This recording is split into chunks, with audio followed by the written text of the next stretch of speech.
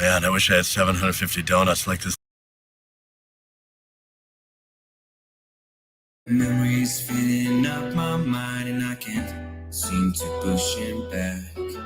These times engraved my mind and I just can't let it go. How did I lose the way through the things that really matter? These complications spin my mind, but I know I gotta keep pushing through. Yeah, I keep doing my own thing, yeah, never looking back again. I can get it, I can make it, yeah, I know it, and I'm never looking back again. Yeah, never looking back again. I can get it, I can make it, yeah, I know it, and I'm never looking back again.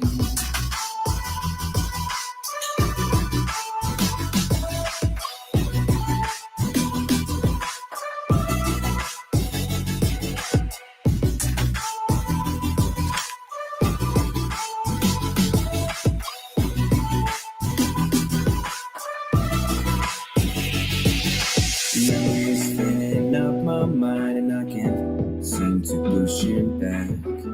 These times engraved my mind and I just can't let it go. How did I lose the way through the things that really matter? These complications spin my mind, but I know I gotta keep pushing through. Yeah, I keep doing my own thing, yeah, never looking back again. I can get it, I can make it, yeah, I know it, and I'm never looking back again.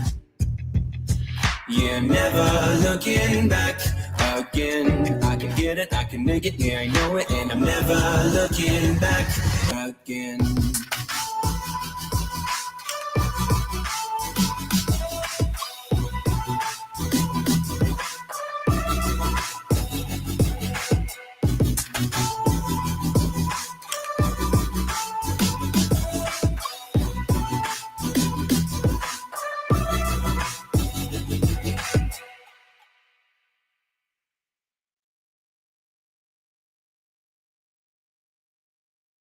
You know, You hypnotize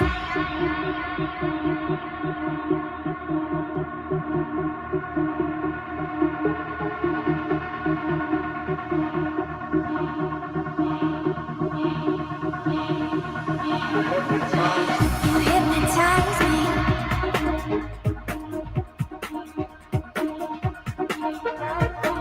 You hypnotize me.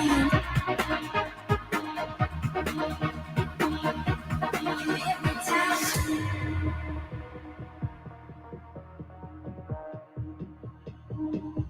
You hypnotize me.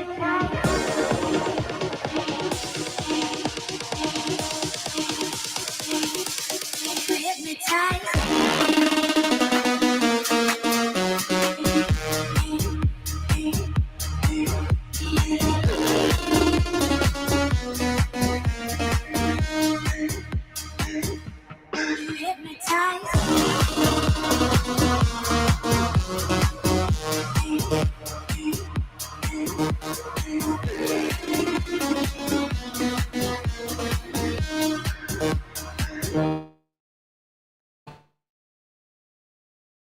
hypnotize You hypnotize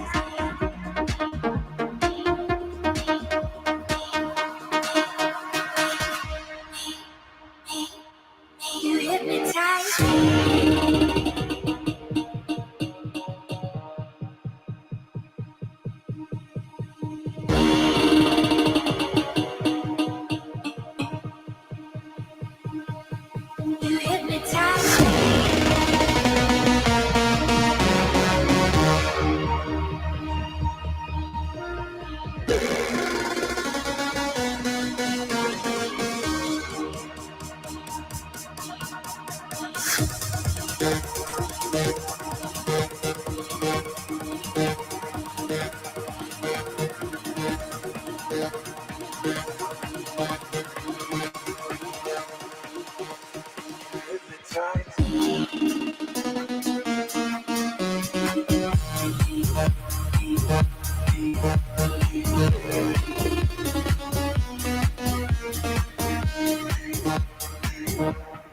hypnotize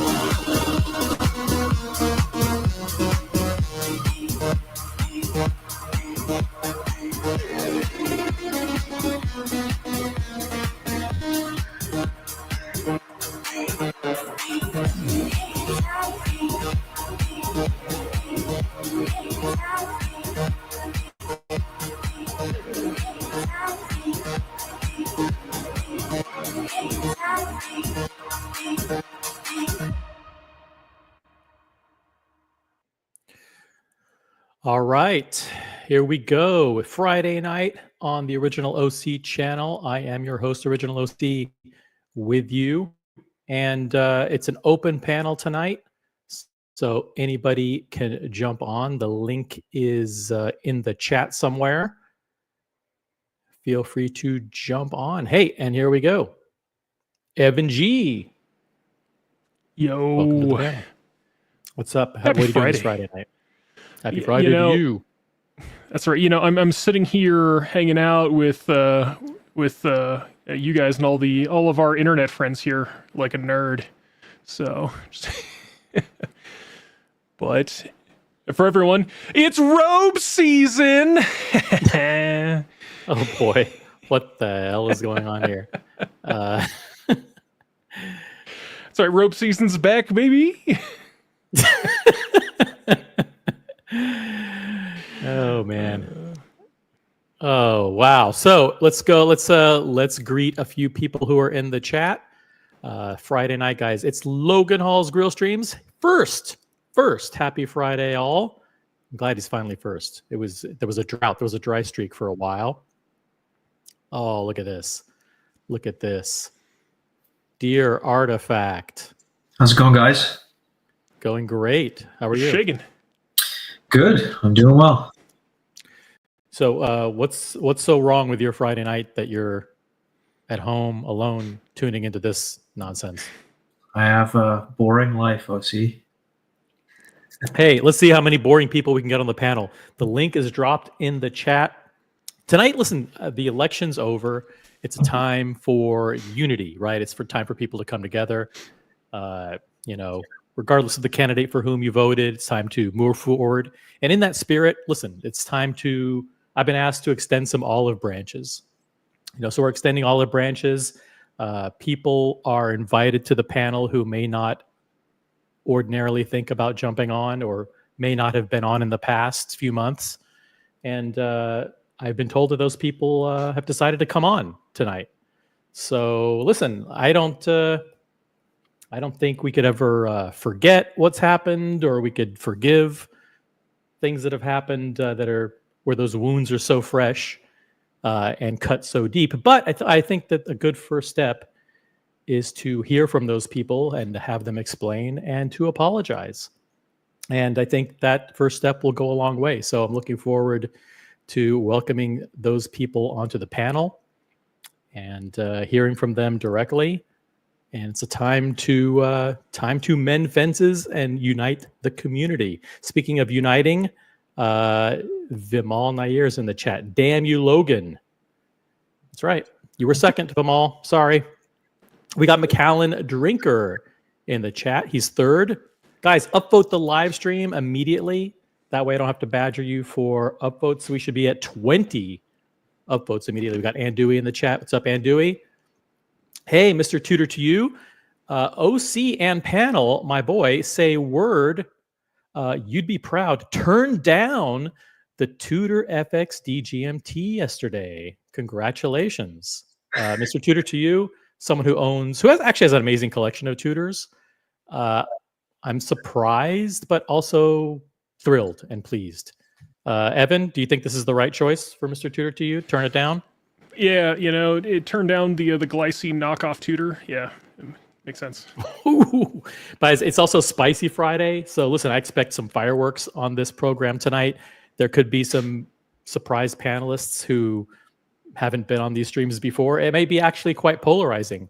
I might get a lot of flack for inviting those people on, but we'll see how it goes tonight. Speaking of people for whom I'll likely get a lot of flack, Matthias, $2 super chat, hypnotized by OC Forever. Thank you, Matthias.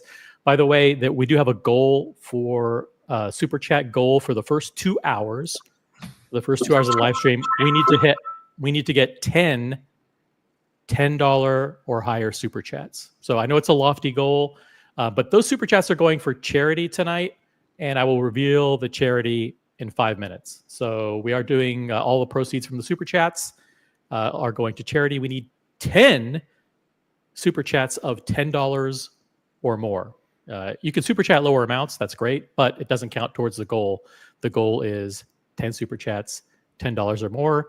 I will reveal the charity in 5 minutes. And there will be, I have it on good authority that the people who are jumping on the panel will be doing maybe an unboxing. I don't know for sure, but we'll see. Mike Callan, that show suckled, thanked. Not sure what that means. Dear Artifact, do you speak Canadian? Do you think, is this in Canadian? Does it have something to do with maple syrup? I'm not sure. BW's in the chat. Good evening, everyone. America wants us to link the pin. Okay, I'll do that. Hold on a second.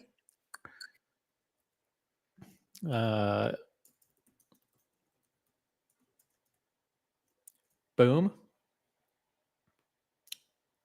And the link is pinned and the pin is linked. Hey, look at this. Dear old dad's here. Let's go OC. Happy Friday night. Thank you, Father Artifact. Logan Hall says, I'm working on making an intro for my grill streams as you guys stream. Okay, so you use multitasking. Cool. Is that a cool enough activity for a Friday night, or am I still a loser? Yeah, if you're grilling, if you're doing something for your YouTube channel, that's cool. Dear Artifact, have you had a chance to weigh in yet on the Patek Philippe Cubitus? Yeah, I've been in the chat a couple times with my opinion. I am not a fan of it. I think it's not good looking. I also have weighed in on what Thierry said, and I think that was a bad move by him. And I agree with Buckley's. Buckley was talking about how he's acting sort of like a spoiled brat. I agree with that as well. He seems to die on every hill, which doesn't seem like the behavior of a person who's earned their success through trial and error. Seems like somebody that's earned their success by being given it. So I'm not a fan of what he's been doing lately, and I'm not a fan of the watch. In the spirit of YouTubers casting shade and negativity and toxicity about Patek Philippe and the Cubitus, Adrian Bark of Bark and Jake has weighed in on the controversy, and the Bark and Jake's official position is that the Cubitus is not good.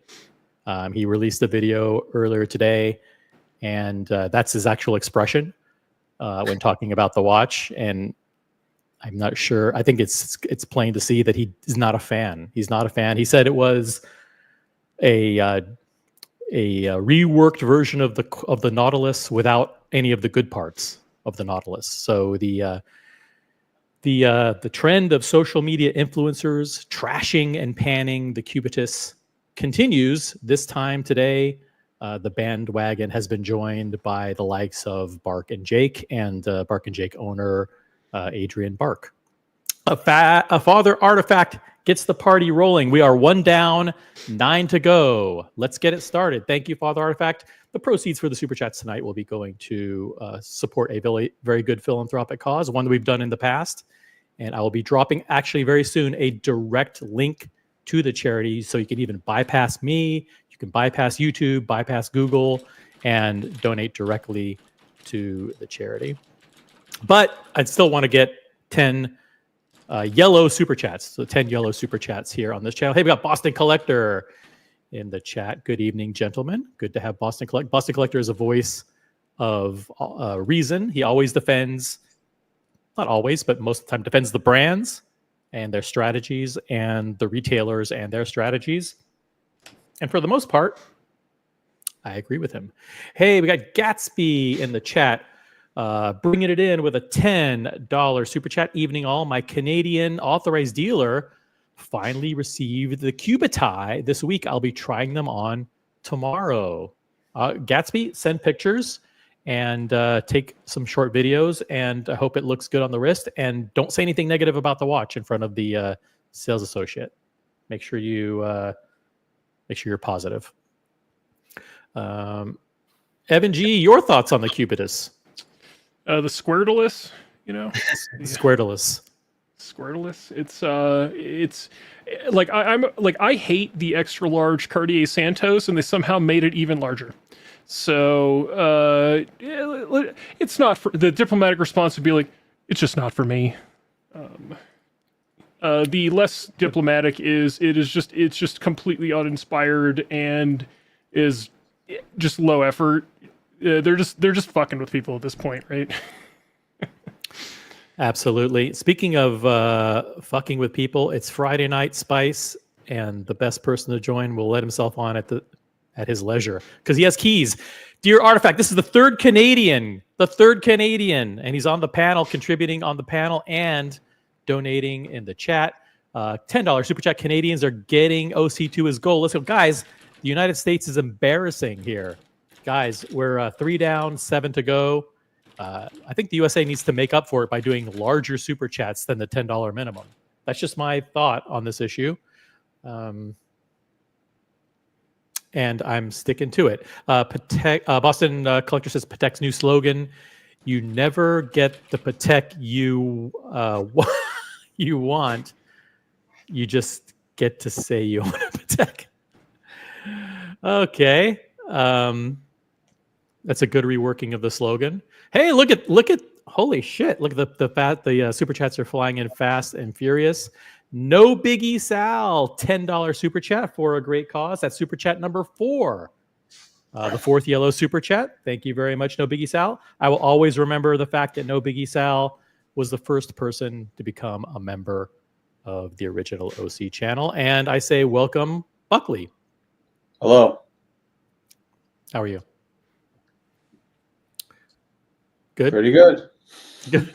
And look at this. And I said at the beginning of the show, it's time to extend olive branches. There may be people jumping on the panel who haven't been on for a while. And in that spirit, here we go. Lucha Bedek Mark is back. Oh, hi, Mark.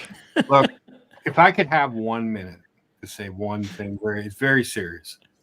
Look, I'm a bald man.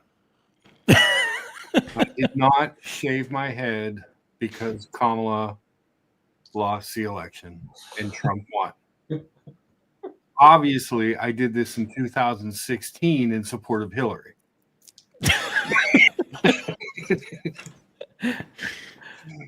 It's just what it is. Oh man! All right, thanks for jumping on, Lucha. Let's. The super chats are flying in fast and furious. Let me get to them here. OG Baby Girl, $10 super chat support for the channel. Thank you very much, OG Baby Girl. Good to see you in the chat. I know you're a lurker. You're always watching, but thank you for supporting the channel with a super chat. Also got Vimal Nair, $2 super chat is Boston Watch Establishment and Buckley the Rebel. I would 100% say Boston Collector is Deep State Watch Establishment. Deep State Watch Establishment, 1,000,000%. I mean, a lot of people know that we do these private Zoom calls and we have private after shows. Sometimes they go on for hours. It's not uncommon. For you can let yourself on it whenever you want. To Diego, what's up? It's not uncommon to hear Boston Collector defend ADs and defends brands and their crazy strategies of how they allocate watches and how they come up with models for hours and hours on end to the frustration of everybody else on the call. Diego, thanks for being here. Look at this panel. This is incredible. Look at the super chats. Holy shit. The super chats are flying in. We got Brody, $10 super chat. Here you go, E-Beggar. Awesome. Thank you, Brody. We got Ali Reza in the chat, $10.03. Trumping everybody so far. Don't know if I've ever caught you live. Captain tipped me off that you're doing some League of Nations thing tonight. Good luck. Maybe. Hey, Buckley. Wink, wink, smile, smile. Thank you very much, Ali Reza. Yeah, we're doing a United Nations tonight. We're inviting everybody to come on. Listen, the door's always open. People are free to come back. People are welcome back. Lucha, is it fair to say people are welcome back? Fair. People are welcome back. I don't think it's safe to assume that people can forgive or forget for what's happened over the past several months. I think that's a stretch, but I think a good first step is for people to come on, explain themselves, and offer sincere apologies for what has happened, and then maybe we can start from there. But I have it on good authority. Those people will be joining tonight, and it should be very, very interesting. But listen, people are welcome. People are welcome to join. People are welcome back, and that all we can do is extend the olive branch for people to come back. And if they don't, hey, what can we do? Kimbo, Cracking up in a cold one. Wow, this is getting crazy. Yeah. crack it. What do we got here? Is this some kind of energy drink? No.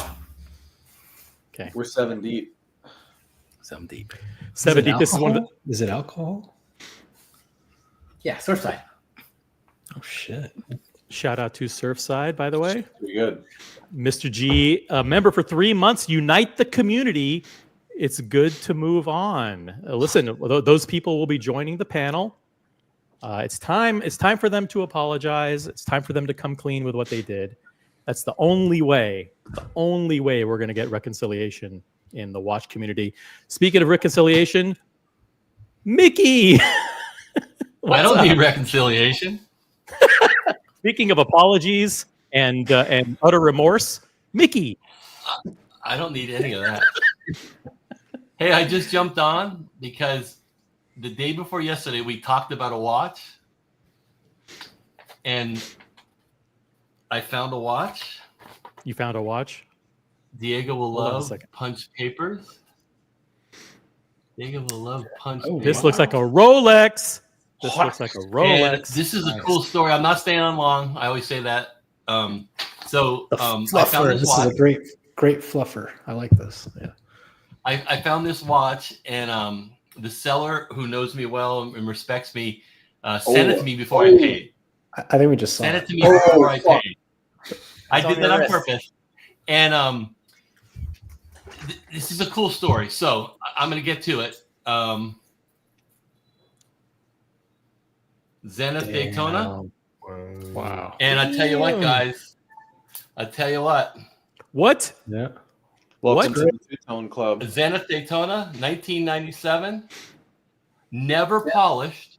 And I know everyone says that, but if you saw it, it's got the green sticker, and you can still see, if I got the light right, the 15623 or 16523. I'll never Yeah. get it right, but it's there. Wow. Damn, And dude. this has Congrats. changed my I don't like vintage anymore. Here's the cool part, and I'm gonna get off. I'm smiling too much. This watch has really made me happy. That's looked what at the Rolex does. paperwork. That's what Rolex does, Mickey. I looked at the paperwork and I see the address, and I'm like, wow, that's in Germany, in southern Bavaria, which I'm flying to Munich, going almost through this town in 10 days, and then going up to Salzburg. I was like, how is that even possible? So When I you saw so the you paper- so you Google mapped it, and you're going to drive by the actual address and it's knock on the still door. there. It's still there. The AD Don't is bring still it. there. You're gonna burn that guy's relationship with the AD. 30 From years later. 1997. You Gonna get him fucking blacklisted. When I saw the paperwork, it was blurred, and I thought it was going to be Japan, like a lot of these are, but it ended up being Bavaria or Germany. And if you Googled that address, it's a cool little town, and the AD's right there on the right there. And the pictures on it, 4.8 star reviews on Google. So I may pop in and tell them, yeah, I bought this 27 years ago. Recognize this? I'll lie and pretend it's mine. But So the two-tone Daytona is one that you've been considering for a while. How long have you been interested in this piece? oh man, I mean, I'm not gonna lie if I say 4 or 5 years at least. And then here's the deal. I went to Chrono 24, and if you search 16523, what I don't even know what it is, and you click box and papers, I paid like, I know you can't believe Chrono 24, but I bet you I paid like almost 4,500 or $5,000 under what Chrono 24 says they're going to. So I was able to buy it smart, but it's a keeper, man. And I was afraid on a 7.25, but it's okay. And then the other thing too is, you know how some of the older ones didn't have the solid gold. They had the clasp that I always thought was fake. It's a stainless steel clasp, but that's how they came. But from 96 or 97, they do the gold all the way through. A lot of these, you'll see a clasp, and it's all stainless steel, no gold. Yeah, It looks weird, but that's how it's supposed to be. But Look yeah. at the look how that yellow gold is aged too. It's Oh, beautiful. Diego, And- it has such a patina to it. Yeah. It has such a this computer screen's not doing it justice, but And you wanted the Zenith. You wanted the Zenith movement.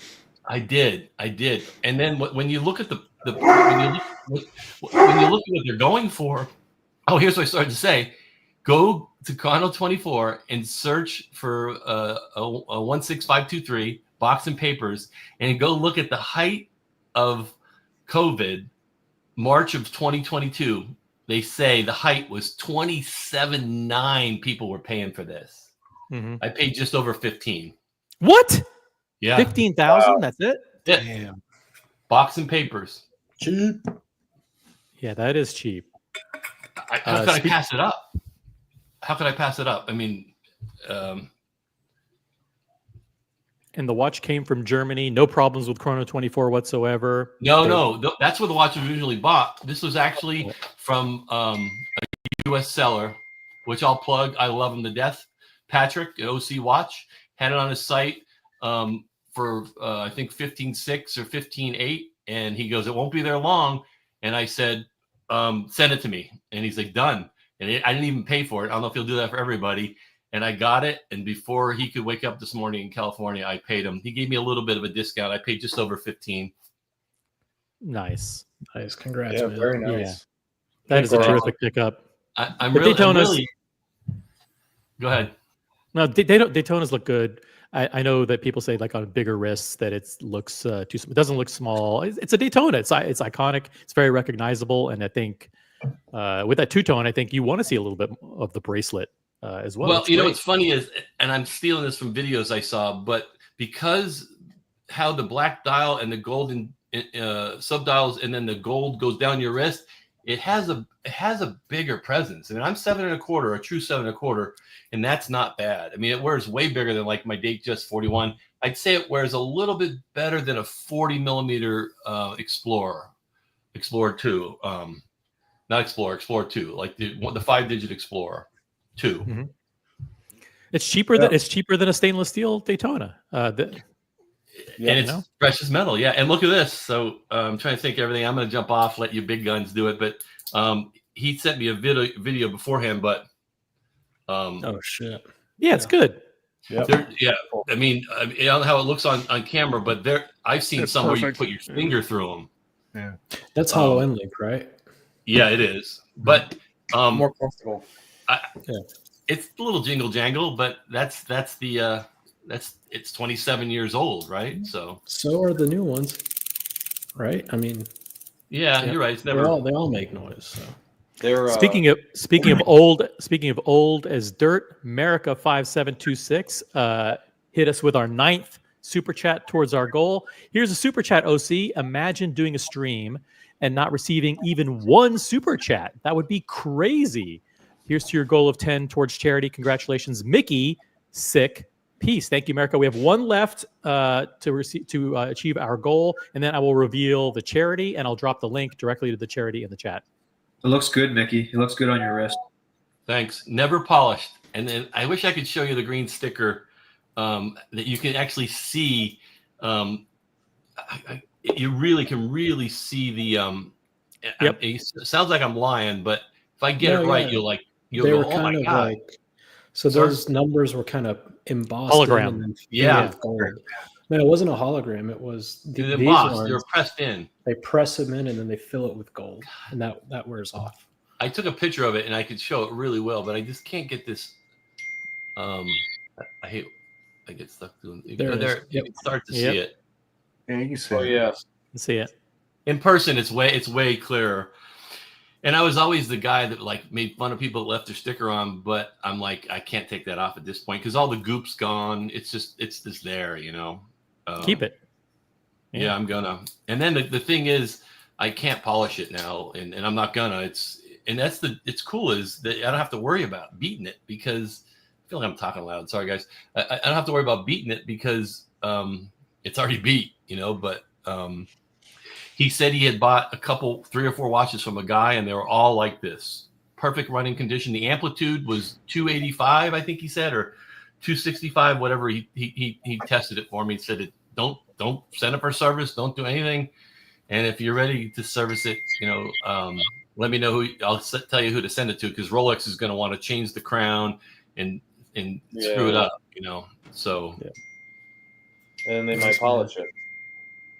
and I would tell them not to, but You never know though. There's stories where they forget. You get like a 1 in 10 chance that they might not. Nice. Yeah, Good and job, so man. I got the wood box. I looked on eBay. The Daytona booklet sells for like $350 for this year. Like it's box papers. It's got a wooden box, and it didn't have that, but I got one. And I just did this yesterday. I bought it yesterday. It came today. We were just talking about this.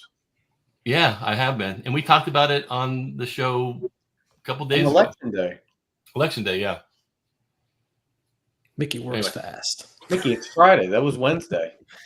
Yeah. Well, I told you I was looking, and I highly recommend Patrick out of OC. And he's Is that OC Watch Guy? Yeah, Yeah, well, AB says, I buy from OC Watch Guy, Patrick and Steve. Solid dudes. We got DL Farms in the chat. Congratulations. Great watch. Gen G, congrats, Mickey. DCNLV.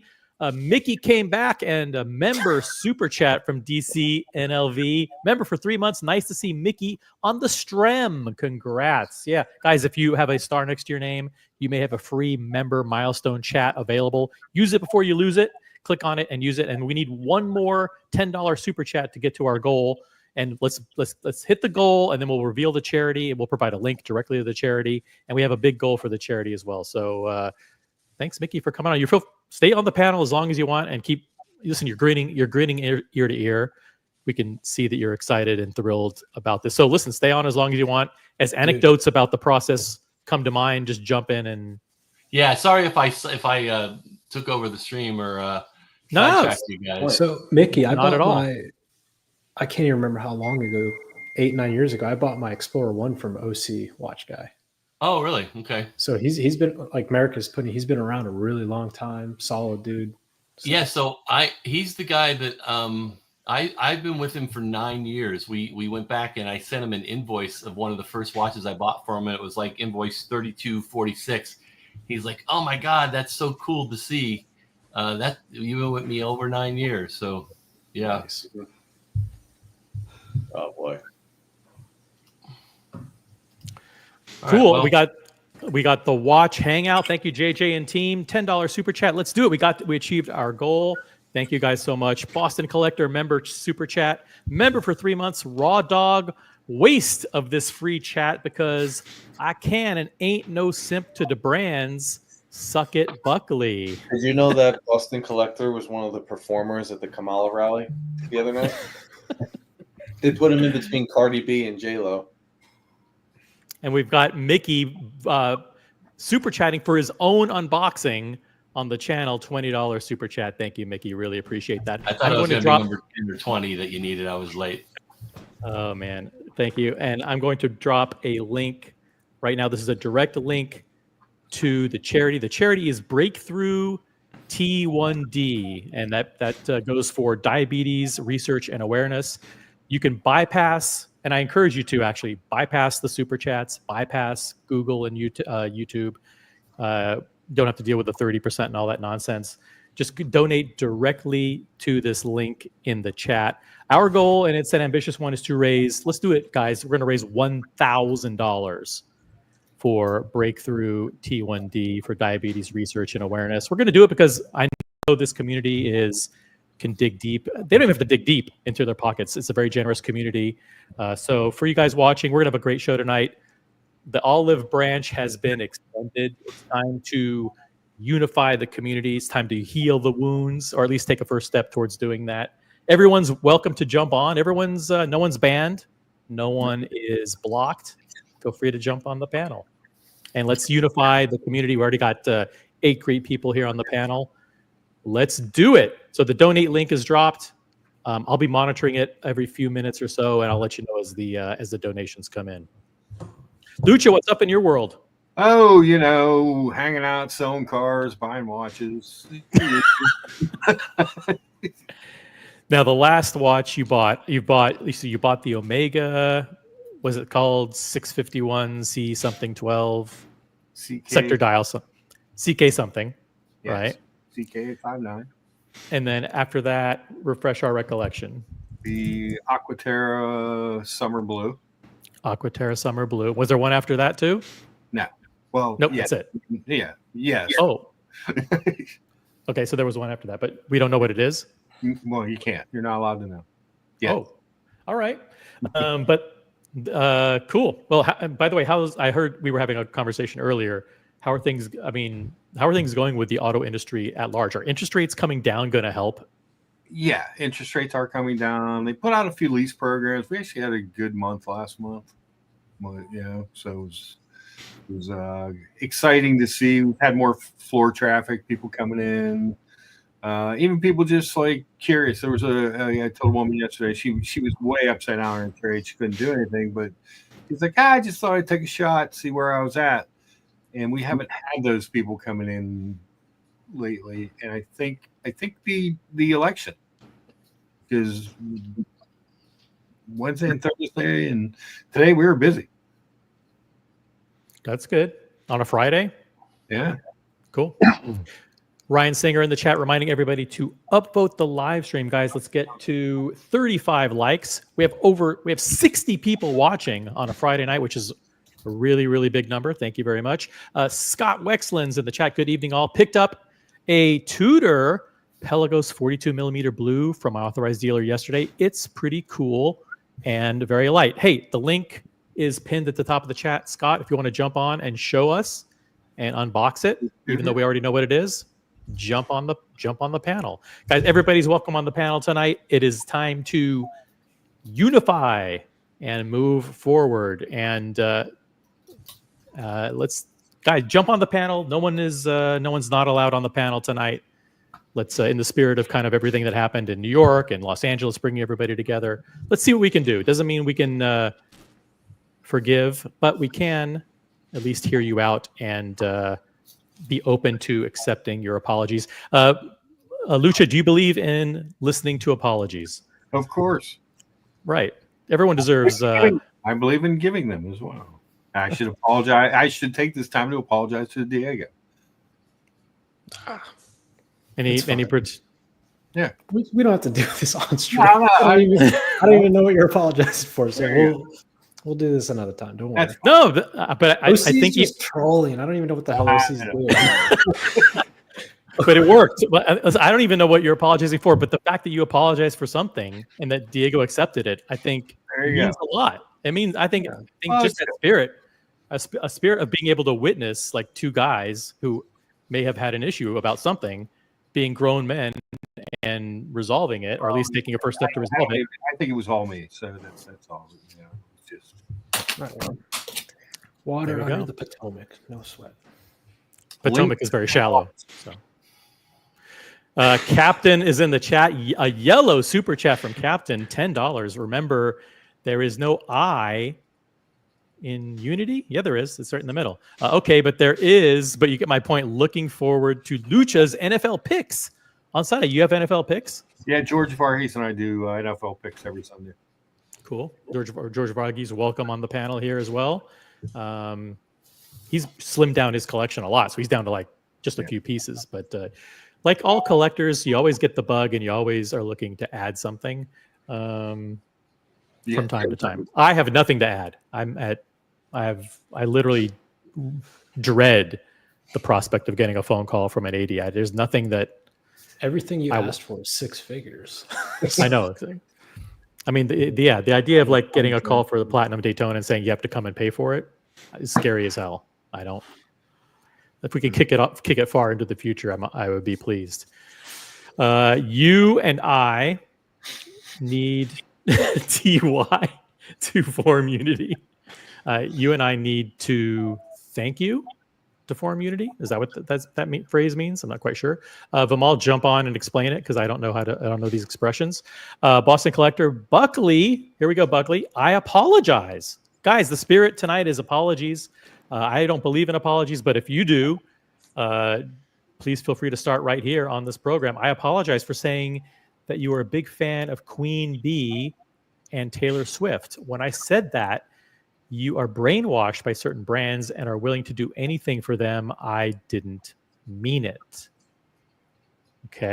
Thank you. Got Logan Hall, CEO of Logan Hall's Grill Streams, member for 3 months. Let's knock the socks off of this fundraiser. The link is pinned, and the pin is linked. Show your support. Okay. Let me just check on the campaign and see how it's going. Ooh, we actually got we got something. Let me check it out here. Holy shit, we've got contributions from Diego, from Deer Artifact, and Logan Hall already. Guys, we are, it's I'm not gonna give the dollar amount that we are towards the goal, but we're well on our way, but we have a lot more to do. A lot more to do. So thank you, Diego, Deer Artifact. Logan Hall's comment is Lucha Breakfast Guru Legend. Love seeing my money go to a great cause. Thank you, Logan Hall. Cool. Thank you. We are we're on our way to the goal of $1,000 for Breakthrough T1D, formerly known as the JDRF, to fund diabetes research and awareness. We are well on our way towards the goal. All right, so Evan G. Yes. Anytime, He looks like he he's wears, kind of super villain in his robe, That's right. petting the cat. well, Mickey, you know what it is? Anytime he wears that robe, he immediately attracts pussy. Ah. So I've got a bit of a fluffer. So I mean, Mickey had to come in here and just fucking whip his dick out, but like, You know, I feel bad. let me switch to camera 2 here. It's just a shot of his dick. Let's see. Check this out. Guys, super chat for this incredible panel tonight, but even better than that, click on the link in the chat. Let me see if I can get it again here. I'll drop it again. If I can. Is that a find pen? Might be a pen. Unboxing? It's a pen unboxing. So Okay, it's a pen unboxing. Bye. Sorry. Ruthless. So anytime I do a trip and travel, I try to find like a stationery store or pen store. So while I was in New York City for Watch Time New York, hanging out with these chuckle fucks, I stopped by Fountain Pen Hospital, and so Fountain Pen Hospital's been they've been selling pens for like decades, and actually recently the owner passed away. So the owner Thierry, and he's been like a staple in the fountain pen community. So. And there's probably not a ton of pen people, but if there is, send your support. But while I was there, I picked up this guy. Whoa. So it was just fun, like the resins, the colors. I just wanted to, show a little support, and then also, something to kind of remember the trip by. So. Did Mike the Snake make that? No, he did not. It's Italian, but just like his Pantera. But very cool. But anyway, so that's my very soft. Price point on that brand. So what's up? What's the price point on that brand? Joya. So this was like a closeout of last year's models. I got it for about $100. That's not bad. These are my two dailies, 2 Auroras. Nice. I love Aurora. Oh yeah, an 88 and a Duocart. I should know. I don't know. Oh, Evan knows. Yeah, Evan's an expert. But yeah, those are my 2. I don't need more than 2. But once you write with one, it's hard to write with anything else. Yeah, they're fun. So anyway, yeah, I got to try some of Evan's pens in New York, and like he was telling me about the different nibs and the feels and all that. It was pretty cool, because the ones I have are from the 60s and they're old and definitely don't write as nice. So it was cool. Question from John Galt. Evan G, what brand and what kind of nib do you have to have on it? So this is from an Italian brand called Joya. They've been around, I want to say, a couple decades, and so this is a Yovo nib, if you're familiar at all. So just for those that aren't, there's 2, like for the brands that don't use in-house nibs and produce their own, there's 2 major off-the-shelf. So it's kind of like ETA and Solita, and those are Yovo and Bach. So they use Yovo, and this is actually an extra fine, and it's incredibly well tuned. This is probably one of the smoothest extra fine nibs I've ever used. So typically the finer the nib, it's going to write a bit scratchier, but this one actually is really buttery smooth. So nice. Cool. Got a couple of super chats here. Uzi Metal Cock, $2 super chat. Did Lucha vote Trump? And can I buy his crap? Scrap. Scrap. Or crap. Of course, I voted Trump, and I'm not in charge of the dealership scrap, so that goes through the service department. There you go. David, $3 Australian super chat. Thoughts on the 40 millimeter Explorer White? Hashtag Trump 2024. Get one of those? There we go. I have an opinion. I wish I would have never got rid of mine because I don't like the 42. I think it's too big. That's the one right there, I think. Focus. You are going to hate. Mickey, you are going to hate my unboxing. Oh, really? You have an unboxing. It's huge. Oh, boy. These are, who's asking it? David? These are good bargains right now. They've come down quite a lot. Yeah, you're going to buy one. Now's the time. You can get one for 8 box papers, unpolished. Nice.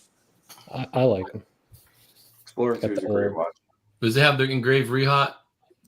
No, so I used to have a 2008 that did. It had the same movement as the first ceramic GMT, the 3186. Mm-hmm. But I mean, the unfortunate thing with these old bracelets is they do stretch. And I had it for 3 or so years and I wore it a lot. And the bracelet actually did get pretty worn out. And it just kind of became, I don't know, I'd put it on and it was like, I don't like how it's wearing. But I also lately I've been getting into these holes case. Do you change it to straps a lot? That would be the only reason I'd have a holes case if I don't, but I just think I think it's such a cool era of Rolex to where they're drilling holes in here for what reason, I don't know. One good thing about holes cases is you can look at a picture and know if it's been over polished, because when you start seeing the spring bar, you know it's been polished. Yours look good though, but yeah, but no, these are sick. Definitely pick one up, and don't be so concerned about holes or no holes case. Just look for condition and completeness, and that's it. It's a great watch. I think watches are going to go up. I think confidence is coming back. Bitcoin's going up. Stop. If you're going to buy, I'd buy now. Cool. By the way, Kimbo That's or what Diego, I did. Yep, thanks. Kimbo or Diego, feel free to drive if you want to drive and move shit around. Shot in the Dark, $10 super chat, another yellow super chat. Good cause. Thanks. And I want to acknowledge and check the donations that have come in over the past few minutes. And I want to say thank you to Luchabetic Mark, who donated to a cause that's near and dear to him, because I'm T1D. Thank you, Lucha, for your contribution. Gatsby, big super chat from Gatsby to the Diabetes Research and Awareness, and massive kudos, I'm going to embarrass him, to America 5726, $250 donation. Wow. Yeah. Wow. To Breakthrough T1D. America, what a fucking legend. That's all the money that I was about to send him to support the StreamYard fees for November. And it's now going to charity. So that's, in a way, I feel good because the money that I'm going to PayPal him is now going to a good cause. So thank you, America.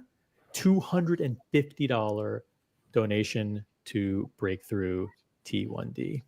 Pretty incredible. I'm going to copy and paste the link into the chat. Guys, we're doing well towards our goal, but we don't have to stop at $1,000. Let's try and raise as much money as possible. Lucha just kind of indicated, I think he hinted that he has an unboxing. So, which means, guys, if you're a fan of Oris, stay tuned because we'll have an unboxing coming up in 5 minutes. Or, so there you go. Wrist Management's in the chat. What's up, Wrist Management? We got Wrist management. We have Wrist I Management. know who that is. That's a good name. That's a good name. Yeah, Is that right? This got the right- good guy. Yeah. Yep. I thought when it said for diabetes, I thought this was for Buckley's unboxing or something. He's been hitting the ice cream pretty hard. Buckley on unboxing? I'm making a fat joke. All Making day a fat today, I'm joke. getting flamed. Do you think that if we have a movie, like you know how The Godfather 1 and 2 were like a 30-year spread? Mhm. Is Mickey Or Godfather 3. 1 and I'm Godfather 2 De Niro playing him at a younger age? How old do you think Mickey is? 53. Who? Me? Yeah. Oh, I didn't know you were talking about me. No, I'm older than that. Oh, really? No. Yeah. I see you as Clean being living. like. I see you as being like 39. If you would have told me That's what I 48, I told- would have believed That's it. what I tell girls when my wife's not around. Oh. Vicky's been dipping in the scotch tonight. Red wine. Or red wine. Hey, let me bring Kimbo into the mix here. He's the number one Kimbo. Cubitus fan. Kimbo, how you been? I I'm missed good. that. I'm good. Now, have you publicly discussed your thoughts on the Cubitus? Obviously, your name kind of reveals where you stand on it, but tell us, explicitly, what do you really, really, really love about it? From day one, me and From Boss day Lee- one. From day one, when the leaks happened, I said I was a big fan. So here I am, still a big fan. Number one fan. Number one fan. And have you formalized that interest by expressing it to a dealer that actually has the ability to sell you a watch? I may or may not have an unboxing right now too. No way. Oh, dude, No can way. you imagine? That would be. Oh, What the hell is that? It could be in here. You never know. He's just making shit up. Yeah, you're not the unboxing. it's like the cat in the box, right? It's dead and alive at the same time. There could be a Cubitus in there. There could be. There could be. What could it be? What could it It's be? nothing. It's nothing. Pepsi. It's a Pepsi. See that? You see the shine? It's not a watch. If it's not a watch, then you donate. I'll donate 500. But if it's a watch, you donate 500. How about that? No, I can't afford that. Ooh. What a shitty Damn. proposition. Yeah. You never know. Nobody wins. Nobody wins. Oh no, the All right, charity so wins. Charity wins. Charity Neither wins. you guys So win. refresh our recollection, because you have a small but powerful collection. You have a concentrated but extremely good collection. You have a Vacheron Constantin. I'll say this: it's not my watch. I'm just borrowing it for. Oh, okay. All right, you can borrow. Borrow it for a few weeks. So. But since It's I do a have to go, Cubitus. I do have to go. So I will just not do it 5 minutes, but I will reveal what it is. Actually, any guesses on the panel? We have no idea. It's not even your watch. So how do we know? Spaghetti Scametti. Is it a Rolex? No, definitely not. A Rolex. Is it a no Vacheron? Rolex in this house? No. Vacheron? Yeah, he's part of the whole anti-Rolex team. Oh no. Nautilus. Yeah. Not in one of those pouches. You wouldn't put a Patek Philippe in one of those. That would be Well, great. actually, I got it in this pouch. So whatever it is, it was given to me in this pouch. Wow. Mr. That looks G like is a pretty case- close. Mr. G That looks like a pretty cased in time. Is that a cased in time, or is it branded with Is something it? else? close. Showcase. Is it a 50 I have no idea. PK's 5712? No. Who lent it to you? Entity. You guys don't know. Okay. Actually, you guys met him like 2 years ago, but I will do it. A reveal right now because I'm going to leave. So it is a 5035 Patek, Oh, shit. Those are nice. and it has the nice clasp in the back. Yep. Calatrava Annual class. calendar. Gold. Yeah, it's very nice. It's actually very small. It tapers very, very sharply. I don't know if I like that, but Isn't it 35? it is a 37. 37. It's a 37. Damn, so let's see that on the wrist, man. it is really small.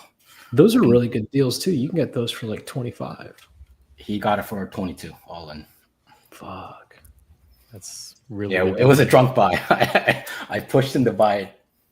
Oh, that looks That good. doesn't on look- your doesn't look small at all. No. wrist. No. Looks good. No, Patek 37 is like a 39. It's nice. It's nice. Get it nice and close. I want to see it. That's Are you borrowing it? You thinking about buying it from him? No. He's out of the country, and he just wanted me to. Safeguard it, because your because your condo is high security. No, he just wanted. He didn't want to set it. Oh, I When can he comes back imagine. in 2 weeks. I can imagine that. But if you So look you're- at it, it's set to October right now.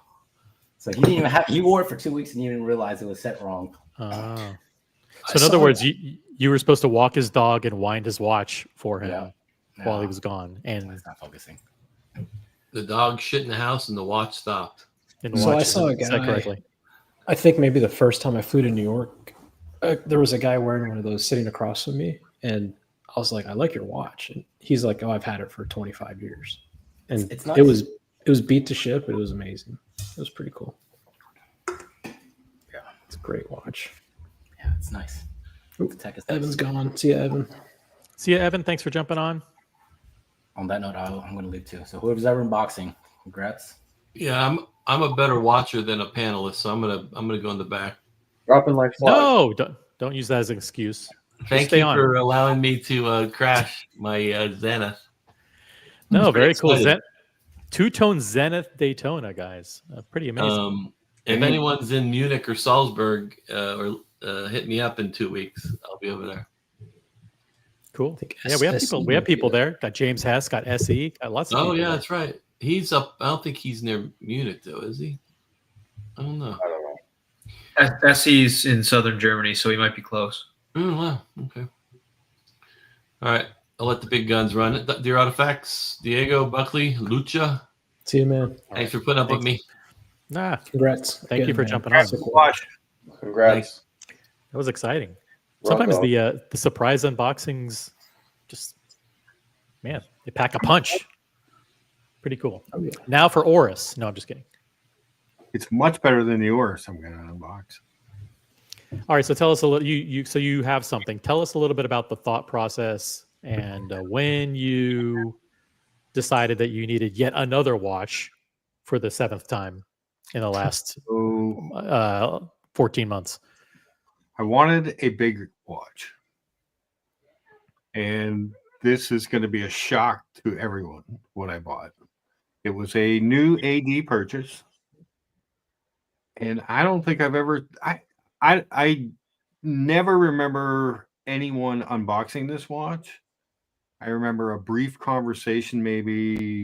The watch came out in 2022 or 3, end of 22 You're, or reve- 3. you're revealing way too much information too quickly, but that's okay. All right. But what I'm going to do is I'm going to drop the link to the charity in the chat. The charity is Breakthrough.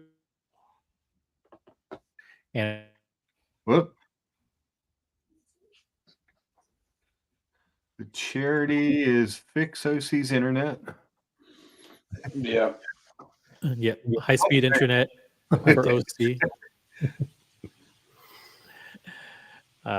It should be in the chat there. And we will monitor the donations as they're coming in. Huge shout out to America 5726, $250 donation. We're not quite halfway to the goal, guys. So we want to raise $1,000. We're not going to hold the unboxing hostage. We're going to count on you guys to support the stream and support the charity by donating, regardless of when the unboxing takes place. So dig deep. It's for a good cause, guys. And we don't do these charity streams often, except every time we stream. So, but we don't ask for donations often. But come on, guys. Let's make it a great start to it's actually Veterans Day weekend this weekend, correct? So Yes. Monday. that Monday. So it's Veterans. If it's a long weekend for you, then let's celebrate by donating to Breakthrough T1D. Lucha is very graciously, by the way, here instead of at the Iron Maiden concert tonight, which is taking place at what's it called? PPE Paints. PPG Paints Arena. PPG Paints Arena. And instead of enjoying Iron Maiden, he's here tonight. So huge shout out to Lucha. Mr. G says Rolex James Cameron just coming in just heavy with a crazy off the wall guess. No. So I got to preface that I think you guys could guess watches for a week and maybe not guess what I bought.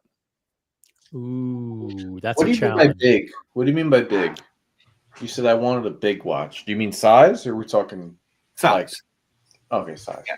It's definitely the most expensive watch I ever bought. MSRP. All right. First question: Ooh. Is it on a strap? No.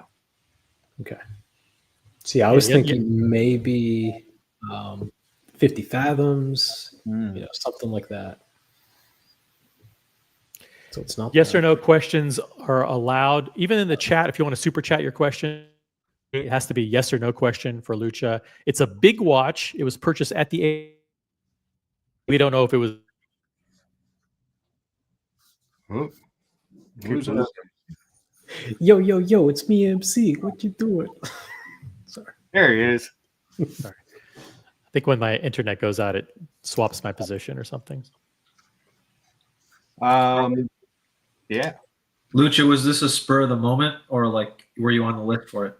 Nah, it was kind of a spur of the moment. It's not a watch I really ever considered until I saw it. No, and you said this is the most expensive watch you've ever bought. You bought some expensive watches. Yeah.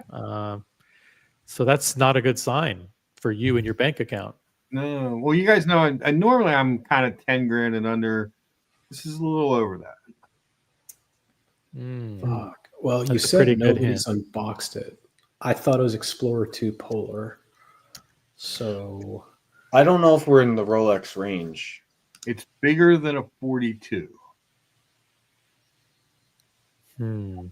Let's see. We got Seiko Turtle, says John D. Yeah, it is Don't not- answer the question. Don't answer. Don't answer that. These are rhetorical guesses. IWC Pilot's Watch, Chopard Alpine Eagle. I don't know. Got shot in the dark in the chat. Orca AB Watch Bronco. Bruce G, John D. What's up, guys? Thanks for listening in tonight. It's Friday night on the Original OC channel. We're supporting a great cause that's Breakthrough T1D for diabetes research and awareness. I will drop the link, bypass me, and go directly to this link. And please donate there. We have a goal. It's an ambitious goal of raising $1,000 tonight for Breakthrough T1D. And I want to thank Father Artifact, who just donated $100 to Breakthrough T1D. We're over halfway to our goal tonight. Thank you, Father Artifact. Very, very generous of you. Guys, that is the link. Please donate while we continue to interrogate. Yeah, that's right. Interrogate Lucha on this crazy purchase, which is the most expensive he's ever done. It's not an Oris. It's a big watch. And what else do we know? It was bought from an AD. All right, go ahead, Diego. Beyond a date, does it have a complication?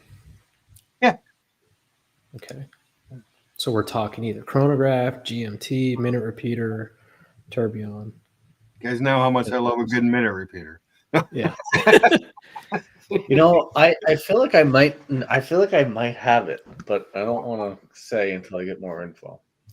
Logjam 2 says, don't answer the question. Panerai. Don't say yes or no. Could be. It's a big watch. Panerais are big. Yeah, they're big. MD Chaz, here's a question. It's not a super chat, so don't answer it. This is rhetorical. Has Lucha ever entered the Holy Trinity? Are any of your watches Holy Trinity watches? No. Okay, no. Don't. God. Has it been discontinued? No. Well, he said that it came out in 2022 or 2023. That's a pretty recent introduction. Could it be, don't answer, but could it be Breitling? Could it be Breitling? You never know. Breitling makes big watches. Does this help you towards consolidation? Is what? Does this help you towards your consolidation, or we're because this is going to play the role of the big watch. Wait. Are you planning on getting rid of, or liquidating, or consolidating other watches in the collection now that you have this one? Yes. Okay, got it. So in that sense, it does help you shrink because you're probably going to get rid of 2 for 1. Correct. Right. Okay.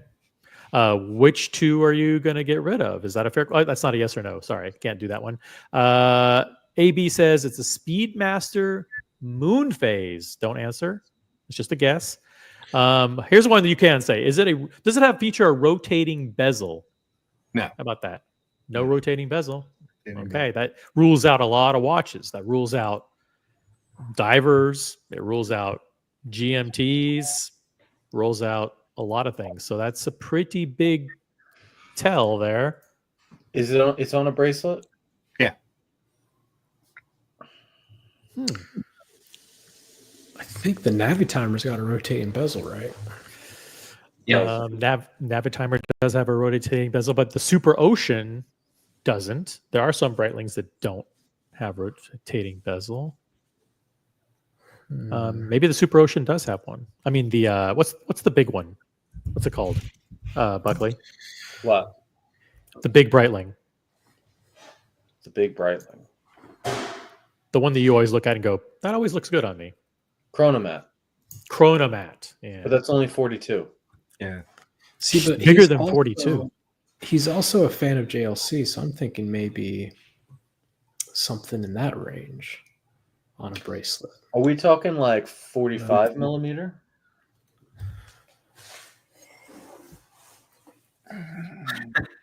Don't answer if it reveals too much. Johnny O, $1.99 super chat. Omega Speedmaster. This one is a super chat, so you have to answer. Omega Speedmaster, yes or no? That's a really general thing, though. How many Is it? Speedmasters they make these days? Yeah, they make way too many Speedmasters. Thank you, Johnny O, for the super chat. Interesting answer. How about here's one for Boston's collector that you'll be allowed to answer. Is the watch made of bioceramic? It is not. Wait a minute. It's on a strap? It's on a bracelet. Strap. On a bracelet. Buckley prides himself on figuring these things out, and so the wheels are turning. Yeah. Okay, Boston Collector is very, very specific. Don't answer yes or no, but he's guessing it's the Speedmaster Dark Side of the Moon from Omega. It's not on a strap, though. That could be on a bracelet if you get the standard black one. A lot of people are leaning towards Omega here. MD Chaz is in the chat. He says it's an Omega Seamaster chronograph. Those are nice watches. Those are nice watches. Does it have a display case back? Of course. I love it. I think I'm looking at it right now. Uh-oh. Is it, don't answer, but this is a good guess, AB, the Jaeger LeCoultre Polaris on a bracelet? Let's just say I own a JLC Polaris on a bracelet. He already has that one. John D, it's the Speedmaster first Omega in space. I don't think that. I think that's a 42, isn't it? Or a 40? I think that is 40. It's a 39. Oh. Yeah. It is a Seamaster Ploprof. Says Julius Caesar. They really think you're an Omega person. They no biggie Sal. It's a Planet Ocean. I mean, history says that I'm. Oh shit! All right, Yeah, I don't think. Nah, I don't think it's this, but the because it's too cheap. It's $7,000. That X33 that Omega makes. Oh, that's a cool watch. It's a cool watch. Yeah. All right, it's not that though. Does it?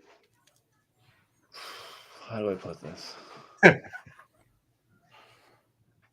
Are we racing with it? Ooh, I do like a good race car. All right, I think we got it, but we'll let people. Guys, we need four. I'm going to be very blunt. We need $460 to reach our goal of $1,000 for breakthrough T1D for diabetes research and awareness. It's a lofty goal, $1,000 goal, but I'm going to be blunt. We need $460. So whoever's watching who hasn't super chatted yet or who hasn't donated, please consider giving now before the unboxing. $460 to go, and we're not ending the stream until we do it. So unless you want to suffer watching this this panel for hours and hours, please click on the link that I'm about to drop. All right, next question. Is there anything super about it? Yeah, I think everybody knows what it is now. Were you on the latest episode of Teddy? I was just gonna say that. No. Do you like Tom Segura? Can you wear it with a Steelers jersey? Fuck yeah. Father Artifact wasn't listening. He guesses white dial Speedmaster. That's not over 42 millimeters. No. Nope, it isn't. All right, show us the box. Let's tease the box. I don't know if we even got the right brand. Ooh, we did get the right brand. It's Omega. It's Omega. And this was a new purchase from the authorized dealer? New purchase. Okay. And I got a freebie. I got a gift. Show us the freebie first. Flag. Oh shit! Oh, That's you're nice. giving it away. Rally Giving it away because That's really nice. Yeah, I love it on the show. If this is what we're all thinking it is, then it's very on brand for his breakfast streams. Yeah, that's a good point. Dear Artifact, I think I told you on the chat that I thought you would appreciate this. I do, if it's what I think it is. And I do not think anyone has ever unboxed one. No, I've never seen one. maybe Tom Segura. Yeah, Tom Segura, that's about If it. anybody's had one, it was probably Alex Wristwatchaholic, and that's just because he's had everything.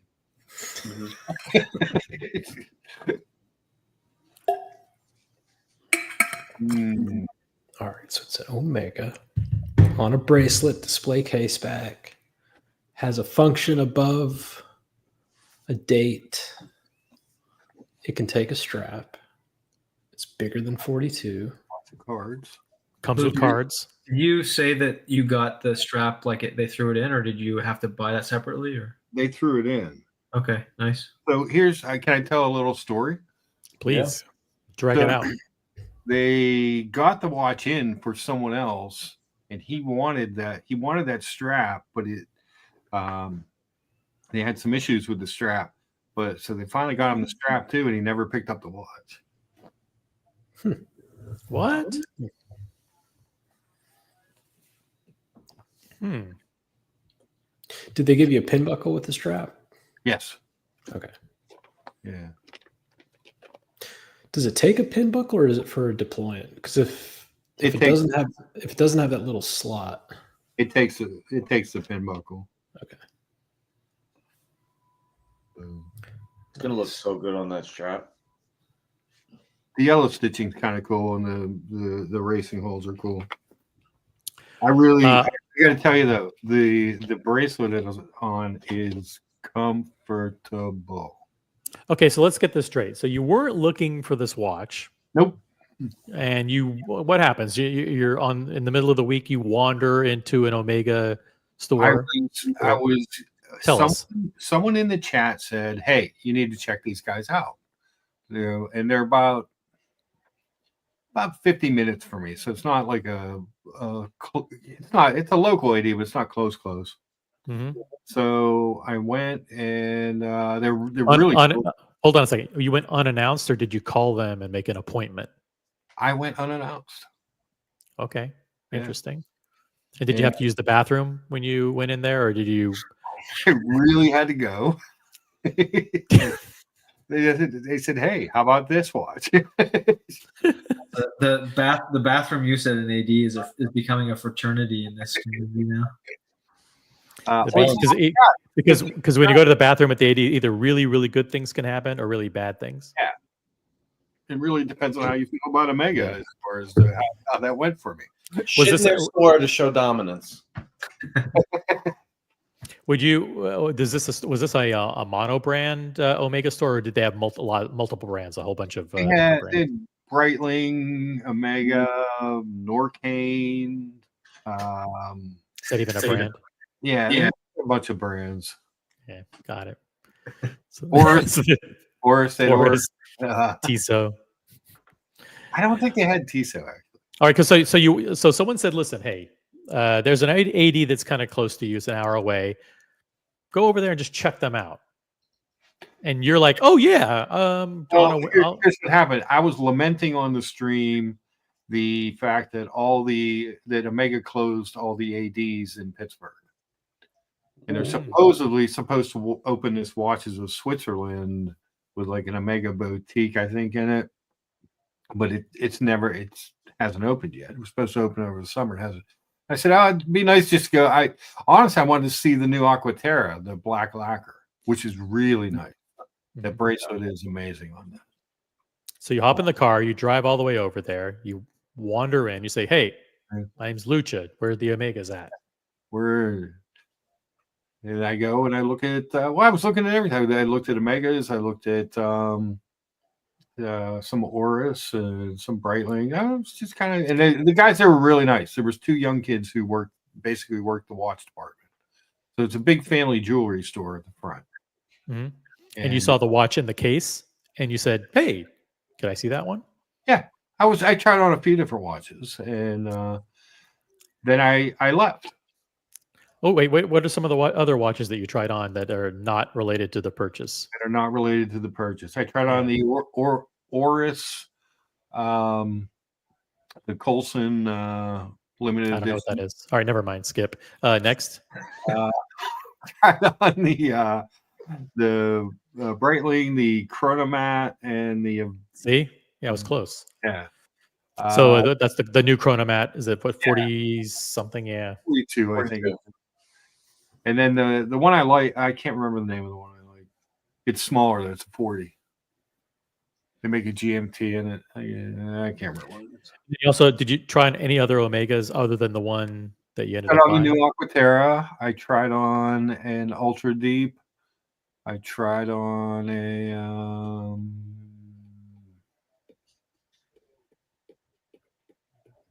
White Speedy. So they had the White Speedy there. Nice, right?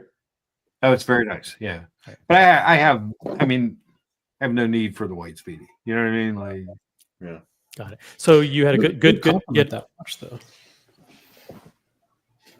Would compliment it, but yeah. Sorry to interrupt. I have to go eat dinner, but no worries. I think I know what it is. Congratulations, I love it. And I might jump back on later. All right, cool. Thanks, Diego. So you tried this thing on, and what was the interaction with the sales associate? Did you talk about prices? Did you talk about anything, or you just said, "Okay, cool, thanks for showing me," and you turned around and walked out? I tried on, and I was surprised how much I liked it because I'm not normally a fan as so much. Not that I don't like them, but it's never been there are factors. Yeah, you're on record having said many times that you're not a fan of this line. Yeah, like I want to thank. I'm not a like an anti-fan. No, it's just never like my thing. There are ones that you've said that you've liked before. Yes. Yes. And this has something in common with the ones that I liked before. Let me ask you this. We don't know what it is, but when it was released, when it was announced, what were your feelings about it then? I was much more intrigued by the internal.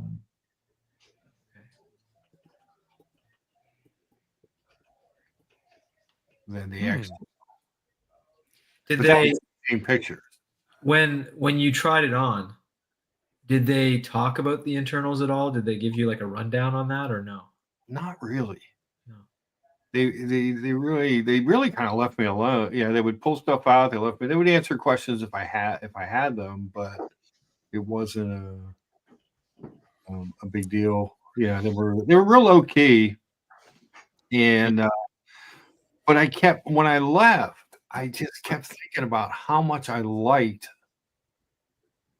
the way it looked on my wrist. Did you take pictures of it on your wrist when you were there, or no? Yeah, you did. Okay, yeah. So you were able to go back to the pictures. By the way, huge shout out to No Biggie Sal, who jumped in with a fat contribution to Breakthrough T1D.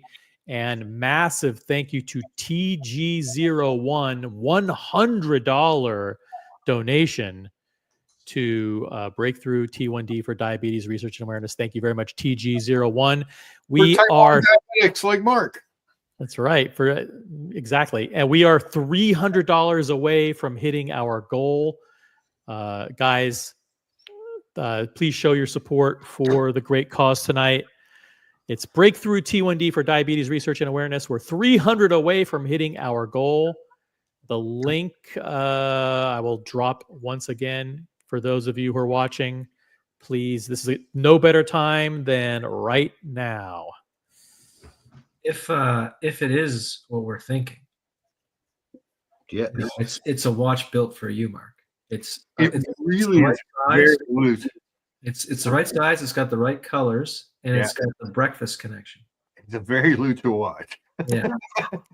Does it have peppers? Was delivered all around the U.S. like the last 30 days.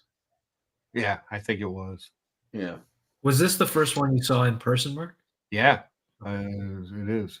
Because even the boutique in Philadelphia didn't have it. Yeah. So so you were thinking about it. You're like, hey, I can't stop thinking about this watch. It's pretty cool. Did you, like a sucker, reach back out to the AD and say, listen, I'm thinking about this? Or did you wait and they actually contacted you and said, hey, but thanks for coming in. We really appreciate it. I sent them an email. All right. And she said, hey, I said, a couple of those watches I looked at, you guys were great. A couple of those watches I looked at were nice. I said, tell me a little bit more about what can you do to get me into this Omega today? Tell me a little bit more about the super racing. I'm curious why that guy didn't take it. Blah blah blah. And then we kind of went back and forth a little bit, and I got a very nice deal on it. Oh, we got a deal. Yeah. This has been a something that people have been asking is, can you get a discount on Omega right now? Yeah, because a lot of times people will say no, it's nearly impossible. You might be able to finesse a free strap or I got that some. too. I mean, it was. Yeah, it was. I got $1,000 off. Okay, that's so not jump. What, 10%? Yeah, it was the retail on the watch is 11.6. Okay, so it's like an expensive watch. Yeah. Well, if you think about what they designed, there's a reason. It's cool. It's cool. I've actually seen it before. It's really cool. Yeah. I've tried it on. It's a great size. It's a great size for us, Mark. Yes, it is. For the 7.5 and up club. It came with a strap tool and a NATO strap. The NATO, I don't know how I feel about that. I'm not crazy about it, but it came with it. It reminds me of like a construction zone. Yeah. You know, like the tape that they use? Exactly. I think it's one of the nicest looking in the line, actually, Mark. I just, if I wore it, it would be like I was wearing my dad's watch. So your dad would, this watch would definitely fit your dad. Yeah, it would fit my dad. But it's a beautiful watch if it's what we're thinking. I believe we're thinking. How did the discussion of price come up, by the way? Was it something that you brought in your email exchange back and forth, or did you get on a phone call and started talking about it? We ended up, he said, I got to leave. Here's my cell phone number. And we started texting. Got it. And it's I mean, they carry a lot of stuff there. They did have the new CK variant, the bronze gold one. They did it. It's really not that good looking in person. And they had some kind of expensive watches. This was one of the more expensive ones they had in the case. So I kind of think they wanted to move it because that guy didn't take it. And that was sort of the approach I took in talking to them. Mark, I forget the new CK859. Does it have like a guilloche dial, or is it just Yeah. exactly it does? Okay. Yeah. Yeah. And yet it didn't look that good in person, eh? I didn't like it I haven't seen it in person myself. compared to the other one. I didn't think it was as good looking as the stainless and the sterling silver dial. I'm putting the closest thing I have on to an Omega. A fake Mega. There you go. Obviously, I'm an Omega fanboy.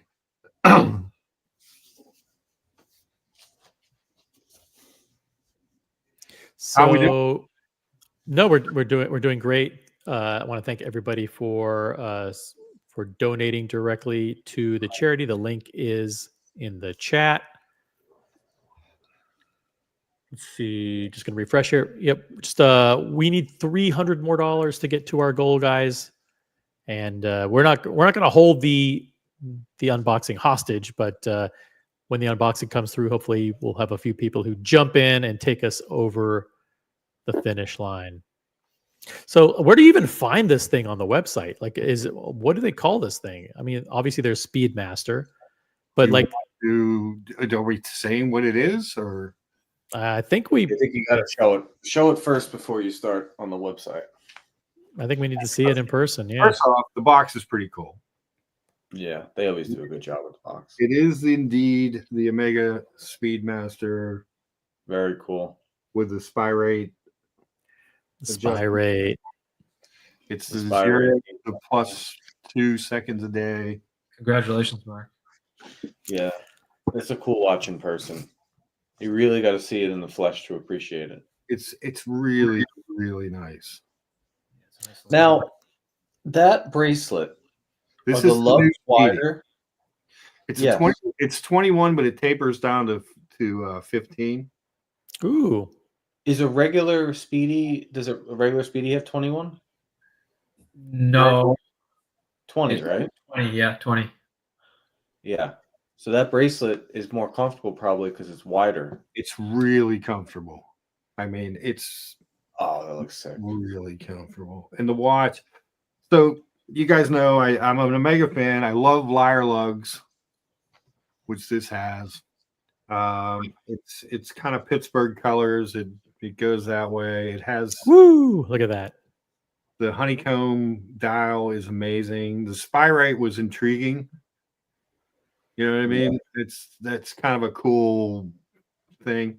I love the boxed sapphire crystal, and it's an automatic, which that's one of the things I don't care for about some Speedies. Is look, I get it, manual wind. We've improved the technology.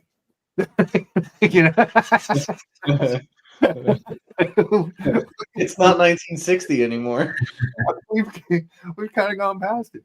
I just think I think I like this watch more than any watch I've ever owned. You know what's cool with that one, Mark, is that you know how we were saying earlier that there are like way too many Speedmasters. Yeah. Well, there are not many Speedmasters with racing dials. I think there's only that one, the Tintin, and the Schumacher. So like, it's not a very common dial configuration. So OC, where you find it is you have to go to the 2 counters. And dear Artifact, you know that when we've talked about the 57 before, what I've said I liked about it was the 2 counters instead of the 3. Yeah, you like the bi-compacts. I actually prefer the tri-compacts, but I remember us having that discussion. Yeah. I like the bi-compacts. Yeah. Now there's 2 Easter eggs on this watch. So if you look at that picture that's up at the 9 o'clock sub-seconds, you see the hand is striped like a bumblebee. Mm-hmm. That, and you see the 10. So on the 10th, it comes up in the Speedmaster font. I remember this because it's a nod back to the 10-year anniversary of the first 15,000 Gauss Aquaterra that had the bumblebee second hand on it. The waffle dial is really cool. The waffle dial is freaking amazing. And in the pictures, when it first came out, and I saw probably this picture, and I was like, it's all right. I don't know. But when you see it in person, it's super nice, and Yep. it's a 44.25 millimeter case. I like how raised up the applied indices are too. Yeah, it's gonna look very, very good on that strap. it'll look cool on the strap too. But the bracelet is really comfortable. Is there any micro adjust in that clasp? It's small, but yeah, At least there's some. As long as there's some. yeah, it's small, but there is, and it's just after when I picked it up, and I was like, you know what, it's a very Lucha watch. What do I always say about like 44? I always say about the Daytona is it just looks small on my wrist. Sorry, Mickey. But I just Mark, did you show the back of it yet? nah. It doesn't look like a 44 though. That looks like a 42 or a 43. Well, because it comes the bracelet, the end links come straight down, so it doesn't that kind of solid male end link coming off the end to make it wider. But there it is. Here's the back. Evan G, member for 2 months. Thank you so much. Congratulations, Mark. Killer piece. You're getting a lot of congratulations in the chat. We also got Matthias, $2 super chat. Congrats, brother. That is now known as the Lucha. That's true. You can never sell it, Mark. It's over. I don't know that I would ever want to. I mean, I genuinely love this watch. I just every time I catch a reflection or in front of the mirror or I look down, I'm like, damn, there's nothing I don't like about it. It's you and Tom Segura, Mark. You've got to go Both watch my guys. You've got to go watch that Teddy Baldassar episode now. Did he buy? Was it a shop? Yeah, he shut down the shop for him, and he bought like 6 watches or something like that. Yeah, I saw that. What's his name? Just did a video on it, and that pushed me. That kind of probably pushed me over the edge because I came home and I'm like, I started to look up, and most of the stuff was from a year ago, and then all of a sudden I see Bruce Willis just did a video like last week on it, and I was like, huh, there it is. Bruce Williams. Bruce Williams, not Bruce Willis. Bruce Willis. Yeah, Bruce Williams from Die Hard. Yes. Super cool watch. Yeah, the honeycomb is cool. I like the date down in the bottom with that. You were mentioning that special font or whatever it is. Just on the 10th, just for the 10th 10th only. anniversary. So it's like a little Easter egg. And it was I really thought I would want a either the ultra deep or the deep sea for the big watch. And then I saw this. I couldn't get, like I said, I couldn't get out. I thought about it the whole way home. Almost an hour drive home, and it's out of all the watches I looked at, I just kept thinking of that watch. That happens. It happens. So this watch did come out in 2023. It is 44.25 millimeters in stainless steel. It does feature the Spirate system, which is that new ultra accurate system. Yes. Black sandwich dial with honeycomb pattern featuring a racing style minute track, and has a black ceramic bezel with the tachymeter scale in yellow enamel. Yes. Mark, what I like too is that the racing style outer, it's like muted. It's not Yeah, red. it's not that bright. Yeah, exactly. Like it's cool. Like you can see that it's different and it's unique, but it's not like too in your face. Yeah. And the bracelet, the camera, I mean, the polished little center links in there are, I don't know if the camera really picks it up, but it's just nice. It shines. It catches the light at certain angles. You're just like, wow, that watch is really, really cool. How thick is it? 14.9. 14. So it feels more like a 14 because the Speedy has that back. Yeah. It's a boxed crystal on both sides. Might be the perfect Speedmaster for someone with a big wrist. Like, I think it's the best looking one you can get for that size.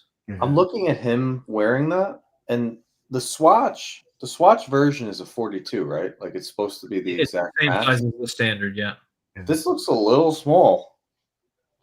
Look at this. Yeah. I mean, when you compare the two, yeah. Yeah. Yeah. I mean, it's black. If it was stainless steel, it might be something different, but that's not much different than a Daytona. No. No, and it's to me, you know, like I've always said, I think the Daytona is a little small for me. I make fun of it, but mainly I make fun of it because I'm jealous. I just don't think it looks. I don't like the way it looks on my wrist. But this will do. You know. Yeah, 44. Johnny O in the chat, $5 super chat, super cool. Congratulations, Mark. I also want to thank MJ for his direct contribution to Breakthrough T1D. Thank you for that direct donation, guys. We still have you have about $250 approximately left to hit our goal. I know we can do it. We're not leaving until we do. We have a goal of getting to 1,000 in direct contributions direct to the Breakthrough T1D portal. So I'm going to drop the link once again to express your appreciation to Mark for coming on and sharing this unboxing with us. This is, I mean, $10,000 on a watch isn't cheap. How do you tell us about the thought process around justifying that? And then there was a question in the chat about going through and kind of recapping what the collection looks like. Well, so the collection is going to be parsed down because the CK is going and the JLC are going. Goodbye, JLC. For this one. What's that? For this one. Yeah, because I'm not going to, you know, and Buck, I think you were either on or in the chat. We were talking about this a week or two ago, and I said I'd really like to get down to 2 or 3 watches so that are, you know, preferably 2 that I'm just going to kind of wear. So right now, you know, this is the only downside of this is it's only 50 meters water resistance. But, so aside from this and the Omega Seamaster 300 Great White that you have, what else would it be? it could be. I really think it's going to be an OP41. What color? Blue. Okay. I like the Sunray blue. Good watch. Can't go wrong with a blue dial Rolex. I have 2 of them. I think that would be because I don't need a big watch. I don't need a dive watch. I'm not crazy. I said this on the stream last week. I think I'm not crazy about the Cyclops. Yeah. Yep. So for me, it may be just a very simple but very nice looking OP41. I mean, you're getting everything. Listen, as far as price goes, I don't know if there's a better value in a watch ever existed than an OP41. Yeah. I mean, it's the same price as an Aquaterra, basically. So, yeah, I mean, you're getting Rolex, which, you know, I know there are people that are anti-Rolex, but it means something. Mm-hmm. The Oyster bracelet is probably my favorite bracelet. The Oyster bracelet. 10 out of 10, right? I don't. Is there a better bracelet ever? I mean, I would argue Jubilee and Oyster are the same, but if you're going to daily a sports watch, Oyster's better. So. And the OP is crazy versatile too. You can wear it as a sports watch and you can wear it as a dress watch. So. It does a lot. It's thin. Yeah. Yeah, and the 41 is thin. Seems thinner in proportion than the 36. Yeah. But what about you're not an Explorer 1 guy? I do like the Explorer 1, but do I need another black? I've got. I'll be stuck with a black watch, a white and black watch, and then another black watch. Yeah. Not to be racist, but If you have the white dial Seamaster, that black dial CD, and then a blue dial OP, I think that's a really good. I think that would be a good 3-watch. Yeah. Your Artifact has 117 black dial watches. My dad does. I don't have a larger collection as him, but yeah. I have access to lots of watches, yes. MJ's in the chat says, this is a member milestone chat. Member for 3 months. Congratulations on the beautiful Bruins themed watch, Lucha. Oh, MJ, thank you. Thank He also you. typed in a comment in his direct donation to Breakthrough T1D. Well done, Mark, for your fundraising and awareness efforts. Thank you, MJ. Thank you. Do you like the green on the OP? Not as much as I like the blue. And I think it's because it's kind of that flat green. Yeah. If it was like the emerald green, like a Datejust. The blue is good. Yeah. I just I like the when I think about it, I'm like black, white, blue. Right. Yeah, like doesn't that make sense? Yeah, it does. But as far as the other part of this Speedy versus some of the other ones, and I'm not a NASA guy. I'm not a space guy. Like Dear Artifact love, you know what I mean? Like that history of the Moonwatch is important to you. Yeah. To me, it's okay. But I am a car guy. I am a racing guy. So the super racing actually makes more sense for me than the Moonwatch. Yeah. So what you're saying is next time you unbox, you'll have an RM McLaren edition. Exactly. Because they're easy to get and affordable. Right.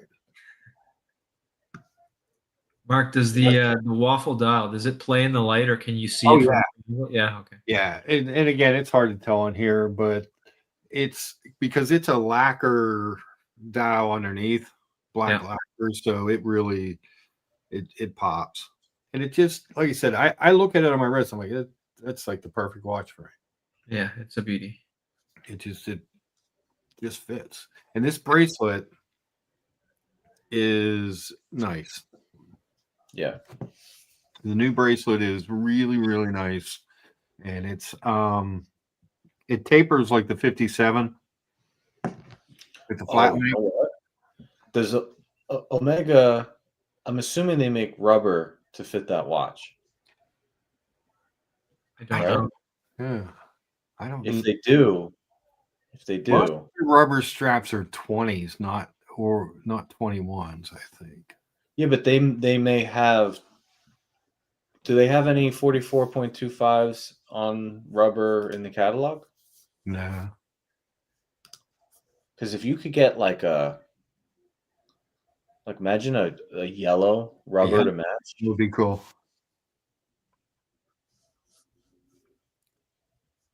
That would be cool. Dark Side of the Moon. Let's see. No rubber.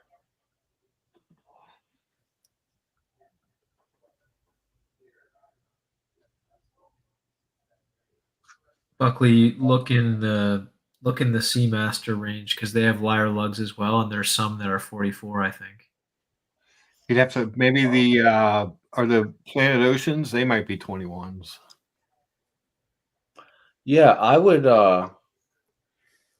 something about a big watch, especially when it's a chronograph. Mm-hmm. I love it on a rubber strap. I just feel like big watch rubber strap is the thing. That's why the offshore is so popular and Hublot so popular. Yeah. But with that color, I mean, what other watch on earth are you going to be able to wear a yellow strap that's rubber and make it? Yeah.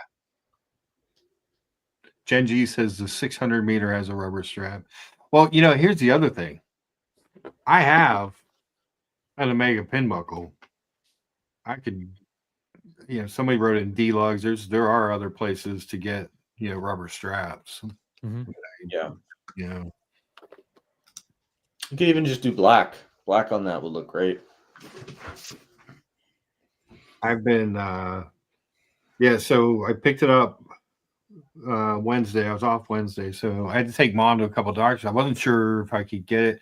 I have an early out on Friday, so I was like, well, if I can't get it Wednesday, I'll get it Friday. I think I told you that. Oh, see, I thought I was getting it Mhm. Friday. And Yeah. because mom fell, Christ, it's been 2 weeks now. And she has a couple cracks in her spine, so she's staying here, but I had to take her to the doctors. And I wasn't sure how long her appointments were going to be. So I left her there. I drove out and got the watch. This isn't a narrative that you're creating now, taking care of your mother to get you out of previous commitments. Oh no, no, it is not. Literally taking you to. Oh man! But I stopped back at the dealership because everybody was, when I told them what I was showing them, they were like, "Oh, I want to see that," and they stopped back, and I wore it all day yesterday and today. Yeah, it sits up very high on the wrist. It's not something that can go unnoticed. No, it's very similar to how a sea dweller or a deep sea would look. Yeah. But when I wear it, I'm like, well, at 15, it's not uncomfortable. I tried on the ultra deep, and I've tried on the deep sea before, and they're thick. I mean, there's a big difference between 14.9 and 18. 18 is too thick for anybody. I just don't think it should be a thing. Yeah. Huge mega shout out to Boston Collector, who didn't want to even wait for anybody to jump in. He jumped in with with a $260 Boston, thank you. Wow. donation directly to Breakthrough T1D. Guys, we hit the $1,000 goal thanks to all of you. I just want to quickly acknowledge Boston Collector, MJ, TG01, No Biggie Sal, Father Artifact, Gatsby, America, Lucha, Logan Hall, Dear Artifact, and Diego M, who all chipped in to raise $1,000 for Breakthrough T1D. And all of you guys here, all the super chats here, all that will get added up as well. Gatsby, a member super chat. Congratulations on the awesome watch, Mark. Omega Apollo 8 watch is 44.25 millimeters and takes a 21 millimeter strap. There are black and yellow leather, rubber, and even NATO straps available that would fit your watch perfectly. Thank you, Gatsby. Yeah. Very cool. A wealth of information. Thank you for the member milestone chat. Really appreciate it. Definitely. So what's currently left? You're going to have this, the Seamaster. A couple Seikos and some G-Shocks. Those don't count. Okay. Yeah, so that's it. He's got two watches. He's down to two watches. I sold the blue Aquaterra. No Tudor? I sold the Tudor. I traded it. I think the Tudor was part of the CK859 deal, if I remember correct. The red on the Tudor didn't work for me. I liked the watch, but the red was like not my favorite. Yeah, red is tough. That's why I keep trying to talk America out of a Pepsi, but he won't listen. What if you went straight brand loyal with Omega? That would be an Aquaterra then. Which isn't out of the realm of possibility. If they came out with that new black lacquer, that bracelet is amazing on that watch. If they came out with a different color next year, you never know. I like the Aquaterra. You had what, 2 of them already, right? Yeah, 3. Remember I had that 3 Aquaterras.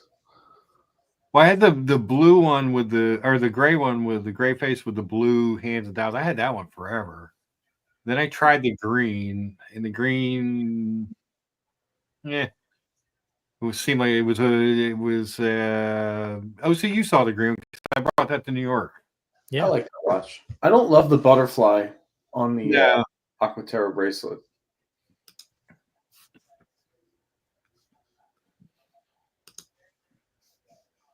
Cool, guys. Upvote the live stream. We have still over 50 people watching. Yes. Let's get to 45 upvotes. By the way, I want to cover really quickly, or maybe not quickly, some watches that sold at today's Philips auction in Geneva and get your reaction to these. The first one, and this is open to everybody on the panel or in the chat. This is a Breguet 3450 Tourbillon, which sold for 48,000 Swiss francs. This is platinum and pink gold with a beautiful tourbillon. This might not be everybody's cup of tea, but what do you think of this? I don't like that. Don't like it? I'm not into tourbillons, so no, it's not for me. No. Okay. Next up, we have the first ever Rolex Daytona. This was commissioned back in 1994, before the Rolex Rainbow Daytona was even a model. This was a one-of-one commissioned piece. It's not exactly like the Rainbow Daytona. This has the 4130 movement. This is the only Daytona that has that. It has it has actually more sapphires around the bezel than the production model, and has those kind of special sapphire indices. This sold today for $5.5 million. Yeah, I wired the money over because it's a birth year watch. It's a birth year watch for me. There you go. Yep. So, but I've resold it Already. to the Kamala Harris campaign. They're buying it for the Rainbow for when she runs again in 2028. I heard they were 20 million in the hole. It turns out the Pelosi hedge fund, they want to invest in watches now. By the way, Boston Collector, thank you for hooking me up with the Pelosi hedge fund. Next up is this FP Journe. This is a very important FP Journe. This was the first tourbillon that he ever did.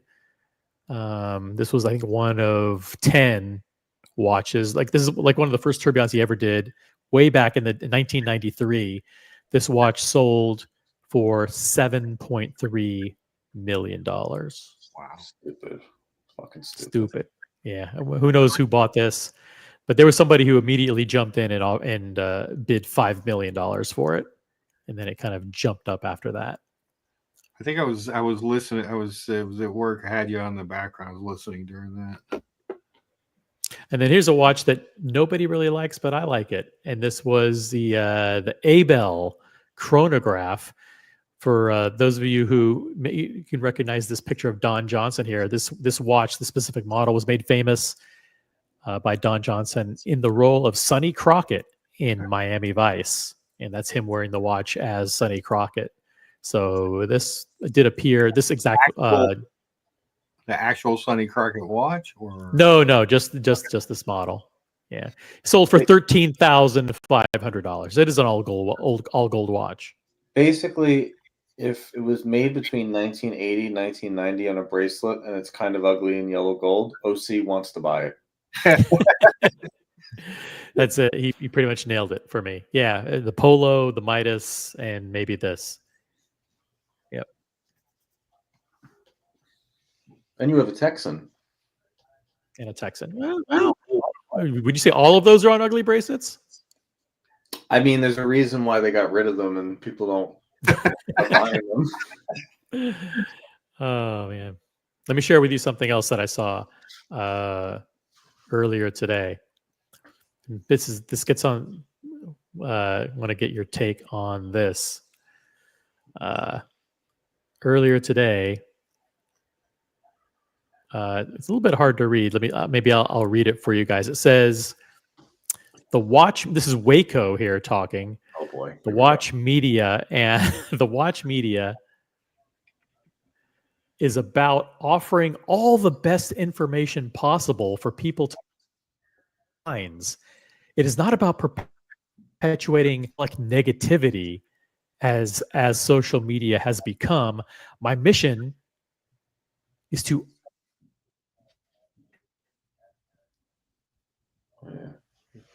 He's gone. Waco killed him. That's a quote from Waco. Did I read the whole quote, or did I cut out a little bit? You cut out on the last sentence. Last sentence is, my mission is to uplift this industry and not to tear it down. The watch media is about offering all the best information possible for people to make up their own minds. It's not about perpetuating hyperbolic negativity as social media has become. And this is our own Nico Leonard jumping in and adding his own commentary on that. The beautiful thing, this is Nico Leonard talking, the beautiful thing about social media is that it has given independents a voice. It has given collectors a platform to express their passion and honest opinions, and it serves those who seek the same. In a time where integrity is nearly as rare as a Tiffany & Co. Nautilus, I deem this significantly more valuable than what traditional brand-led media like yourself is offering at the moment. Well, Waco is definitely a mouthpiece. That's for sure. Yeah. I don't know why he's the guy. He's always the guy. Although, seems like Patek didn't really give a shit to use him when the Cubitus came out. It's the first time I've noticed Waco has not been on the scene to cover the watch. Yeah. And or maybe he was on the scene and the people who are closest to being traditional media, they've been the most silent about the Cubitus and about Patek Philippe and Thierry Stern because they don't want to say something that gets them in trouble. Whereas non-traditional media and social media, they've been far more vocal and far more free to express opinions about the watch and about Thierry Stern's interview.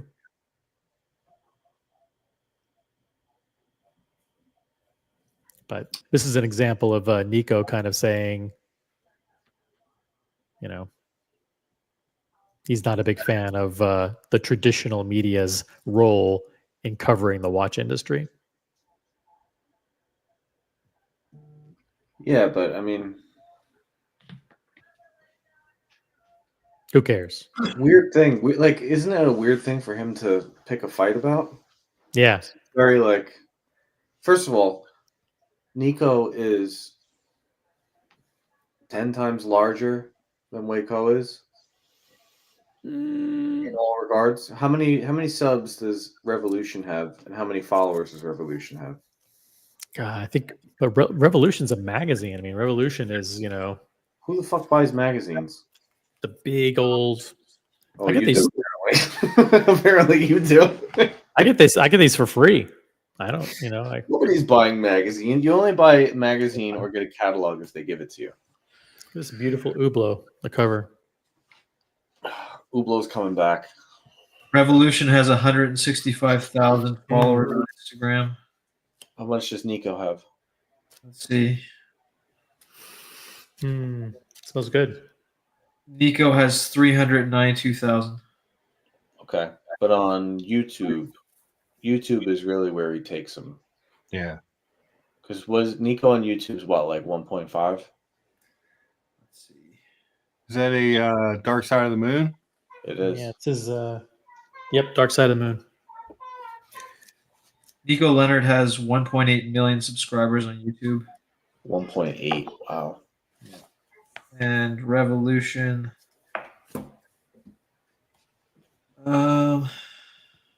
They have 135,000 subscribers on YouTube. Yes, he's 17 times larger. I don't know. Nico does weird shit. I don't really get that guy. Boss says Wado is really good at covering the watch world in a positive way. I agree with that. He is. I mean, he does the best he can to try to promote the brands. I mean, is he full of shit? Yeah. Aren't we all to a certain extent? For sure. But especially OC. But Wado does a lot of he says a lot of cringy shit too. Oh, this guy. Yeah, this is Adrian Bark from Bark and Jake. Yeah. And he's not a big fan of the Cubitus either. He went on a 10-minute tirade about Patek Philippe, Terry Stern, the Cubitus. He's a little late. I mean, didn't the watch come out nearly 2 weeks ago? Did it really take him 2 weeks to form his opinion? This guy, people were talking about him because he did that show with the other two. No Effing Time. No Effing Time. Yeah, and then they ended it. They ended it like a year or more, right? Over a year ago. Yeah. They ended it. Everyone's like, oh, he's going to get back on track. Nope. He hasn't. He's not hitting the mark. Like, he's not in my. I subbed to him, but he's not in my algorithm whatsoever. He was. He used to do good videos and good reviews, and then the No Effing Time thing started, and he kind of got away from it. And now, even when he does a video, I'm like, eh. Some of his Instagram stories have been very strange too. Like, not about watching. Very political. Yeah. I don't know if you've noticed his stories lately, Buckley, but I unfollowed him. Yeah, I must not follow him because I don't see him anywhere. But his Instagram is there's stuff non-watch related there lately. So he's one of those guys that really hates. I mean, I'm speaking for him, but if you watch what he says, he really hates people that are wealthy. Fucking hates them. All his videos are always criticizing full gold watches. He said some nasty things about AP, and everything always comes back to buy an old 36 Explorer and wear fucking unbranded hoodie from It's just like it's weird. I don't know how you could be so like progressive and hateful towards the audience that's buying luxury watches while you're making videos about luxury watches. Doesn't quite work. No. And he kind of has that attitude, like a little bit of it's weird. It's like a fucking aristocratic, snobbish, but like super lefty viewpoint on watches. Like, I don't buy those heavy hitters, but I love looking at them, and I love that people do, and I love that people share them on these streams. I think they're cool as shit. He just seems like he kind of, I don't know, something about him lately. I don't know. This watch grew on me when OC did the live stream. The Cubitus. I was like, I thought it was okay. I didn't like or dislike it, but I actually really liked it when I saw it kind of in live motion pictures, and seeing all three of them. I was like, that's actually a pretty nice watch. It's not awful, but it's too much. It's a TV screen. I can't unsee it. And there's a few guys on social media. There's a few people that you could tell Patek is being very specific by giving it to them. And one guy in particular, he's wearing it, and the last few days he's been really flashing it, and it's not working.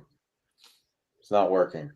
It's not something about it. It's not flowing the way it should. To me, it's just the thing that it always captures my eye is the fact that the wings are so long, especially on the left-hand side. Yeah. Like because of the Nautilus has the same wings, but because it's oval, the wings are shorter. You know, Yeah. and it just doesn't. It's not as pronounced. But on the Cubitus, it's just you have this long straight edge, and then you have this super long wing on the left, a super long wing on the right that makes the watch flare out visually very, very wide. It's not working.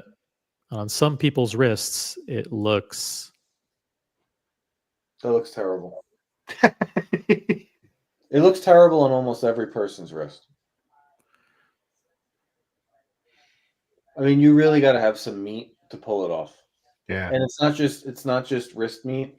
You got to have forearms. Like you got to have enough meat to fucking make it look proportional. That's 45, right? Yeah. So that's 0.75 bigger than this, but it probably doesn't wear quite as big, being a square. It doesn't wear as big as a 45. It's just because it's time only, and we're so used to the Nautilus, it's giving a very weird TV screen type of design or look, whatever you want to call it. It's strange. If you take the branding off of it, I think there's no pushback from anybody that this is a hideous watch. They're getting annihilated, dude. They're getting annihilated. I mean, for Adrian to come out with a video that harsh on Patek, you got to remember that guy's job is to get a press pass and see the new Pateks. That video, they will never allow him to touch another Patek ever again. Now, in person, is the date as small as it looks in that picture? You kind of, yeah. That's how big the watch is. Yeah. I mean that shot is a shot from Odinky. To be fair, that's not one that he took himself. That looks so bad. That's the worst picture that's been taken of this watch. It makes it look so bad. Yeah. Oh my god, it looks terrible in that photo. Because that wing on the left hand side also looks really fat in that picture. Like I don't know what they were like. I don't know what Hodinky was thinking, taking this picture and saying, "Yeah, this is a good one to put up." The way that it's angled on the wrist, like it looks like it's hanging down on his neck. Like, oh, it's terrible. They didn't size it.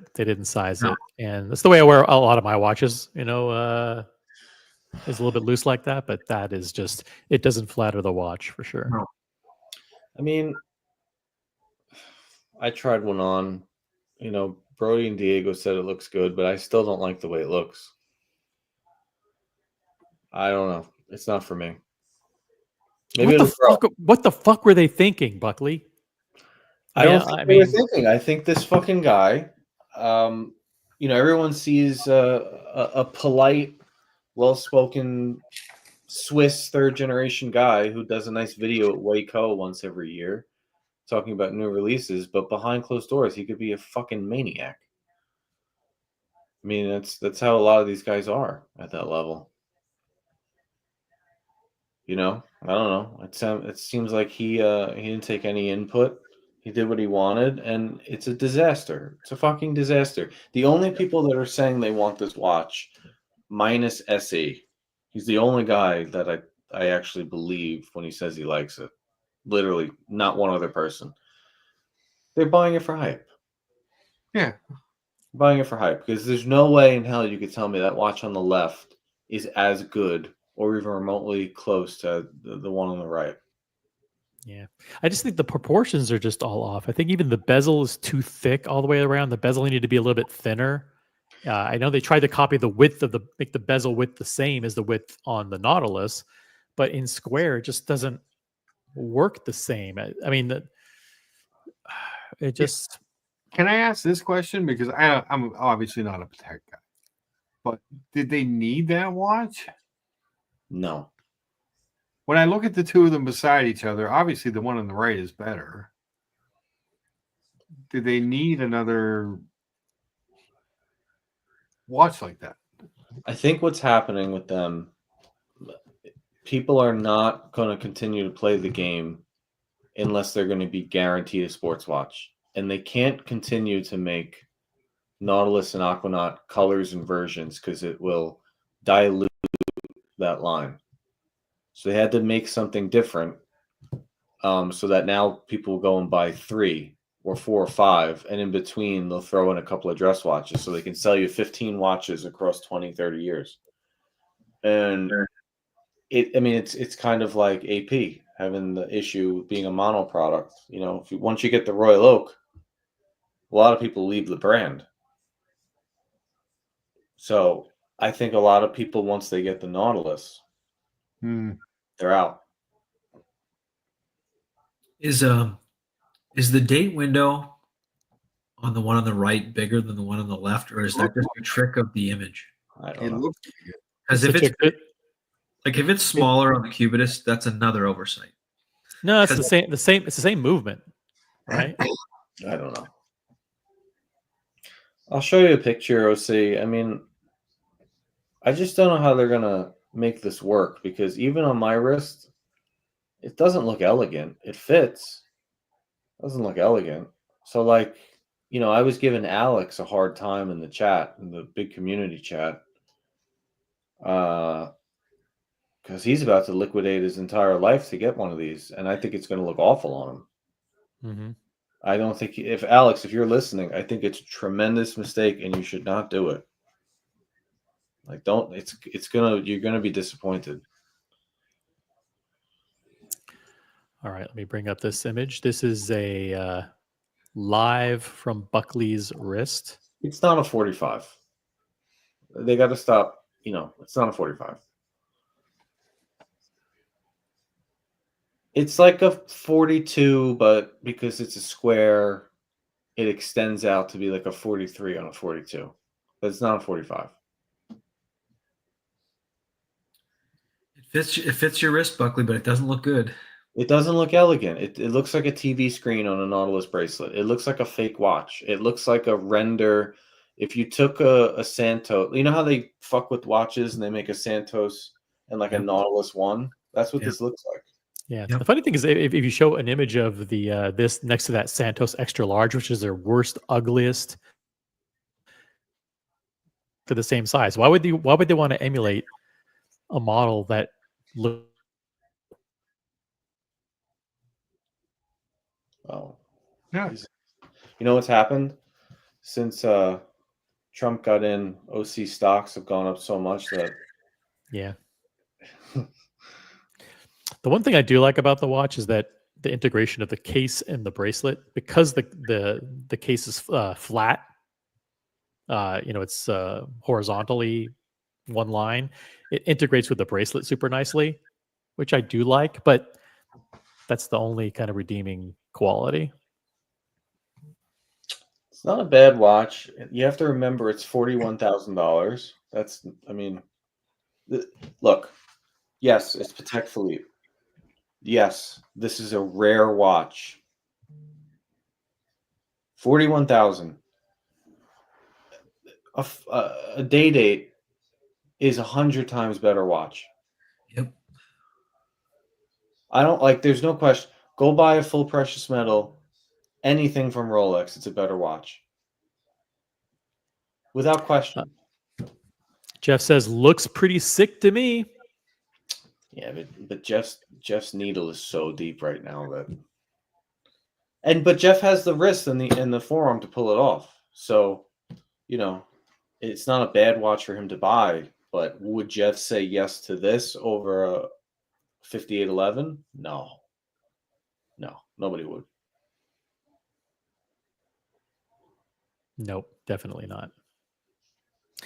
And thank you, Jeff, for Jeff just jumped in with a contribution to Breakthrough T1D. Thank you very much, Jeff.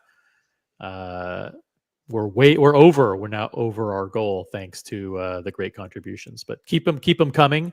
Just because we're over our goal doesn't mean you have to stop. So really appreciate it, Jeff. Thank you. Guys, I'm going to jump. OC, thanks for having me on. Buckley. Pleasure. See you again. Lucha, congrats on the watch. Thanks, man. I appreciate it. Good to see you. Lucha, your thoughts on anything else that's going on in the wristwatch world or the world of YouTube? World or the world of YouTube. Well, Yeah, it seems. Yeah, I mean, aside from the Cubitus debate, it doesn't. I check watch news and some of the stuff to see if anything's exciting out there. I don't see a lot. That's super exciting. I will say this. I remember when this came out, and I remember thinking about the technology more than anything, the spy rate, and then it just sort of like nobody talked about Disappeared.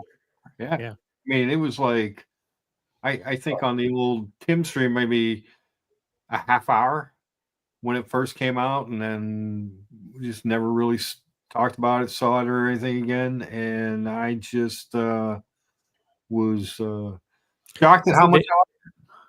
Because they limited the technology to just one watch, right? Didn't they Yeah. haven't introduced that to any? They haven't Nothing else. brought it out in anything at pieces. Yes, it's always it's just like that model. It features what 2 adjustable screws or something on it that allows you to. Yeah, there's like an extra piece that comes off the coil, and then there's an adjustment above it. Yeah, but their problem is they make a watch and it doesn't hit the store for a year. People forget about it. I think you're right. Other than the White Speedy, they've kind of failed to get stuff in. They did the summer blues. The summer blues came out quick, but the year before that, when they did those 38 millimeter shades, those took forever to get to the stores. Over a year. And then the this watch took forever. I don't know. I remember the hype was that they're going to put this in all the the master chronometers. It just never really happened. Yeah. But I've heard that they still didn't get the summer blue. The big one. Flow Prof. Yeah, that's still not a thing yet.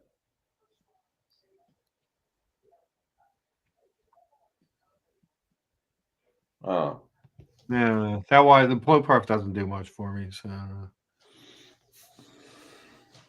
So that's it. You're not actively seeking the Oyster Perpetual 41, but at some point, maybe you'll reach out and get it. Yeah, that's kind of the plan right now. Or if they were to come out with that that bracelet on a blue Aquaterra,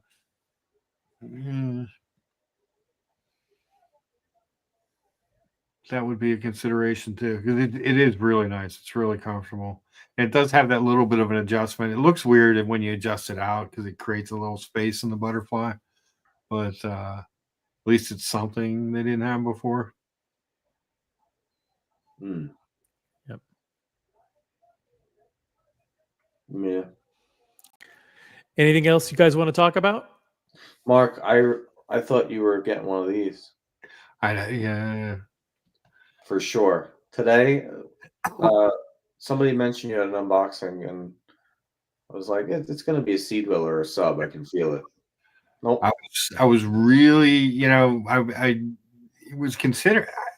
This wasn't even in the thought until I saw it, and then when I saw it, I was just like I said, I drove home. I couldn't stop thinking about the watch. And then, of course, you start looking online and checking out some YouTube videos, and there wasn't a lot recent. Most of it was just old, and I was like, I really like that watch. All right, let's see if we can't do it. That's what happened to me with the Bulgari. Yeah. I really liked it. I liked the size. It was flat. I love the bracelet. The bracelet was unbelievable. But nobody told me that when you own one, the case will slice your hand open. Do this. They also didn't tell me that if you breathe wrong, those Spanish steps, scratch to all fuck. You touch it and it could scratch. So I don't think you'll have that problem. But what the fuck, Jeff? Out of the will. Buckley is definitely out. Diego, Buckley's definitely out, Diego, but there are too many hot bitches ahead of you in the will. Yeah. Fuck. All right, I guess I'll never own an RM. What did I do, Jeff? Yeah, what did he ever do to you? This is supposed to be the Unity and Apology stream. Yeah. Is there Buckley, is there anybody to whom you'd like to apologize? By the way, Buckley has his Instagram back. I don't know if it's public. I don't know if you want to name what it is, but after several months of being out of social media for a variety of different reasons, he's back on Instagram with a vengeance. Very vicious. Very vicious. Do not follow me or look at my stories if you're easily offended, because I'm going to go as dark as humanly possible. The most awful jokes that include the most awful jokes, videos that include every topic you could possibly imagine. Nothing is off limits. If you can handle it, we'll hang. If not, don't follow. Don't do it for your own good. Do not do it. Oh, did you kick Jeff out of the Spartan Meathead group? Oh, I did. Yeah, he did not understand. Oh, there you go. He says, "You blew it, son. You better apologize for kicking me out of your group." I kicked him. I kicked America. I kicked Fella. I kicked. These people weren't holding up their end of the bargain. No, I kicked. Cloud. They knew the rules. They knew the rules. I kicked Lolex. Negroni quit because he's a California quitter. Yeah. There's a nice group of people that I had to kick.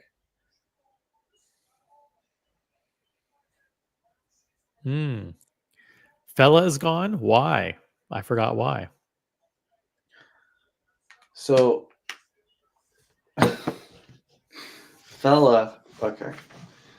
You're supposed to post in there like 3-4 times a week that you're actually doing something, right? And everyone's pretty good about it. There's a few people that, skate by that right now have become like mascots, like fucking Mathis, who I'm going to kick. I decided I'm going to kick him. I just don't know when. So Fella was gone for like a month, and I didn't know, for whatever reason, I didn't notice. And he came back the other day. He's like, "Hey, I've been gone a month. Why didn't you kick me?" And I said, "Ask and you shall receive." And I kicked him. Oops. Cloud Ken, I had to kick. He gave me some horseshit excuse. Week 1, he was going, and then he was like, "Yeah, I didn't do anything this week, but like I had to hold my kid. Does that count?" Like, get the fuck out of here. You're gone. Sorry. No. Buckley rules the group with an iron fist. He means business, guys. He means business. I mean, guys like Dear Artifact, Diego, John D, No Biggie Sal, they've been very, very serious. So it wouldn't be fair to them. Now, you know what? I got to look through this group because I feel like there's a few people that got to go. Kyle D's been hanging.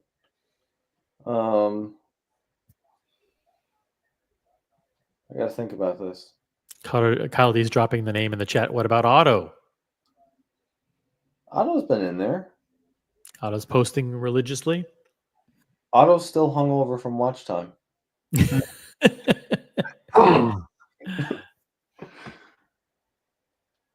From what Mathis goes in there, he just posts this, like fried fucking Latin diner food he eats every night. Like, that's not how this works. Brody's a savage. SC's built like Thor. Yes. Mr. Tudor to you. I mean, honestly, the group's been pretty. Oh, you know what? I haven't seen Double D in here. Double D, you gotta go. Sorry, bro. Double D. Yeah. You give him a warning at least. Give him a warning. I don't really do warnings. You vouching for the warning? No, I'm just saying, I mean, it would be appropriate. Maybe he just, like, for some reason forgot to post, but he's been doing the things and he just forgot to post in the group. All right. Since you vouched for him. I do vouch for Double D. Like, give Double D. Pay his debts. He'll pay his debts. Logan Hall, I had to get rid of. Too much time. Hey, he has to lift those big charcoal bags. Yeah. Into the grill. That's not considered a workout. No. That green egg didn't build itself. No, there's a few people. January 1st, I'm going to open it up again to people because there's a few people that said, this is what we like to do. Like MJ rides a bike. He's like, I'm never going to touch a weight. All I do is ride bikes. Maybe. Rose Paul's been a bitch. He won't join.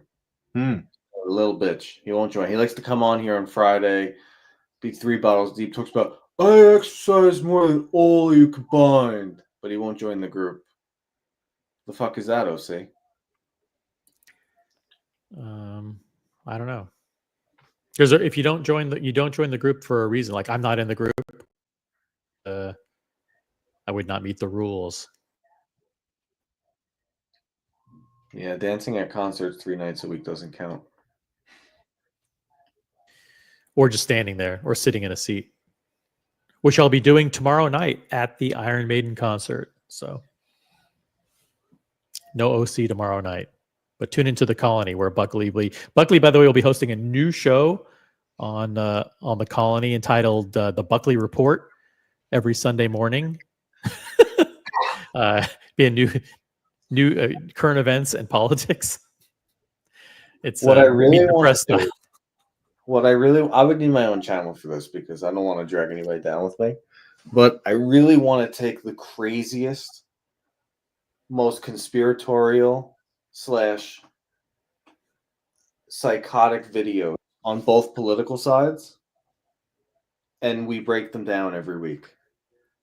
So like this week would be there's hundreds of videos, but I've only posted 4 or 5 of a certain community that's not so happy with the results, just screaming because they can't handle it. So we would break that down. That would be fun. Next week, people acting like adults who can't handle their lives. Right. But the following week, we'll break down QAnon guys who don't think we landed on the moon. So that could be fun. Right? I came in thinking we were talking about the workout group. Oh, yeah, you're in there. Double Crown lost like 25 pounds. Oh, yeah. Yeah. It's all diet. Literally cracking down on diet and then getting my workouts in when I can. Yeah. But I'm essentially doing carnivore now. Like I have no desire for sugar. It's crazy. Really? Yeah. It was like a hard 3 or 4 days where I was like just eating beef and I'm like, just stick to this. And then all of a sudden, like on the 4th or 5th day, I was just like, oh wow, I feel pretty good. Yeah. Well, a lot of people are in that frame of mind these days. I'm also Eastern European, so I could just live off meat and cheese. So. Yeah. You know what I cut out that I feel a lot better? White rice. Actually, the white rice is what I've added in a couple times. If that's been like the exception. You're like, all right, well, I'll have some white rice here. Because rice is pretty clean as a carb, right? That's what they tell you, but white rice, imagine eating white rice 3-4 times a day.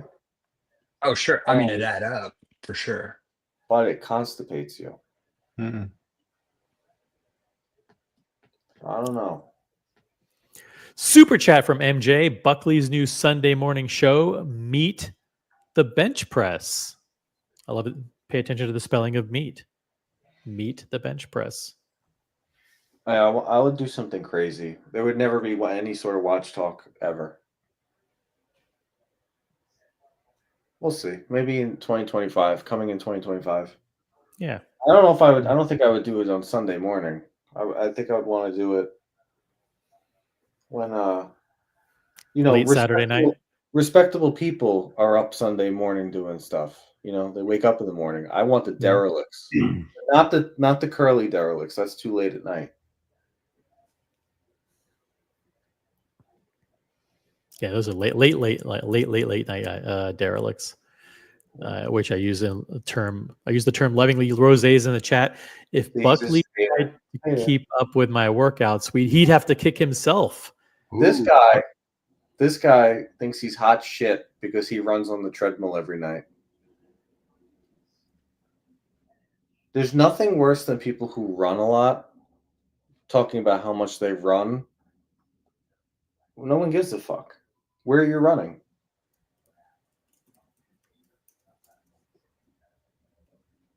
All right, special link for Rosé only. There you go. Nobody else click on this link. It won't work for you. It'll only work for Rosé. He'll bypass the green room, come right to the panel.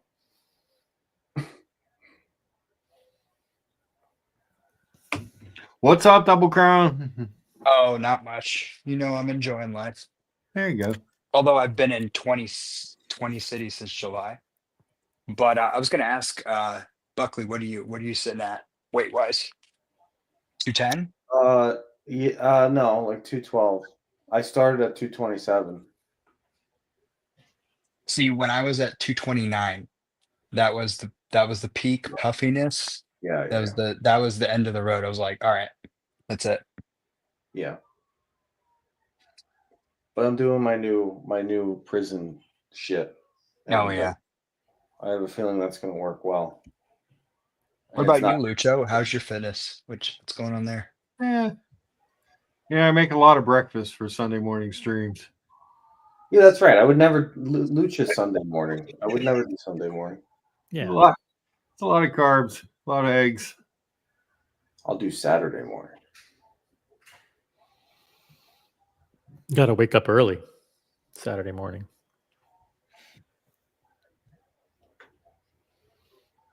Cool. Rosé, are you going to jump on? Or is it too early for you? It's too early. It's only one bottle in. Only one bottle in, and we're not dirty enough, you know. Yeah, we just need to attack AP or something for like 10 minutes. Oh, he doesn't care about that. He doesn't care about that. He gets pissed if you say, like, if you go back in time and you pull a fact out that is not like if it wasn't a fact in 2015, but 2024 made it a fact, that pisses him off.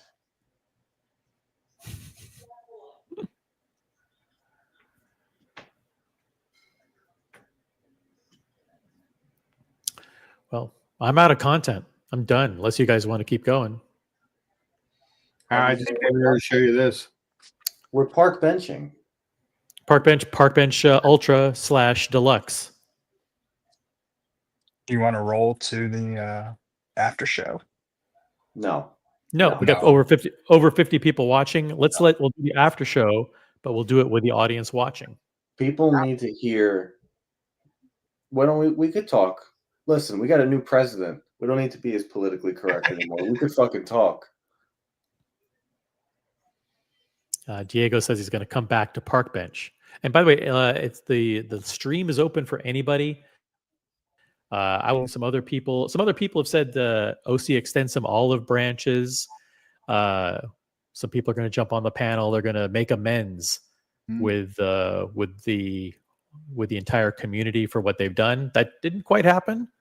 But listen, the panel is open. Anyone's welcome. Everyone's welcome here. You know, you can feel free to come back at any time. If you've left the watch community and you want to come back, I can't say you'll be forgiven, but how can you even begin to have a conversation if nobody wants to come on and apologize for what they've done? And Whole Milk's in the chat. Good to see Whole Milk here. Whole Milk, I apologize for what I did to the community. Thank you, Whole Milk. Are you an official ambassador? Are you official spokesperson? And we have Travis Watts. Hello. Met you in LA recently for first time on the channel. Travis, I apologize. I don't remember meeting you. I don't remember what you look like. If you send me a picture of yourself, or did we take a picture together in LA? Please send it to me. I apologize for not knowing. I met a lot of people there. It was a good event. But thanks for being on the show. Brody says, I apologize for nothing. No. Brody was a great host in LA. Brody set up an amazing dinner at Ocean Prime, I think it was called. I got myself a filet and lobster, surf and turf. That's what you got to I've do. been crazy. Yep. And a giant carrot cake. What was that? If you're going to pull it up, read it. I didn't pull it up. Whoever's Rose pulling his want- stuff up, you might as well read it. Funny. It's funny. Rose wants to make digs about my hair. Ooh. That's all I got to say about that.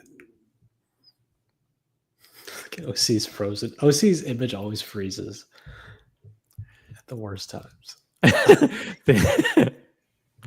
I've been seeing these Instagram, these pre-rolls for like some powder that you're supposed to put on your hair, and then like people are like mixing it up. It's like, oh, like look how much volume this adds. It's like, why would it's like that black powder.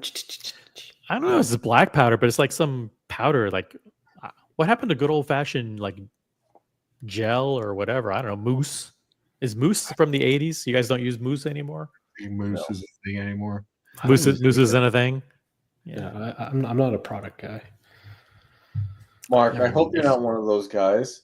There's nothing worse. There's nothing worse than when a bald dude sees someone getting a haircut or meets a hairstylist and goes, "Can you cut mine?" And it's the worst dad joke.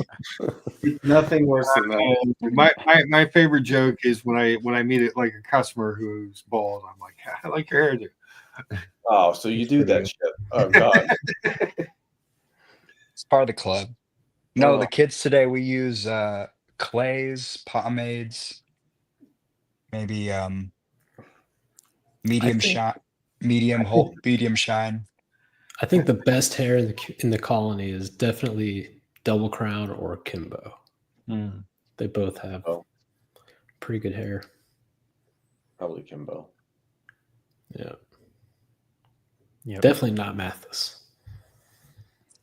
Mathis's hair is tattooed on. I don't know if that's public knowledge. I don't think that's true. No, it's not. No, he shaves it. I have to go to a Japanese maple walk tomorrow. Nice. Oh wow! You gonna wear your fucking Grand Seiko, you fairy? No. So you don't use any product? You just foam it up? I get out of the shower, towel, little blow dry to dry it up, and just kind of push it. I mean, all you would need is literally like a little dime, rub it in your hands, just get it through. I don't like my hair looking wet. You know what I mean? No. Depends every on every time I go to my barberess, it's a female barber. For those that don't know, she always puts this like curling shit in my hair, and I leave looking like I have a Jerry curl. I'm like, Buckley, help me with the hair product. You gotta stop with the barbarous thing. No, I'm gonna make it work. It's never gonna work. It's not a thing. That's my thing. I come up with sayings and they pick up. Fucking Tim Mosso's saying wingspan now. Because you spammed his chat with it. That's totally different. Barbress. That's the new name for a female barber. No. Yep. Username Mickey. Username Mickey, $5 super chat for Lucha to put a light bulb in his mouth. What?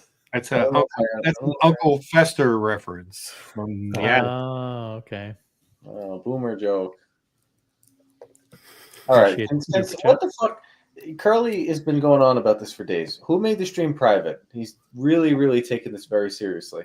Okay. Happy Meal. Curly says, I apologize that people are forced to make streams private when I'm a panelist also for long intros. Listen, we love the hour-long intros. Yes. As a matter of fact, people have asked me, how do you watch Curly stream? And it's easy. You watch it the next day, and anytime a clip comes up, fast forward through it by tapping the fast forward button. You'll get through a 6-hour stream in about an hour and 15 minutes. So. Facts right there. I'm thinking of creating a subscription service where I edit out the clips. Yeah, actually, you should form a channel called the Franchise Club Clips and take the last night's show and it's literally just a clip. edit out all the videos, and you'll end up with all the meat, and then put it at 1.25 speed. You'll get through 6 hours Yeah, of material. And like the clips channel is actually the show. the clips channel will become the show. Jump on the panel. Jump on the panel. Happy Meal. It's we're taking a page out of your playbook. We're doing Park Bench Premium. Now that we're done all the unboxings, I want to thank everybody. By the way, we hit over the $1,000 goal for the charity. Yeah, we did really well there. Jeff came through. $1,200. Yeah, it's pretty good. Really, really good. So thank everybody for that. All joking aside, we all love Lucha. Thank you. Lucha also, by the way, how rude of me. Yeah. Congratulations on the new watch. I've been watching all night. I didn't say looks good. Really like it. I really, really, really like it. Although I thought it was going to be the James Cameron. I was 90% sure. Yeah. Not yet. It's coming though.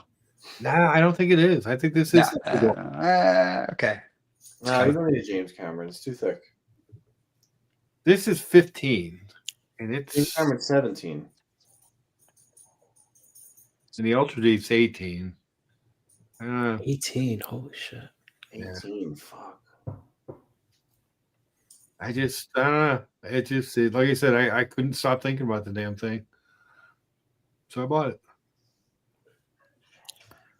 Cool. Looks good. We got Elda Sense in the chat. Good to see Elda Sense, who Diego lovingly refers to as Elda Sensei. No, LDA Sensei. LDA Sensei. Yeah. What's up, Elda Sense? Elda Sense is a rapper, I think. I don't think so. Nope.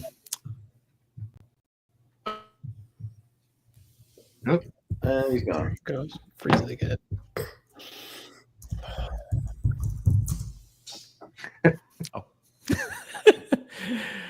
Last chance for people to jump on. Who we've extended the olive branch of unity. Listen, guys, if you believe it's time for reconciliation, then your opportunity to apologize has presented itself. Everyone is welcome back. No one's ostracized. Welcome back. Jump on the panel and say your piece. Oh, I also have an apology.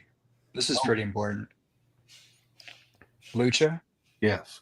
I apologize for your Christmas Day sadness. My Christmas Day sadness? Yep.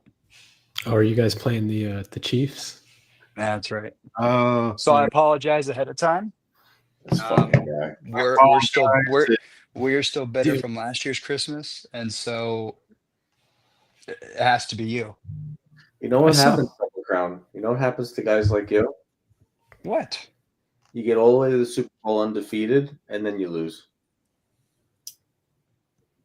I don't think we're going to go undefeated. I think we'll probably lose to the Bills, and then they're going to be celebrating because they're going to be like, "Oh my God, we won!" And we'll be like, "Yeah, it's just a game for us," but it's their Super Bowl, and then we'll beat them in the playoffs. Yeah, but the Bills are cursed. That's fine. I don't care. That's Rose's problem. I saw Mahomes play in real life, and I got to say, wasn't impressed. Very pedestrian throws he was making. I mean, high school kids can make those throws, so it's kind of boring. Vamal, what's up? Hey guys, how are you? What's up, Vamal? Vamal, what's going on? Vamal, Haas and Pfeffer Incorporated. Vamir. Has anyone What's heard up, from this, the guy? Was he what's supposed up, to come on today? If anyone can hop on right now, I want it to be Tim G. Yeah, that's what I was thinking. Like, is he? Tim G, come back. It's time for you to listen. There's nothing. No one has anything against Tim G. We all, that's it. Come on. It's time for him to come back. I mean, he might be getting a captain position soon, so trying to keep. We've got Matthias with a $2 super chat. Diego couldn't find a barber shop in Atlanta. That's so funny. No, I mean, there's plenty of barbershops, but I'm not trying to get like skin fade all the way up to here. I'm not trying to get lightning bolts. You did not do the sides as close to the scalp as you did when you were being peer pressured and bullied by Buckley a month ago. So she said same thing as last time, and I said, yeah, but like I said, let's maybe do 10% less, and she did like 50% less. So right, it's fine. It'll go actually, back. I actually have hair here. It's funny. It's fine. It'll grow back. I said that once. Yeah, OC said that one time. I got a haircut. He's like, oh, it'll grow back. Don't worry, your hair grows fast, is what people usually say. Yeah. Nah, man. All right, we got to make this happen. Almost got a Logan has a very traditional hairstyle where it's kind of parted on one side and combed over and flat. It's a very 1977 kind of haircut. I think it would be we could do a live stream where people super chat to pick Logan's new hairstyle, and I think we'd raise probably like at least $500 for that. I've thought about doing a buzz cut just to see. I don't think I have the face for a buzz cut. I don't think it's I don't have it. Buzz cut? Yeah, just take everything off, let it grow back, but I think it'd be a mistake. Big mistake. I don't know. Give it a shot. Yeah, I worried it won't grow back. No, it'll grow back. Yeah.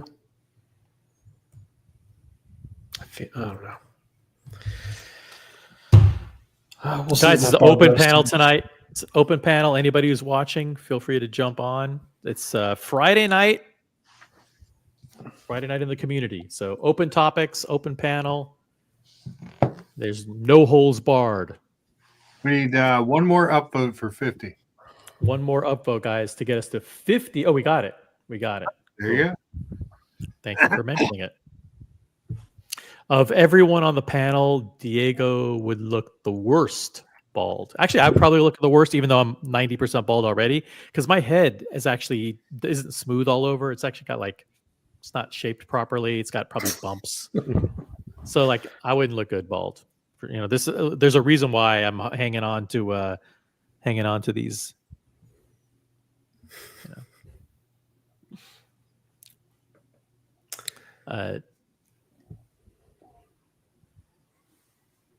All right, let's move on from hair. I feel like we're grasping at straws here. Dream killer. Yeah. Did you guys talk about the Cubitus yet?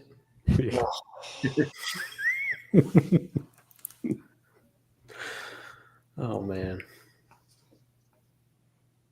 I'm so hungry right now.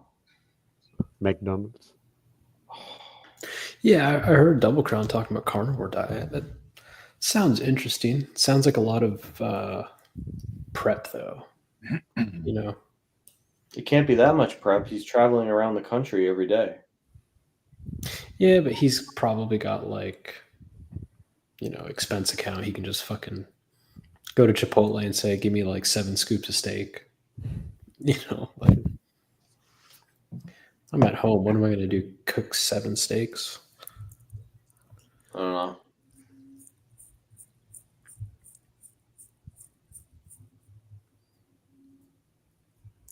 Right. I'm jumping off for 2 seconds. I'll be back. Okay. Look out. By the way, Lucha, thank you to the beautiful state of Pennsylvania. Yeah. Oh yeah. We owe you guys a debt of gratitude. Yeah. If I see a Pennsylvania plate in Georgia, I'll give them the thumbs up. Literally save the country. One of my favorite things is watching election night. But last time it took so long, I was thinking, Pennsylvania will take 2 weeks to count again. Here's a question. He's at 312 right now, right? Yep. Yeah. How many delegates were in Pennsylvania? 19? 19. He didn't need it. No. Which is the crazy part. But I mean, it helped us all. I think, like, a big sigh of relief, right? Big sigh of relief because Michigan and Wisconsin were still pretty close at that point. Yeah. You know, I gotta say, I'm not buying the whole 80 million. 81 votes. million? Yeah. I'm not buying it. I don't. We've had They Evan G explain it. Evan G's the most intelligent person. He's explained it. Yeah. So, I'm so not you know buying. the explanation that I was told was, well, it was during COVID, people had nothing to do. 15 million people. Yeah. I'm 20 not- more million than Kamala got, right? Yeah. That's You know how many- that's a lot of people. It sucks. That's a lot of fucking football stadiums. 20 You know what I million mean? people is I think that's the 5 boroughs of New York City. And here's the thing is you know, a lot of these races were tight last year. Right? Oh no, it's way more. New York has 8.2 in the city. Dude. Yeah, how far is California? I mean, last I checked, California wasn't even at 60% of the counted. Yeah, Evan G's got a good point. He says vote counts aren't finished yet, so 65 million was before they finished counting. All right. So the latest is Harris has 70.3 million. Okay. And what is Trump? California is 69% reported. So How is that even possible that they haven't counted their votes yet? I don't know. I'd love for somebody to explain how votes are counted, because it's either a machine that prints a report, right? Mm-hmm. Or it's paper ballots that I guess they have to be visibly sorted and then counted. I don't know. Yeah. So David, what I read is it differs from state to state and county to county. So in Florida, they start counting as soon as the mail-in ballots arrive. In some counties, they only open it after the poll On the day closes. of. Yeah. So that's why there's a difference. That's why you see Florida results coming out within like a couple of hours. They're done with their work. Florida's done quick. Yeah. I was surprised how fast Pennsylvania was done, though, because the last time it took them forever to count. Well, you know, in Georgia here, we had everything was going in Trump's favor, and then there was a burst water pipe at the Mercedes-Benz Stadium. Oh, last right? time, yeah. And the vote count just stopped. And then around 4 a.m. or so, all of a sudden, Kamala took a big lead. And then months later, there was some investigation, and there was no burst pipe. Ooh. So I'm not saying anything beyond that, take what you will, but it is a little interesting. There's a lot of suspect stuff. Yeah. So California's got 63% of the vote, but Trump's got, they're showing 39.19 on Fox News. So Travis is right. That's a huge increase for a very blue state.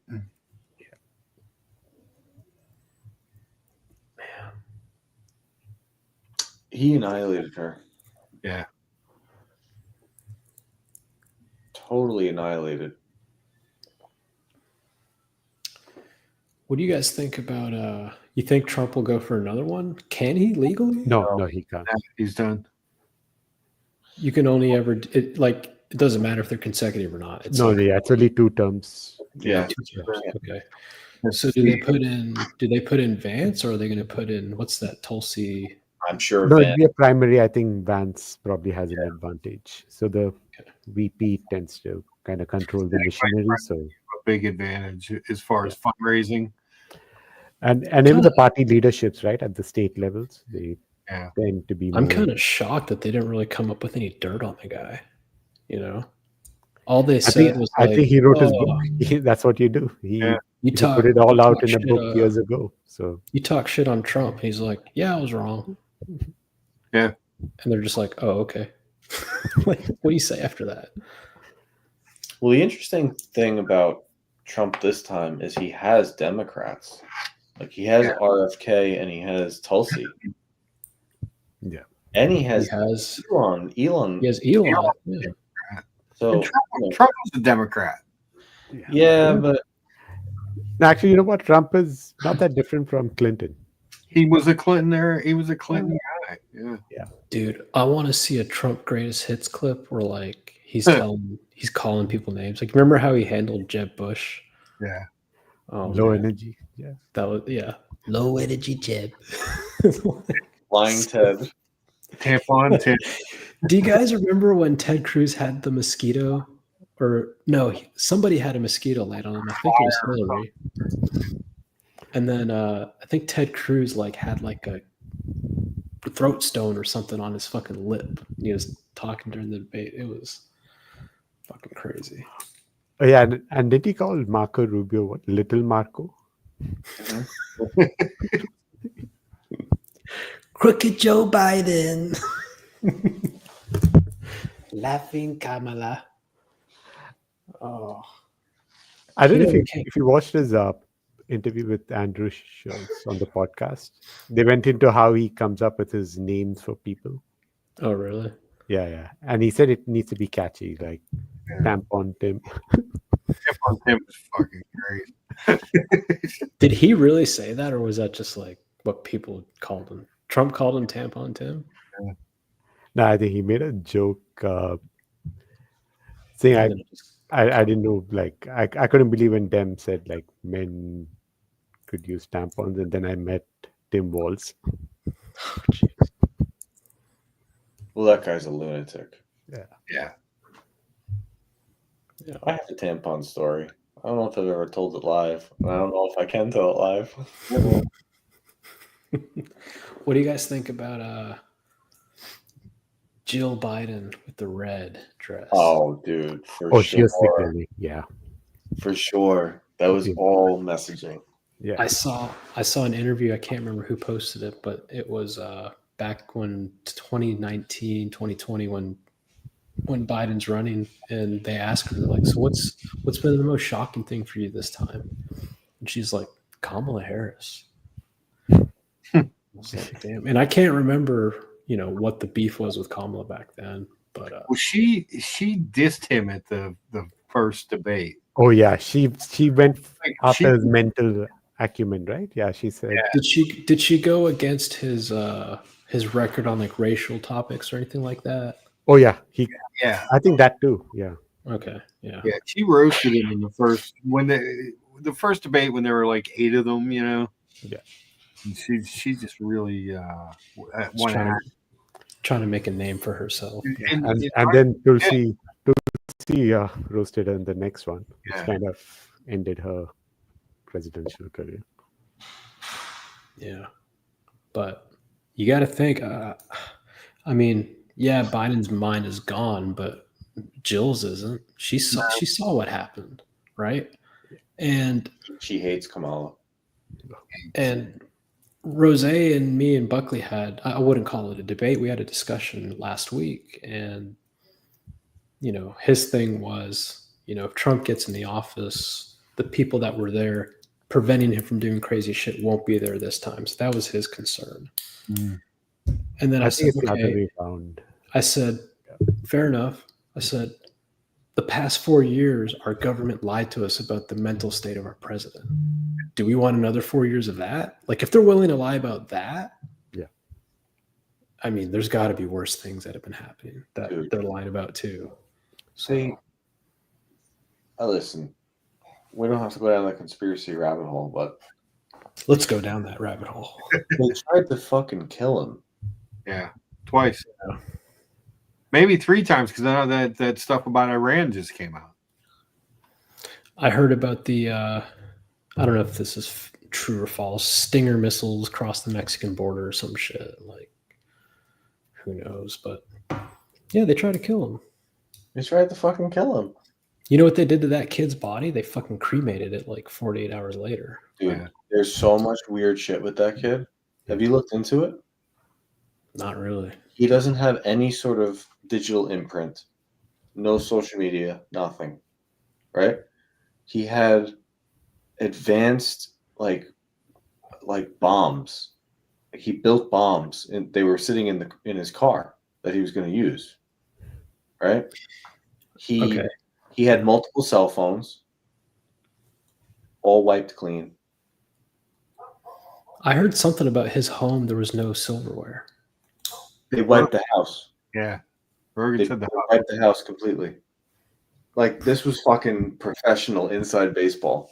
This wasn't some 20-year-old kid. You know, like, I don't know. His house is about 10 minutes from the dealership I work. Oh. Did you see the dad? They approached the dad at Costco. Did you see that? Mm-mm. They approached the dad at Costco like a week after the thing. A week after the attempt. And they're like, do you have any comment? First of all, what is he doing at Costco? First of all, he had that giant cart of all food. Just filled. Like overflowing. They were like, do you have any comment? He's like, I gotta pee. Gotta pee. Interesting.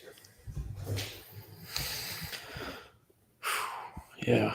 The people that say, the worst is the people that say that this was staged by the Trump campaign. Oh, yeah. Somebody died. You know what I mean? Like, it's just, but no, I want to, if you see any kind of podcast that goes into that, Buck, I'd be interested to. Oh, there's so many rabbit hole. I think after he is inaugurated, you'll start seeing more come out. So last weekend, we had a wedding, and very small, very, very small wedding. And there was a dinner at a restaurant after. We go to this dinner, and there's a guy in the corner who sits there, says nothing the whole night, right? So at the end of the night, my friend whose wedding it was introduces me to him, and he's like, this is one of the guys that, basically gets rockets from NASA into space. Like a fucking rocket scientist, right? I was like, you're a fucking rocket scientist? He's like, yeah. I'm like, gun to the head, are there aliens? He goes, yes. Yeah. And he said it in such a way that was so matter of fact that it's like, why are you even asking me this? It wasn't a joke. He was like, he's like, no, yes, it's very well known there are aliens. All right, so I'm like, what do you guys think that they're doing here? I don't know, but they're not here legally either.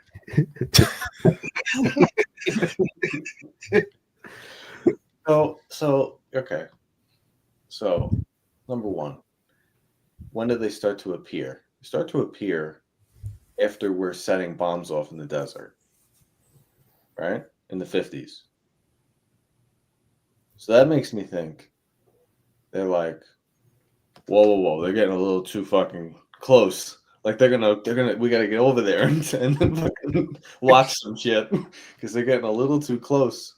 You know what's interesting? So there's a theoretical design for a spaceship where, and I'll demonstrate here, but the spaceship is propelled. It has this giant. Actually,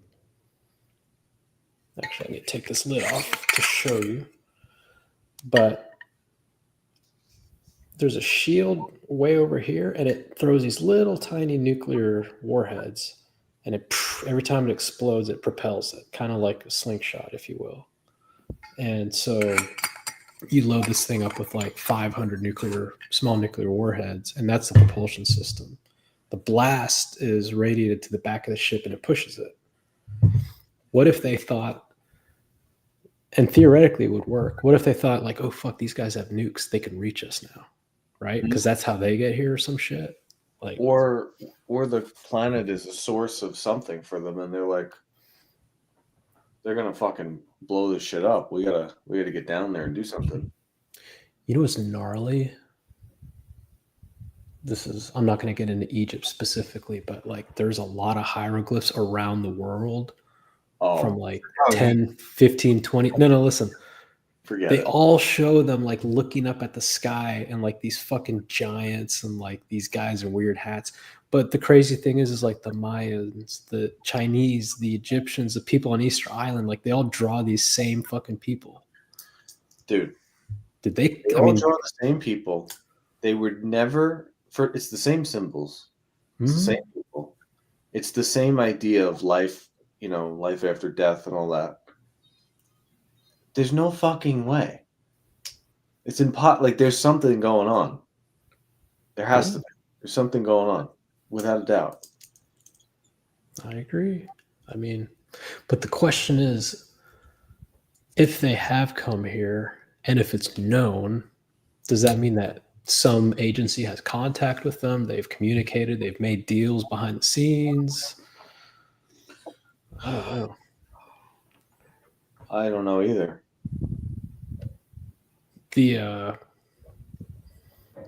You've seen that Navy video, right? The FLIR, where it's like that little pill. They're tracking it, and then all of a sudden it's gone. You ever seen that quickly? Well, there's the Commander Favor one is the one that is getting all the attention. Commander That's Favor. They saw an object. They call it the Tic Tac. I don't know if it was a Tic Tac, but it was an object that it dropped like 50,000 an eye. Yeah, he was in a. Yeah, I know that guy. Yep. Like these people that are saying they see shit are not, these aren't wackos out in the desert. These are fucking Air Force pilots. Well, that's the one I'm talking about. So what they were doing, they were flying, practice mission off the coast of California, and there's like a mothership, if you will, with a big radar, and the whole job of that ship is to tell everybody what's the picture. You've got bandits here, blah blah blah, and they told them, they're like, hey, there's something in this area right over here. We got it on radar. So they went over and they checked it out, and it was what they captured on the forward-looking infrared pod. And like you said, with that pod, you can capture velocities, altitudes. You lock onto a target, and then all of a sudden that thing drops down 50,000 feet or whatever it was, and then all of a sudden disappears. And they tell that radar boat, like, hey, we lost it. And they said, we picked it up. It's like 70 miles west. It's like, look. You know what America is? America is the guy in 62 or whatever. Was it 62? 62 who goes, Oswald killed JFK, and I don't want to hear another thing about it. He's that guy. Aliens are faking gay. Who gives a fuck? Yeah.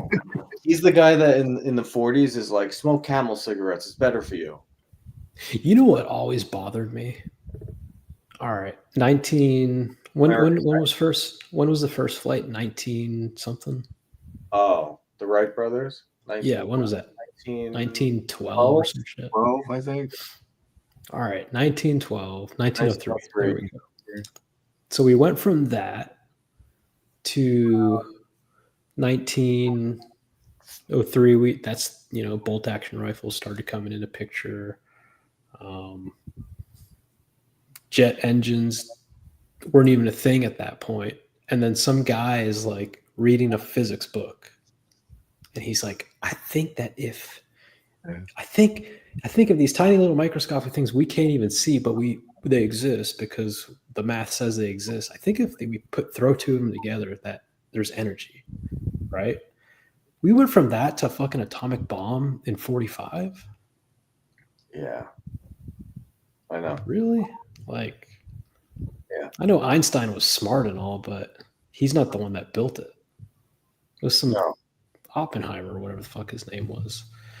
And how quickly they built it. It's a little strange because there was no test bed. There was like, they never, I guess they did test one, but prior to the test, the Trinity test, nobody ever took a smaller piece of uranium and smashed it together to see if it would create an explosion. It was all theoretical. Yeah. But the only thing with that is it's not exclusive to that part of America. Because wasn't the whole idea that they thought the Germans were building one and they were racing to see who could do it first? I think what the general thought was that it kind of became known that you could harness the power of the atom, but nobody really had the big picture, right? They just had everybody had the same toolbox, and it was like, and then somebody in the States was like, I think you can make a bomb out of that, Dude. right? And then they're like, well, the Germans had the exact same toolbox. We better fucking hurry. Yeah, and the Germans would have got there. I don't know if the Germans would have used it. I can't see Germany dropping an atomic bomb on England, or you know what I mean? Like, it's too close, yeah. The radioactive fallout. We didn't have to drop it, by the way. No. We really didn't. The Japanese were trying to surrender. The Russians were coming. Well, like, fuck, we don't want we don't want to surrender the Russians. Like, come on. And then the Americans are just like, no. I'm not going to take that deal. And then Truman's like, let's fucking use it to show Stalin who's boss. That's why Who's got the big dick. I kind of laugh when people are worried about Trump, because it's like, have you ever heard of fucking Truman? Truman blew up 2 cities when he didn't have to whatsoever, and it was like normal back then. No, the entire country slept like a baby. No one said shit. Yeah. And after the war, it was doctrine to use them tactically. So in the Korean War, they were potentially going to use them. In Vietnam, they discussed using them. So Vietnam fucked us all up. Yeah. I think there were plans to use it in China during the Korean War. Mm-hmm. And I think we came really close to doing it. Yeah. Very, very close to doing it. Yeah. Vietnam's interesting too, because if you put yourself back in the shoes of the people that are making the decisions, they were at the time making the decision they thought was right for the country and for the world. But looking back, Monday morning quarterbacking, they can say that we were completely wrong. That's where that quote comes from. We live in an imperfect world and blah, blah, blah, that sometimes we have to, instead of trying to fix all these problems, just come to the grips that we can't fix every problem. Vietnam was bad because you had a lot of different things, like the guerrilla warfare, right? At all times, the soldiers that would kill themselves to kill you was a new concept, right? Japanese. Kamikaze. Japanese, but it wasn't. I don't think it was. As big an issue as Vietnam was. So one of the North Vietnamese, I can't remember what his position was, but he met with a guy named Robert McNamara, who's a Secretary of Defense during the early parts of the Vietnam War. And he said, you don't understand. We weren't fighting you guys. We were fighting for our independence. We were fighting for our own freedom. We would have fought till the very last man. Yeah. So the North Vietnamese are saying, yeah, you guys were in the war, America, but like, we didn't care. We were going to fucking fight till every last one of us was dead because we were fighting for our freedom and our independence. That's how the North Vietnamese saw it, right? Yeah. The Americans the Americans failed in the Vietnam War because they never put themselves in the eyes of the North Vietnamese. They never understood what they were fighting for, why they were fighting. They just thought that, Afghanistan, the Russians invaded Afghanistan, right? I mean, you sort of can kill insurgency. Trump did it with ISIS, but it's pretty fucking difficult. Also heroin in Vietnam. Yeah. Good. No, and Evan G's comment is right. It was actually fighting on behalf of France. And the worst part is they kind of just pulled out once the war started, and then it was left up to the US to continue. The whole domino theory, though, it is true. They did fear that. Yeah. If we lose Vietnam, we'll lose Laos, we'll lose Indochina, like all that stuff. And so, I mean, they really did think, like, what happens if Vietnam falls? What's next? It sets a precedent. So, but I want to know what the fuck the aliens are here for. I don't think it's minerals and all that crap. If they can come here, I hear that a lot. Oh, there's resources on Earth. there's water. Well, there's They're also trying to get carbon. There's what? They're trying to get a Cubitus. There's water, there's carbon, there's oxygen all throughout the universe. If they can get to here, they probably passed a whole bunch of other planets and asteroids that have even better resources, right? So, Diego, we look got at some this. comments. Do Real, you know real, what this is? real quick, breakthrough T1Ds in the chat. Hey, you caught us. Yeah. Oh, that's the charity. Yeah, it's charity. I as a T1D. Yeah, there you go. We got to clean it up for a few minutes. We're about to get crazy. Oh, I'm an all eighth. right. So, you want How to read about it? the Cubitus? So Monique, the T1D. I'm a type 1 diabetic, and Brian. Has anyone seen Brian in a while? I haven't seen him. I think he's on a cruise, is what I heard. His daughter is a type 1 diabetic as well. America, I'm fiercely deleting comments. Do you know Monique? Mark? Do you know Monique at all? You know, I Okay. my formerly JDRF person went back to the American Diabetes Association. So I'll explain to Monique, how the donations come through. We have a couple shows on YouTube that we discuss watches primarily, but like you just heard, we're talking aliens and shit. And people unbox their watches. They show their friends their new purchases, and before showing them, we like to build the suspense, raise money. And so other channels, they raise the money for themselves. We've chosen that we'll use this platform to help people out. So I've got a cause. Mark has his cause, the T1D. OC's got a couple. So I think today's show was Mark was doing an unboxing, and he chose the T1D, breakthrough T1D, and a lot of people in the chat that are amongst you donated a lot of money. I think we raised, OC might know, how much did we raise, OC? Tonight we raised over $1,000 for Breakthrough T1D, but looking back through the previous campaigns, and I'm pretty sure, and I don't know if she knows Brian, but Brian has a separate campaign, separate umbrella campaign set up that he sends money to. And I think we've raised over $5,000 total over the last few months since August to support Breakthrough T1D. So it's a good cause. We have viewers and panelists who are either directly impacted by it or have family members who are. So it's something that we once in a while we reach out to them, and everybody contributes. So it's a great cause, and thank you for being in the chat. I don't know if you caught this, OC.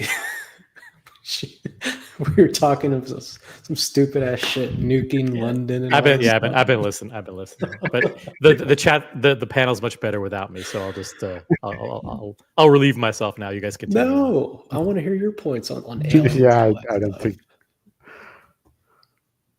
Oh, it's so funny. Yeah. I would never share these channels with family and friends.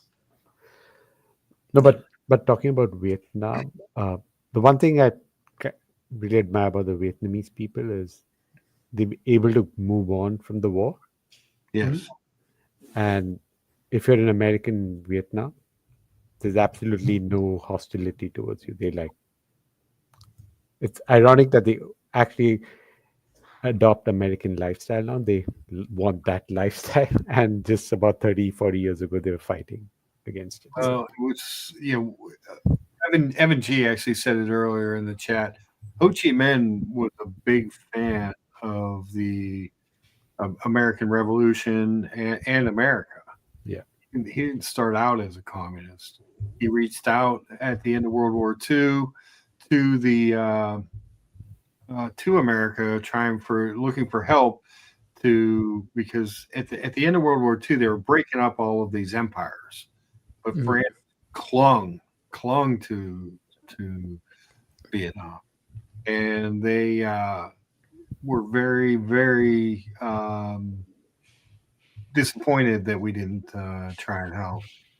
But it was Kennedy. He was a senator at the time. Went to Vietnam, and he didn't think it was a good idea to get more involved. to get more heavily involved in Vietnam, because what he saw and what he said was exactly what you were saying, Diego, was that these are people fighting for their freedom. They're not, they're not necessarily fighting part of the communist bloc, if you will. Yeah. They were fighting to take over their homeland, and he didn't think it was a winnable war. A lot of people didn't think it was a winnable endeavor. Well, yeah, and even Eisenhower warned Kennedy when they came in. Yeah, they were like, this issue, this Vietnam issue, we've got a couple guys over there. And here's the thing: Kennedy wanted to get out. Kennedy wanted to get out with McNamara, and then a lot of people think that's one of the reasons he was killed. He got out, and then Johnson was like full throttle. Yep. And things weren't going well, and they thought, okay, just pump more coal into it. That'll solve the problem. But they also had the issue of we can't pump too much coal. They walked a fine line between trying to win the war and trying not to incite a larger conflict with China, or look like brutalists, right? They stopped bombing the North. They stopped bombing the harbors because they were appeasing. Right. And then when they saw that didn't work in 1972, they did Linebacker 2, and didn't really do much either. They were never going to stop fighting, and they didn't understand that. So the crazy thing too, going back to the nuclear stuff, is how close we've come to nuclear war. I don't think people truly understand how close we came to having a nuclear exchange with Russia during the Cuban Missile Crisis. We thought, the whole boats coming from, we thought the warheads were on the boats, right? It wasn't until years later, and I'm talking like the 80s or 90s, where we were told, and it was like a kind of unilateral exchange with, I think it was McNamara again with Castro. Yeah. Castro's like, no, the warheads were on the island, and they could have been loaded within an hour. They were ordered that if we took aggressive action against Cuba, to launch those missiles. Mm-hmm. And the day before, the day before everything came to resolution, they had pretty much given the okay the next day to strike. Yeah. They had, I think it was either 790 or 970 sorties, aircraft sorties. They had 400,000 troops ready to go. And we had no idea. And the thing too, the Cubans had tactical nukes. So it wasn't just ballistic missiles going to the United States. They were going to be able to nuke our landing forces. And it would have just been total all-out war. And we came really, really close. Fortunately, Khrushchev blinked. Yeah. Khrushchev wrote, or he didn't write, he sent a message to the White House. It said, you and I ought not pull on the ends of a rope to which you have tied the knots of war. Yeah. It's fucking pretty cool quote. Absolutely. And I don't know. But I do wonder what the aliens are doing here. What do they want? What do they want? Well, maybe they just want to make sure that we can never get to them. That's all. If that's what it is, I think that's fair. Yeah, it's fair. You got a scientist that figures out some new propulsion system. He drops dead. It's like, all right.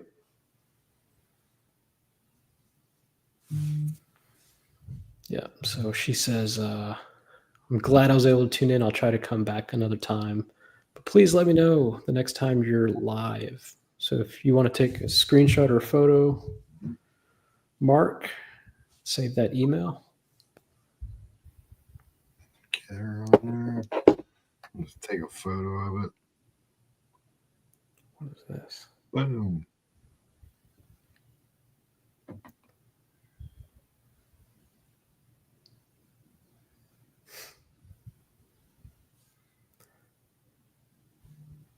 Hold on.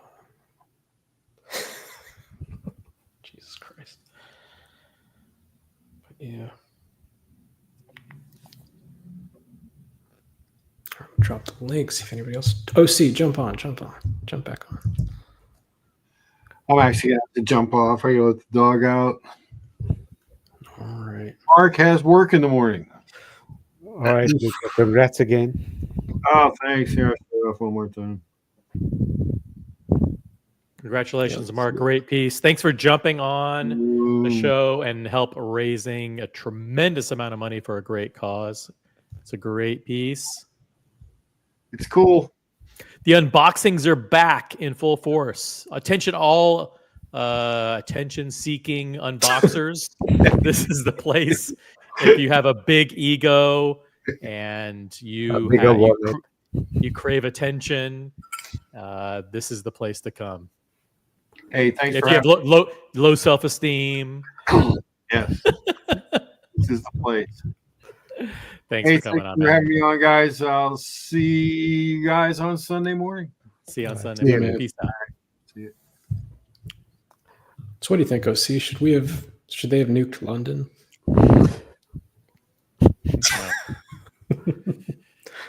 Yeah. No. Good stream, man. You guys raised a lot of money. We did. I mean, it's always a success, you know.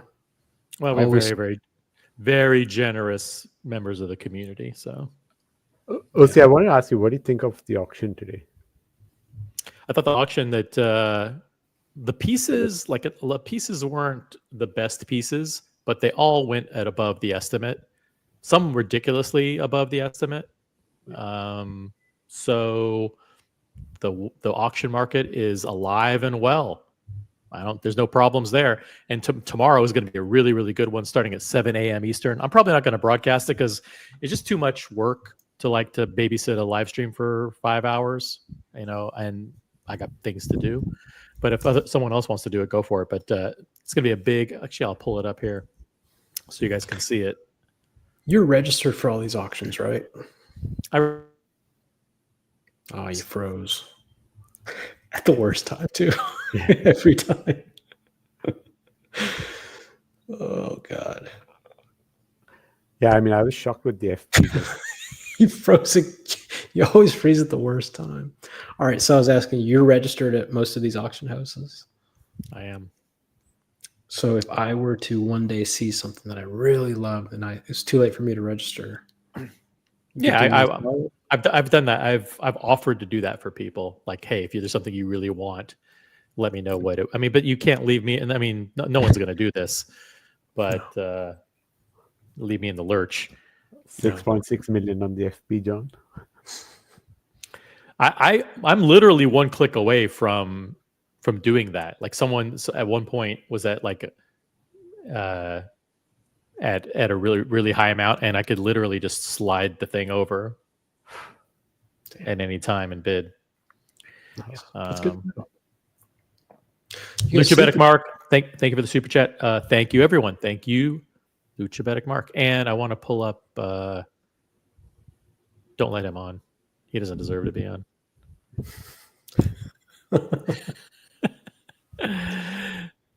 Right here. This is the Geneva watch auction. It's tomorrow. Actually, it's tomorrow at 7 a.m. and it's a whole bunch of lots.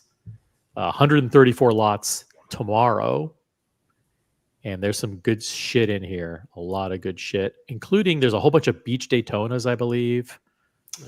Just like tons of Daytonas. Yeah. Really, really cool Daytonas. Look at Epijan.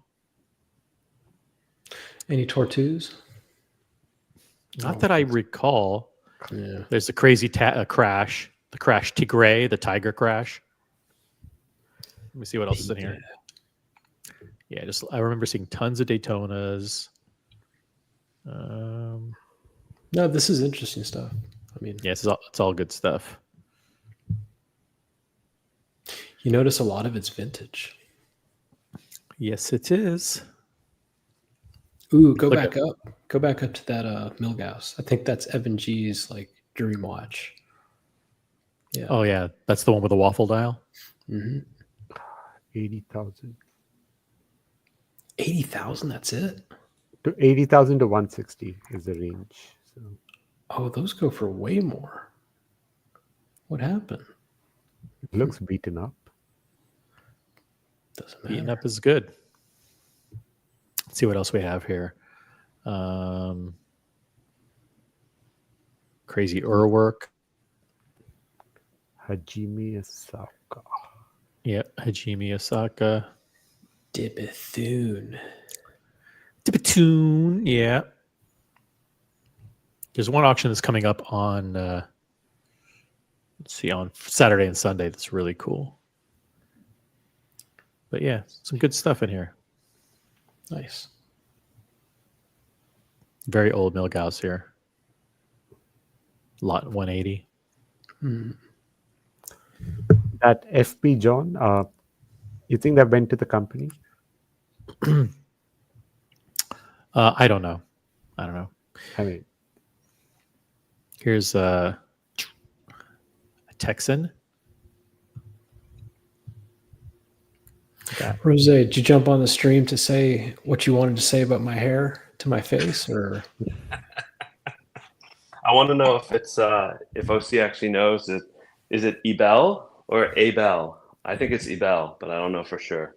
I'm not I sure don't know who either. cares. Yeah. I know all I know is when I was listening to Oral Box say it, he would say Abel, but it could be Okay. he's pronouncing it with an accent. I used to call it Ebel, but Yeah. whatever. I mean, it may be Ebel in American English and Abel in Swiss or whatever.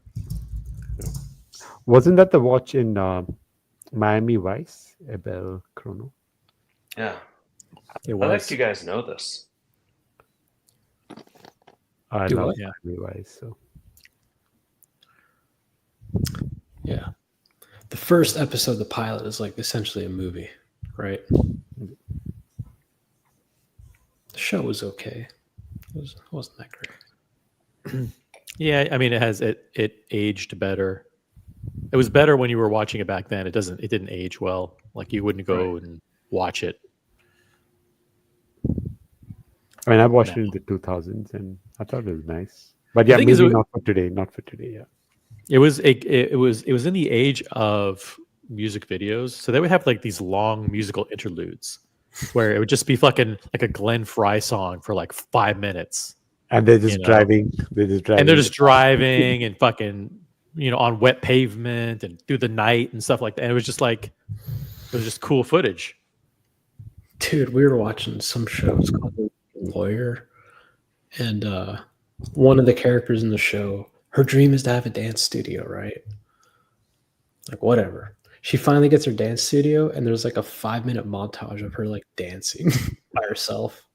Fucking got the remote and just fast forwarded. The wife's like, "What are you doing?" I'm like, "We don't need to watch a montage of her fucking dancing." You need to watch Flashdance and Fame, Diego. Movies. The hell is that? You know what Fame is? No. Do you know what Flashdance is? The movie? Good God. No, I'm not gonna watch any movie that has a word dance in it. Are you 13? How old are you? Good gosh. These are Flash, Dance, and Fame. Flashdance. Have you seen what's the movie where the two guys get the internship at Google? I think it's called The Internship or The Intern or whatever. Yeah, in the end when they come in and they like hack the screen and they're dancing and they're playing the song, like "Oh What a Feeling" or whatever it's called. That's Flashdance. Yeah, I didn't watch that movie. The Internship.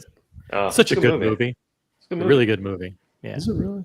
It's the Yes. Wedding Crashers guys. Yeah, it's a good movie. Yeah. They play the same character in every movie. Owen So Wilson. I mean, Owen Wilson's So cool, what? but So do Will Ferrell and whatever the other guy. And Will from Ferrell. Step Brothers. From Step Brothers. I want to see Adam Sandler do some more serious movies. That's what I want to see. Do you remember Click? You think that's one of his serious movies? That's not a serious. No, it's not a serious movie, but it shows his range, right? I thought the one where he's a jeweler from. Yeah. That was too much. He got panned where he's the one where he's the 9/11 widower. He got pretty panned for that. What's pan mean? Ridiculed. Critically Why? panned. Like he got bad reviews. Really? Huh. I think everyone who's a comedic actor, wants to do one or two dramatic roles so they can, show their range. And also, the Academy likes to reward people with Oscars if they do something crazy good in a dramatic role if they're not known for that. Dude, is Will Smith just done with acting? I feel like it's been 10 years since he's had a movie. Like 25 years. What are you talking about? When did Men in Black 2 come out? Seriously though, like I thought he was. Oh, he had Bad Boys, right? Bad Boys was out this year. that's so fucking gay though. But nothing has happened since the. I thought he was canceled since the Smack. I thought he was done. No. Didn't Chris No, Rock I mean, sue Bad him Boys for was a it? hit. I think they're doing another one. Oh. Then Who's the movie King Bad Boys Richard, for, he though? won the Oscars for that. 15-year-olds. Will Smith did that one movie where you remember he donated all his organs. What was that movie Yeah, called? 13 pounds or 15 13 pounds. Or pounds something. was incredible. The Pursuit of Happiness was incredible. The movie where he's got the German Shepherd and the End of the World. I can't remember the name. That's awful. I Am Legend or something. I- That's It a was a Charlton. great movie. It's a Charlton Heston movie. I think it's awful. Good It was a God. great movie. And then he does fucking this cop movie. Your taste in movies is worse than your taste in shoes. Really? Diego, you don't like the Bad Boys franchise? No, man. It's And I'm surprised. Your taste in shows and TV shows is quite good. I'm surprised by your taste in movies. I'm not saying that those are my favorite movies. I'm saying Will Smith in those movies, he did really well. The Pursuit of Happiness, I think, is the Pursuit of Happiness is good. It's like it's cliche, but it's good. I can't think of another Will Smith movie that's good. But what I'm saying is like it's been so Hitch was long. good. It's been so long since he's done like an actual like serious movie. What's he waiting for? I mean, the dude's getting old. I don't think he needs to. Between the music and the guy was a huge music star. I don't know if he toured or whatever, but like he was huge. I got to assume he doesn't need to do movies anymore if he doesn't feel like it. Remember the Wild Wild West? So Wiki Wild. Welcome to Miami, right? That was a. We worked on that. We worked on that movie. I worked on that movie. Wild Wild West. Yeah, I did because Oh my god. nobody. It came out right around the same time as. Do you remember the show That 70s Show? Mhm. Oh yeah. Oh, talk about roughly race. Some of those people in that show. Mm. And the Wild Wild West was a show on TV that came on Sunday evenings right after Star Trek. And so it was the same audience. Like you would watch Star Trek, and obviously the same people who are going to watch Captain Kirk and Spock are going to watch a Wild Western sci-fi show. Like it was a very specific audience. And so trying to make that as like a mass, whatever you'd say, mass audience Hollywood movie, like it's kitsch, but nobody got it. And when we were working on it and doing trailer testing and positioning, we're like, this thing is going to fail. Like nobody gets the joke, and nobody got it. Yeah. He did a famous song too, right? Wild Wild West, Hippie Yo, Hippie A.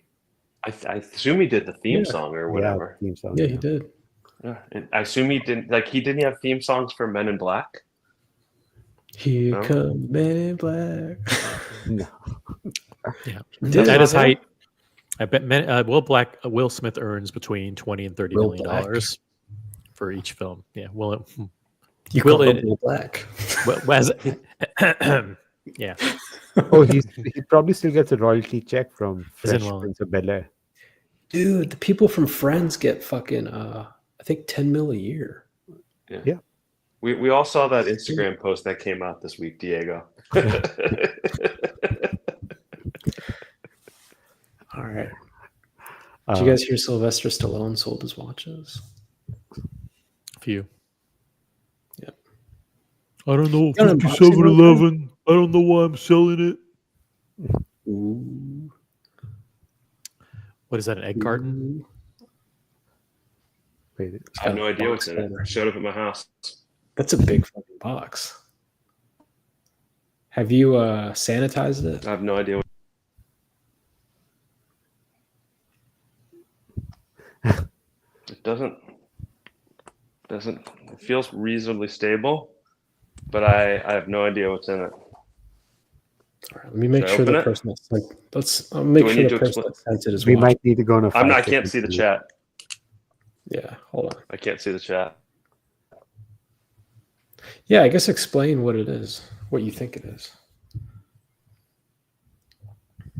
Well, maybe not. Maybe just open and then explain. Was he working on Kamala's campaign? Well, people know. Your signal's horrible, by the way. It keeps People freezing. generally know. People know about the Colony Trophy. Let me see what I can do here. That's right. Yeah, I think that it's well deserved. So what we have here is when you do an unboxing, you're a member of the colony and you do an unboxing, and it's like an epic unboxing. Then there's a trophy that gets shipped to the most recent unboxer. Right. You know, like and you're the holder of the trophy, is basically saying that I have the most recent epic unboxing. It's a way for you to. It's one of those ego building things, you know, attention seeking for people with, you know. So the first person that got it was Eddie with the FP Journe, and then America got the, what did you get? The blue ombre, right? You got the ombre, and then I And did an Hughes got it. unboxing. I don't unbox my stuff on the channel, but we were just doing a private kind of discussion with a group of people, and I did like I guess a raw dog MJ unboxing and showed people a new piece I picked up. So have you shared what it is? Or okay, we can discuss. I haven't. I'm talking the after show or something. Right. So, But the thing that I thought would be a great idea is when you send the trophy to the next person, you have to send like a very pointed letter, like. Yeah. Not like, here's your trophy, congrats again. No, it's like, hey, fuck you. It's a shitty watch. You're a loser. Yeah. It's very similar to the letters that presidents leave in the Resolute desk for the incoming president. So they show up at the Oval Office for the first day, and there's a thing of like jelly beans and some junior mints, and then there's a envelope with a letter that you leave for the next president, and it's kind of like the ritual here. Yeah. Do you think Trump's letter was, you didn't win? Huh. So But this is a big box for the trophy, so I'm wondering if there's he didn't. I think he didn't. Yeah, I know. I'm expecting a letter in here that says, dear fuckface, whatever. You want me to open it? Yeah. Are you Just on be Wi-Fi, be mindful of where the camera is. Yeah, his Wi-Fi is worse than mine. It's unbelievable. Yeah. Oh.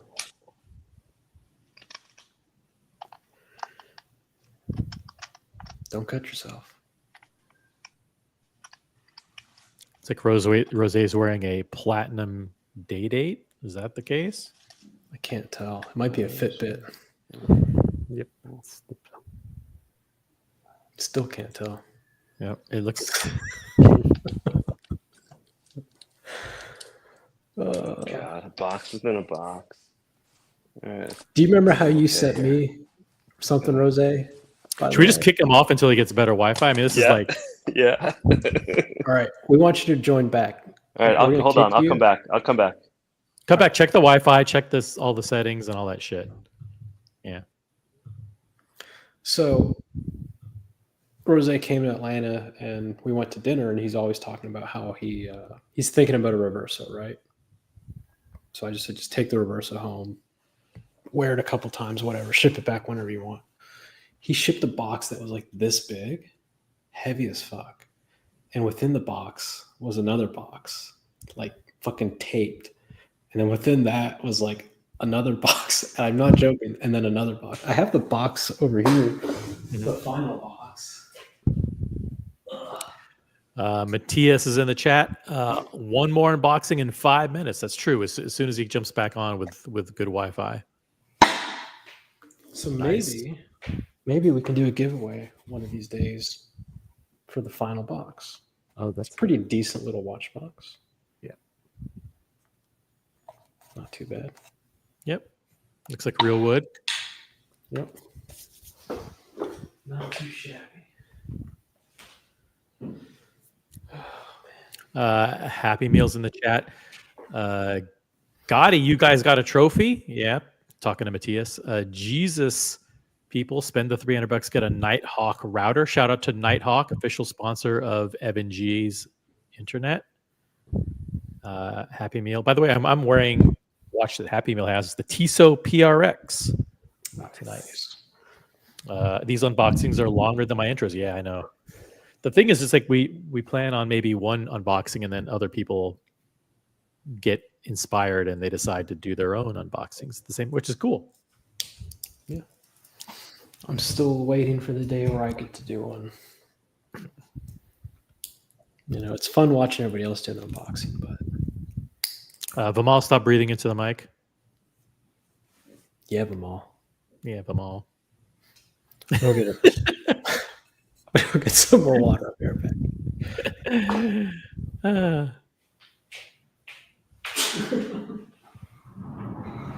Sorry, not sorry.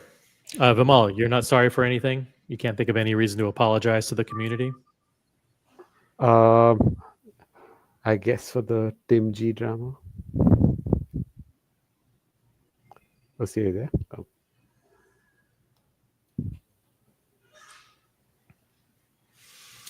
You're claiming responsibility for driving him off YouTube? No, that's Curly. That's not me. Oh, okay. That's Mookie and Curly. And You're trying to pin responsibility for that on Curly and Mookie. no, Mookie was already in the chat. He already apologized for that. Oh, for Tim G. Yeah, he said, "I'm sorry." I think that was in jest. I don't think he really feels that he drove him away. I mean, it's a coincidence. It's the trailer came out and that video did it was the 933. If he wouldn't have commented so much about the air-cooled 933. Curly says, OC, who showed up for the unification tonight? Well, I guess we had Mickey. We had Lucha Betic Mark. Diego came back to the community. Rose came back. But, we extended the olive branch. I don't know how many times I have to say it. You're welcome back anytime. Feel free to jump on the panel if you want to apologize. Feel free to. Are those? Other than that, what else can we do? Are those 5-pounders, Rose? What? Oh, those? Yeah. These are the 18-pounders for while I'm on the treadmill. That's what they are. These are the 18-pounders for while I'm running. God. You guys make fun of the running. What you don't tell everybody is that's my second workout of the day. That's the problem. Yeah, you might be right. Do you tape it back up, or what's going on? No, this is the box. It's in the box. That's the inner box. Okay. It's the inner box. That was the outer box. Holy shit. Oh, shit. All right. Hold on. Oh, there goes his Wi-Fi. You got some swag in there. Got some swag. All right. So this is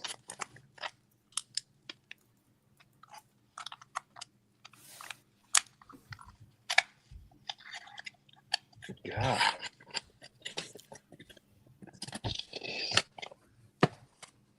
I think he did to me what I did to you when I sent you something.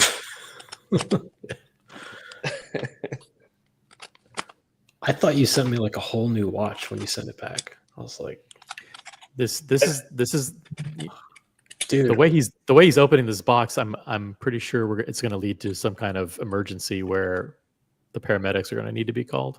We're fine.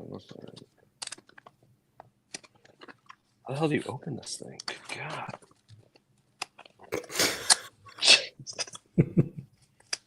That box has to be reused. You know that. I know.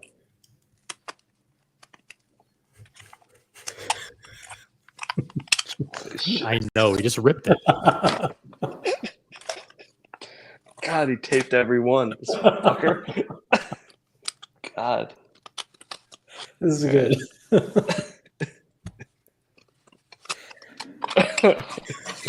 There's another box. Holy shit. Oh, jeez. How the fuck do you find that many boxes that fit within each other?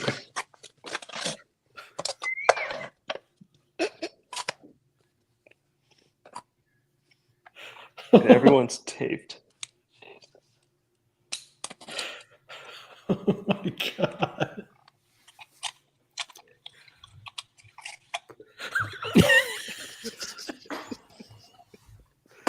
Jesus Christ.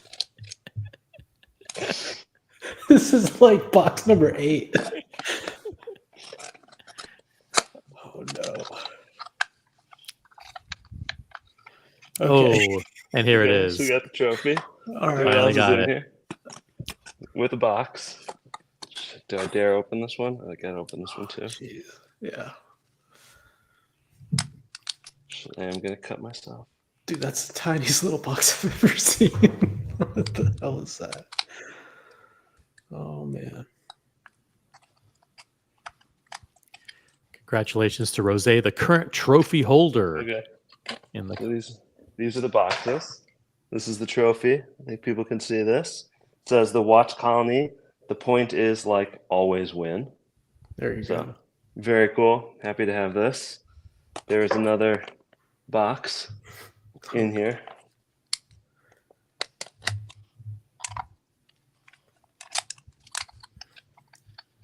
It is a piece unique trophy. Oh my god.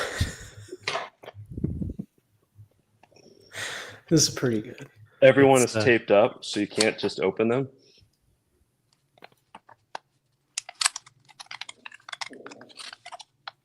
There's another box. Can you see? You can't see the pile of boxes on the floor. No, Yeah. it's probably a really big pile.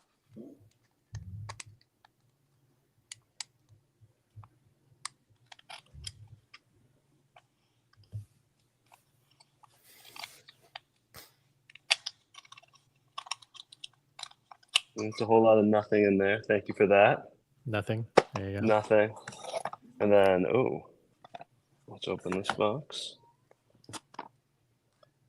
Oh, this is Havana. Someone shipped contraband. You're the recipient of illegal contraband. fucking glue. No, it's only illegal. No, I don't think it's illegal. Jesus, man. God, it's like Rose's never opened a box of cigars.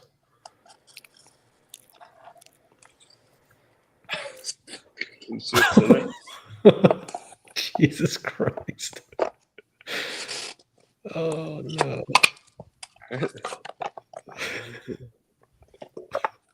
Dude, you like packed this thing in here. All right, so we got this.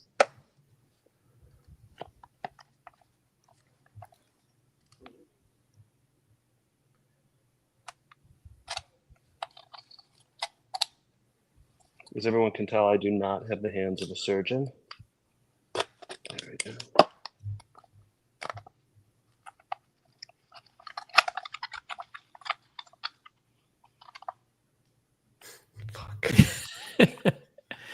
See, he could have picked these ones first and then ended up with a whole bunch of empty boxes, but he started with the one that actually had the box, yeah, the trophy in it. So I'm gonna assume this is a whole bunch of nothing, but we'll go through it. Thank you. There you go. So that is, here it is. $74 worth of cardboard boxes.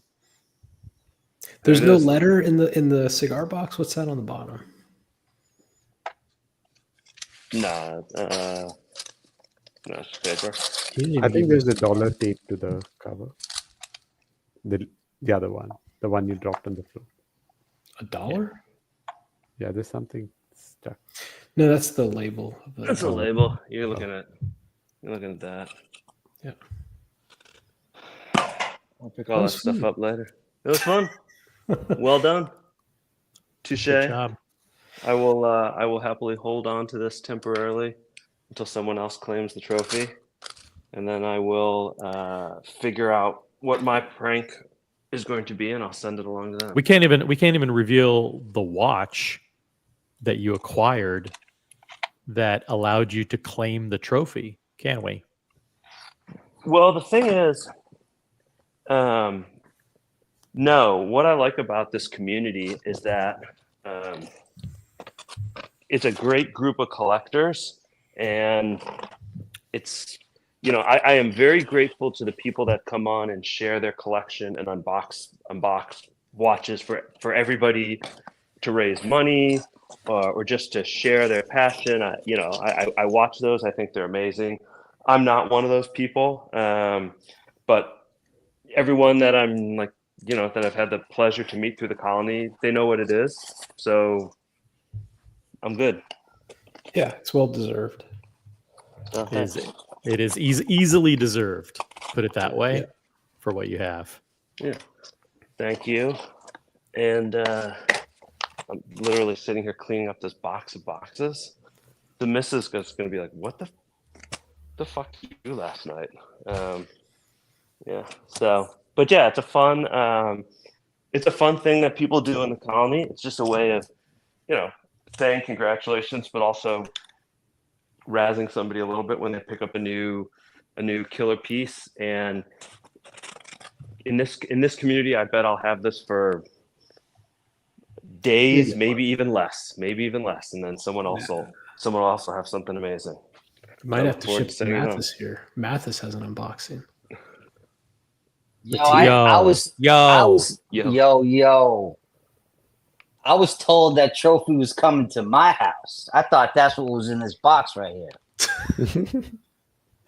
Was this more Lululemon, you think? It might be. But I was told I was getting that trophy at Watch Time New York at the cigar bar. I know somebody told me that. For what unboxing? For what unboxing did you do to deserve that? I lifted a heavy box. Oh, jeez. Here we go. Okay, you ready for another unboxing? Yeah. All right. I don't know what this is. Before you unbox, I want to remind everybody that there is a charitable cause for tonight. It is Breakthrough T1D. Actually, the representative of the organization was here in the chat earlier in the show. Monique Hughes from Breakthrough T1D. So I'm going to drop the link here in the chat. Please support these unboxings by donating directly. It bypasses YouTube, bypasses me, bypasses Google fees, and you get to go directly to the charity. We've raised over $1,000 tonight for Breakthrough T1D, and I think nearly $5,000 since August. We actually do real shit here. So there you go. We do real shit. We do real life meetups. We have a lot of guys here that have become really good friends, and I appreciate all you guys. And I think this is a great community, and it should never die. Appreciate you, Mathis. And with that, we're here to announce the retirement of the colony, effective tonight. It's a good thing that should never die, but we should end it here on a high note. And if it wasn't for this community, I wouldn't have any Canadian friends. So Vimal, big ups. Yeah. Hey, Mathis is like an international ambassador for the colony. People fly in from all over the world. People fly in from different coasts. He's like, "Yo, I'll pick you up from the airport." Yeah. That's exactly how it is. I hung out with somebody today that I'm not even allowed to talk about it. They're that secret. Why are you using a giant French knife to open a cardboard box? For effect. Okay. Shout out to Ginsu, official cutlery provider of the colony. And don't worry to this who sent me this. I took the address off the box. They're not gonna find out where you live. So I must have talked like so much shit about like beans and toast and all this stuff. Like I could smell sugar already. Let's see what we got here.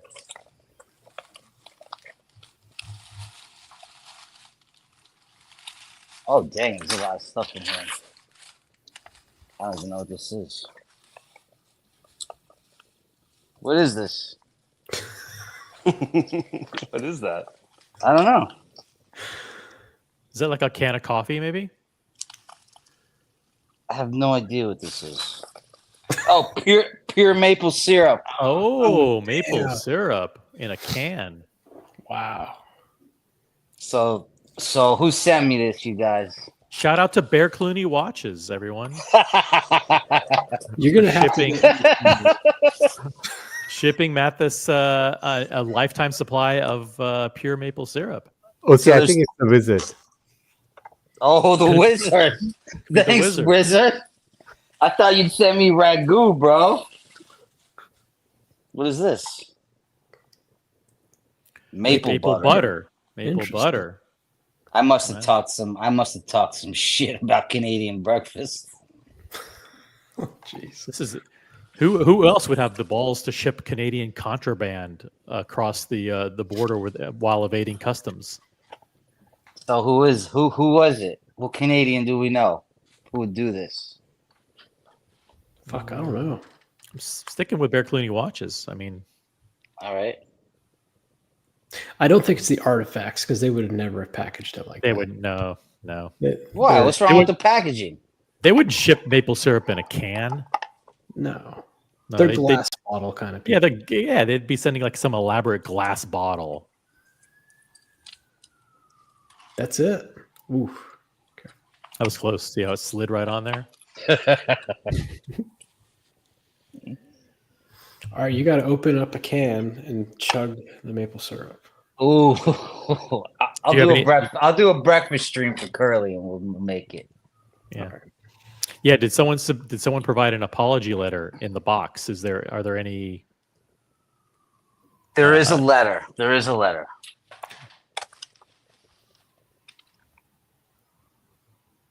Oh, it's like from the business. It's not a personal letter. Oh, gotcha. It looks like I'm reading the expiration. It looks like June 3rd, 2022. It's the expiration date on those cans.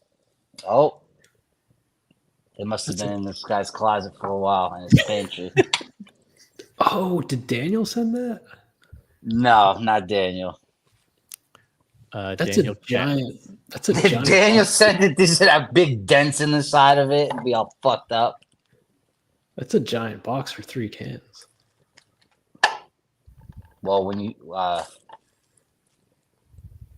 Kyle D. Close. Is it Vimal? Vimal, did you do this? Yeah. Thank you, Vimal. I appreciate it, brother. No, he's talking shit about maple syrup the other day. It's been a while. I want This is how I do things. Let's see. I talk shit about Lululemon. I get Lululemon in the mail. I talk shit about Canadian breakfast. Boom. You know what? I fucking hate Platonas. Yeah, I hate the Vacheron 2. I hate the Vacheron 222. They're so stupid. What else do I hate? 5712s. Any Nautilus, really. And yo, I stole something from Watch Time OC. I got to admit, I had to steal this. Okay, like robbery. It's in your nature. Oh, you weren't given that. You found it and stole it. It was on the table at the cigar bar, so I took it. Representatives of the Watch Hangout, if you're watching right now, we had no knowledge whatsoever that Mathis was going to do this. He's a violent person. Frankly, he's not far from being a full criminal element that deserves to be locked up. So, It was on the table at the cigar bar, so I took it. So I took it. I didn't ask, hey, did someone forget their hat? I took it. Had to have it. Had to have it. Big ups to JJ and all the boys. So if you open those cans, dude, you're gonna have to put them in like a different container. You know. Oh, okay. Because Okay. I mean, it'll go bad. You can't just pop. I've never seen maple syrup in a can. Yeah, no, I I thought of getting it in a bottle, but then I wasn't sure about the shipping, so I figured Oh, it's fine. Thank you, Vimal. I appreciate it. Spills over stuff, so that's why. Very cool. Well, what brand is that? And tell us about the brand. I think it's from it's from Quebec, Montreal. It's a French company. So. I mean, most of the maple syrup comes from there. They're so kind in Quebec. It's the only other syrup I have in my place. Cracker Barrel, yeah, that's not. Yeah, it's that's not maple not- syrup. It's half and half, right? It's half. Yeah, and look. half, It's like look how. Oh, It's yeah, not there's thick. no way that's real. Yeah. Yeah, that's really good when you heat it up in the microwave. Oh, I mean, Aunt Jemima, nothing's better. Yeah, nothing's better than the real authentic taste of Aunt I Jemima. still have some. That's like expired by like. So do we. 4 We don't have it. years. Yeah, we. No, we but have some mine's too. the OG. Mine says Aunt Jemima, and it's got her on there. Mine does too. They still sell it? Yeah, even though they're No. not supposed to. Do they I'll go really? get it. Yeah, I'll go get it. I'll be right back. Is it called something different now? No, I think it's like people have forgotten and moved on from it. So she's back? I think she is. Okay, they got it on Walmart, but she's not on the bottle. But is the brand still called Aunt Jemima? Yeah, I think they removed Yeah. her caricature. That's what it is. Yeah. No, I've got an OG bottle with her on it. Did I'll you go get see? that. Expired as hell, bro. I'll go get that too. Hold on. That's expired as hell. Matthew, you should try the butter out. It's really good with toast. Maple butter. Oh, I absolutely will. Absolutely. And then if you like the maple butter, it's super easy to make. Literally take some butter, put it in a bowl, pour some maple syrup in there, real maple syrup, and just take a spoon and mix it up together. Oh, that's same. You'll get like, we used to do that with, I don't know if it was like biscuits. There's something we used to eat where we would put maple butter on it, biscuits or something like that. damn, Diego. What's the date on that? Let's see. Does it say? Hold on. I think this predates expiration dates. There's nothing on here. All right, let me say something, okay? Because this Happy Meal message right here. Happy Meal, okay? I hang out with these guys. I'm with Double Crown yesterday. We're walking past the. Oh man, don't Oh, do that. Oh, Pretty good. oh, What's the expiry on that? It doesn't expire. oh. It's still fucking amazing. That's disgusting. Happy Meal. These guys, they're like with the luxury pens and the suitcases, all these things that I never even knew were luxury. You got to add it to your. It's ammunition for us to use. Found it. All of it. Best before September 2020. Oh my god. Oh man. So that means we bought this in 2020. Still tastes amazing. Let's see it, OC. No, I can't find it. The pantry is kind of a mess, so I don't even know where it is. But I'm like, we have the Aunt Jemima, right? And she's like, yeah, it's somewhere in there. Like, Aunt Jemima for Secretary of State. Let's get her back. Curly's comment. Maple syrup decanter. Thanks for the screenshot, Diego. Don't use that, Curly. Thumbnail that shit, Curly. let's do this.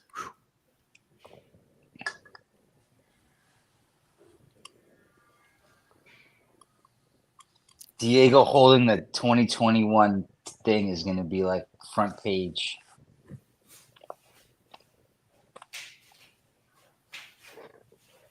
It's still never. Nothing will compare to taking the hair out of the whatever that green stuff was when you were making eggs. Oh, the eggs. No, that was taking the hair out of the eggs. That was. It was taking the hair out of the sauce. It was like the green sauce, whatever that was. No, it was in the egg. So what happens is the wife, she cleans the pots and pans and then she leaves them out to dry. And in the process, her hair must have one of her hairs must have flown off her head. And those are the last, I think, 2 eggs. I wasn't just. I thought I was pulling out like a little tiny hair, and then it just kept coming. What do you do when there's a hair in your food in public? And then the clumps like came with the hair. It was bad. In public. Like a stranger. It's a question. It's a question to each one of you. You're eating your pasta, and there's a little hair in it. What do you do? At a restaurant, right? At a restaurant. You stop. You just a rosé stops. What does Diego do? I don't know. What does LC do? Depends on how hungry you are. Yeah, it depends. Sometimes if I can quickly isolate the hair, remove it, and then I just quickly put it out of my mind and say, you know what, that was that. It's out of there now. Continue on. Unless I want a free dessert, which is almost always, and then. Yeah, but that's not a dessert. That's a risky dessert to eat because you're getting I mean, even if you do it nicely, even if you politely and respectfully say, whatever, there's this issue, you're still, there might not be pubes in your dessert, but there's going to be something in there. I would be careful. What does Vimal do? What OC said. It depends on where the hair is and if I can separate it out. I agree with the isolation, right? Yeah, to hear isolate, and then you have to mentally just say, forget it. Yeah. Wow. Because it happens all the time. Yeah. Rosie, do you ask the manager? No, I don't. Yes, you do. No, I don't. No. I don't ever raise an issue with people who are handling my food behind closed doors. That is an asymmetrical situation that you're in. You might think you have power, but you have zero power. And so I just stop eating. Like I'm just done. I'm just done. Yeah. I might say something respectfully if it's a major issue, but I'm also done. Like I'm only saying that because I'm not consuming anymore. Like I'm done. I'll get a slice later on. I'm done with my meal. So I have a couple other scenarios. Number one, so I went to sushi place like a week and a half ago, and we ended up ordering like a ton of sushi, and we get to the last one, and we're like totally full already, and it's like the last one was like some Wagyu beef thing on top. It was one of the more expensive rolls, but by the time we got to it, we were like really full. Mm-hmm. So we're like, okay, whatever, but we'll power through it. We each take one roll of the cut roll, and we're like, this isn't really good, right? This isn't just isn't hitting it for us. Could have been partially because we were already full. Could have been partially the texture, whatever. But at that point, we made a decision. Listen, we're not eating this. So so strategically, we're getting out of paying for it. So we basically just said, hey, this isn't like doing it. This isn't working for us. And then they took it off. So we didn't ask for a replacement or anything. Yeah. Or anything. So that's the way to do it. Yeah. So I went to an Italian place with the wife, and I thought I was ordering something, and then they brought me lasagna. And I go, I didn't order lasagna. And they said, yeah, you did. And I said, I would never order lasagna. I ordered and I look at him like, son of a bitch. I did order the lasagna. And he's like, yeah, okay. I was like, I fucking really wanted this. I don't want the lasagna. And he's like, I can take it back to the kitchen for you. I'm like, really? He's like, or I can just bring it to-go box. So I'm like, oh, fuck. Yeah, let's do that. And I thought I was getting a free meal. No, I had to pay for it. No, I paid for the lasagna. And it was good. I ate it later, but yeah. You guys want to go after show, or you want to keep going? Or? We had 63 people now watching, so the number of viewers is actually going up. Okay. So And the reason why is because I want to thank the Watch Hangout for the Watch Hangout ended and sent their viewers over apparently. So nice. The hardest thing is when there's an issue with the wine, especially if it's not obvious, like if you think there's an issue, but you're not 100% sure, and anybody will tell you, obviously, if you think there's something wrong, there's something wrong, but it's, you know, you don't want to be that guy, and you also don't want to, like, you don't want to come across as like you're trying to show off in front of the people that you're with. But if there's something wrong with it and it's an expensive bottle of wine, you should say something. It happens all the time. But it's, yeah. What do the restaurants do? They just consider it a loss? Yeah, they consider it, I mean, yes, it's a bad bottle. I don't know enough about the industry to know, like, I don't think you don't get your money back from your distributor because there's a decent chance it's the restaurant's fault. If it's corked, it's a corked bottle, but you know how many restaurants don't store their wine properly, and like the wine's off because it's been, all that stuff has been sitting next to a heat source or something like that, you know. Right. And so no, once you buy the bottle, my understanding is like once you buy the bottle, it's yours, meaning the restaurant. So they just take it off your bill. It's just a loss. But yeah, I've had issues with I've had issues at Keen's because Keen's doesn't have a, you know, like Keen's doesn't have a SOM, and so if there's an issue, you're kind of talking with the waiter. Right. I want to just quickly jump in and thank Curly for a direct donation to Breakthrough T1D. Thank you very much, Curly. Appreciate it, man. We are $1,070 raised through direct contributions to Breakthrough T1D tonight. Thank you, everybody. Thank you, Rosie, Curly. what do you Rosie, what do you think they do with that wine then? The one you returned? Do they use it as a house pour? No, I mean if it's corked, no, they dump it. It goes in the trash. If it's bad, they're not going to pour. So if it's corked, or if it's like oxidized, you know, some oxygen got in there, so like it aged, they just dump it. I mean, I don't know what they do. I'm sure there's some restaurants where they do something with it, but I would think any nice establishment, it just goes in the trash. Nobody wants it. I'm going to listen in. I'm falling asleep. Yeah. So. Good night, Diego. See you. Thanks for co-hosting. Really appreciate it. Yep. Congrats again to Mark and Rose on the trophy. Hoping to take that trophy from you pretty soon. Yeah. We'll see. I hope you do. See you guys. Bye, Mathis. See ya. Bye, Vimal. See ya. Let me offer up an opportunity and an invitation for anybody who's watching to jump on the panel. The link is, I just dropped it a couple seconds ago. It says jump on the panel now. Click on that link. You're on the show. Special invitation to people who are watching or on the panel of the Watch Hangout. Guys are always welcome here. Jump on. That was a really good show tonight. I was listening the whole time I was at work. There's people doing wedding speeches and stuff, and I'm listening to Lucha doing an unboxing. It's like not being. It's like not even being at work. Do you have any? Did you have any apologies to give, or do you have anything that you need to do to make reparations for anything that you've done? Lots, a whole lot of them. Tea and tickers. I'm sorry. For what? Do you want to elaborate, or does he know?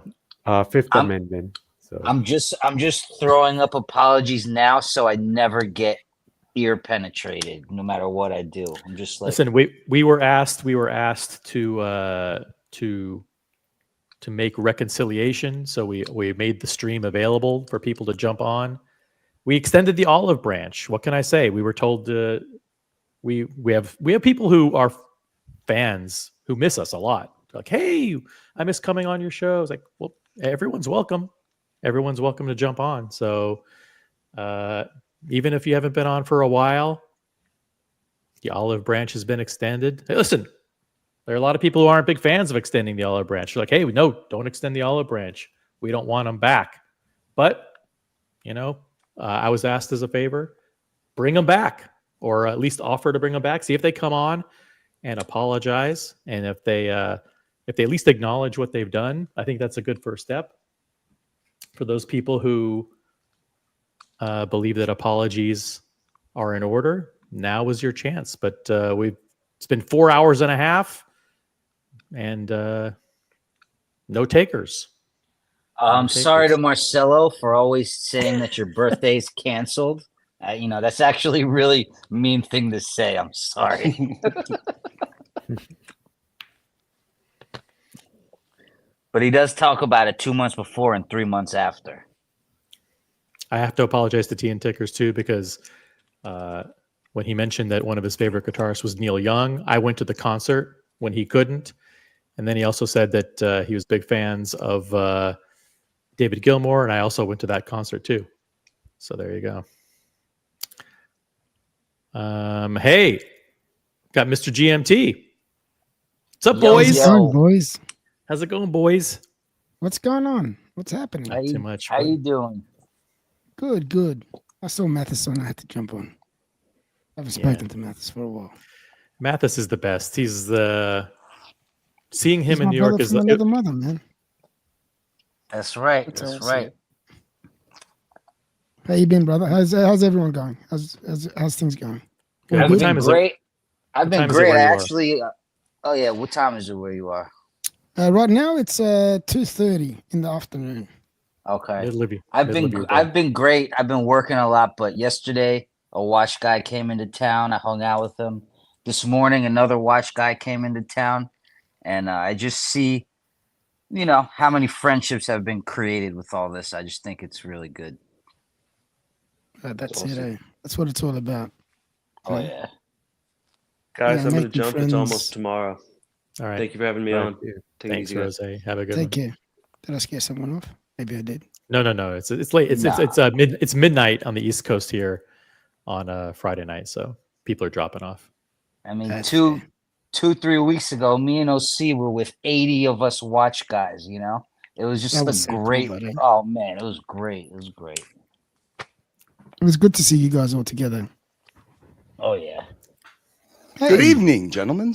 Good evening, Gilbert. Curly. What's up? Nothing. I was just We're doing Park Bench Premium. We're on hour 5 now, I think, or hour 4 or something, and we're just doing Park Bench Deluxe Ultra Ultimate Plus. I was just gonna see that I missed Diego. I was just gonna ask Diego, did he understand that your charity organization tonight was diabetes prevention after he was sucking down some Aunt Jemima syrup? I mean, The funny thing is they were talking about bombing London, and then the representative of Breakthrough T1D found out that we were live streaming and jumped in and started watching the show and was typing in the chat, and we're like, "Oops!" He's like, Yeah, during "It's war okay." talk. During war talk. so But, there's amazing unboxings tonight. That we had REG unbox the refrigerator. Really? Yeah. With no Yeah, box. dude. I guess. All right. Well, we'll call it a reveal because there was no box. GMT, I missed yours because I had to come over here because I didn't know that it was a piece unique colony cup that floats around from participant to participant. trophy. It's like Yeah, the Stanley Cup. Like the Stanley Cup, it goes from winning Fantastic. team to winning team. Yeah. Fantastic. Yeah, mine was it wasn't any small unboxing. It was just a moon swatch, the Snoopy one, the black one. Oh, Matthias, I'm waiting for mine. I'm gonna put that pin that Mo sent me on. Yeah, I'm waiting for. I'm waiting. No, for it but too. I mean, but Matthias stole it. He stole it from someone in New Yeah, York. I had to steal mine How? What do you mean? How? How do you steal somebody's hat off their head? at the cigar bar. There was a bunch of them on the table. So Oh, that's not stealing. What do you mean? That's just not stealing. I never got one. You received a giveaway prize that was laying around. That's all. yeah, That's a cool logo. I love. He did a it good is job with those nicely hats. made. Yeah, You know high what was quality. funny? I was playing a clip from Archie's show, and Dodger. Dodger is they call him Snaky Snake. He's one of the greatest boomer trolls ever. So Archie's complaining about other channels are doing well, whatever, and then he changes his hat. First he had a Viking hat on, then he takes it off and he put the hangout hat on. He was nobody noticed. He didn't do that, did he? Yeah, it was hilarious, man. We love JJ. We love JJ. Oh no. It was hilarious. I keep forgetting you guys are well, not you guys, but the East Coast is 1 hour ahead. It's already past midnight. Yep, it's 12:02. Just past No midnight. concerts tonight? Well, tonight is Saturday, so I'm going to Iron Maiden tonight.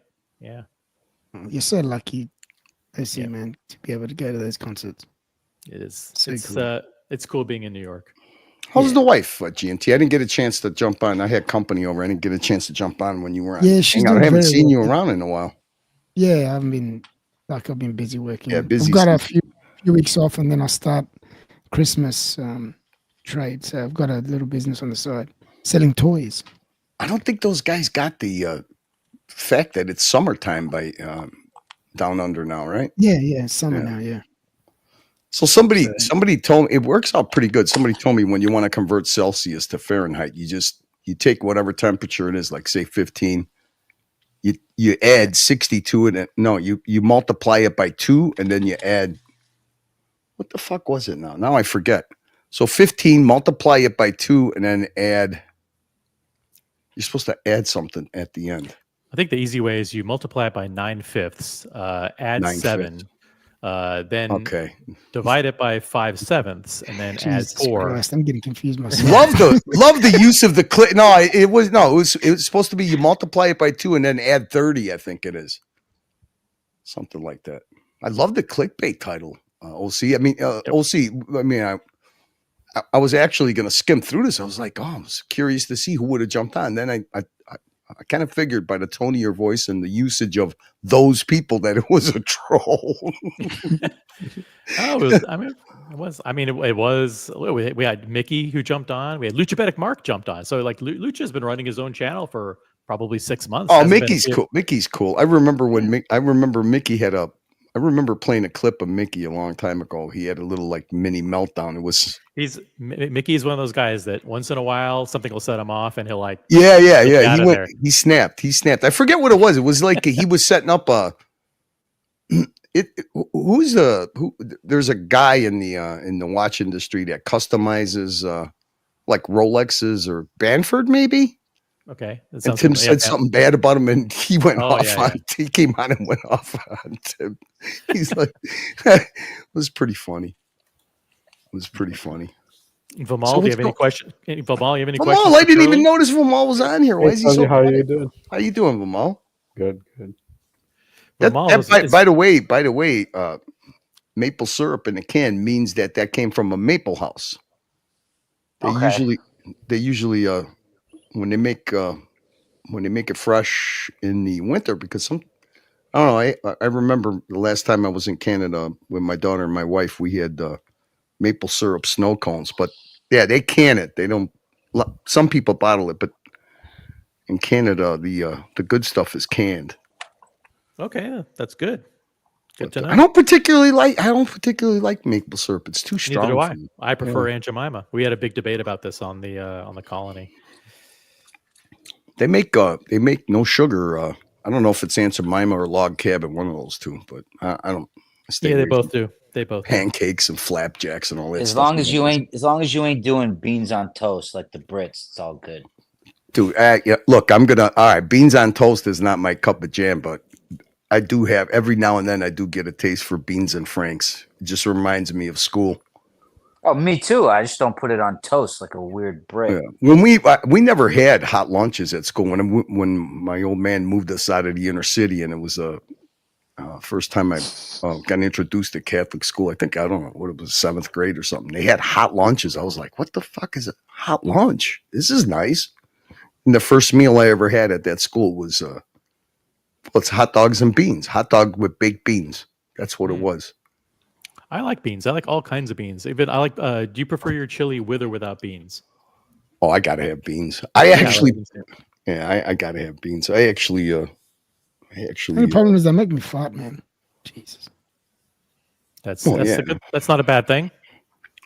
Put it happening in, right? My favorite is my wife's black beans and rice. She makes Cuban black beans and rice. It's pretty good. Beans are good for you, man. They're a good source of protein.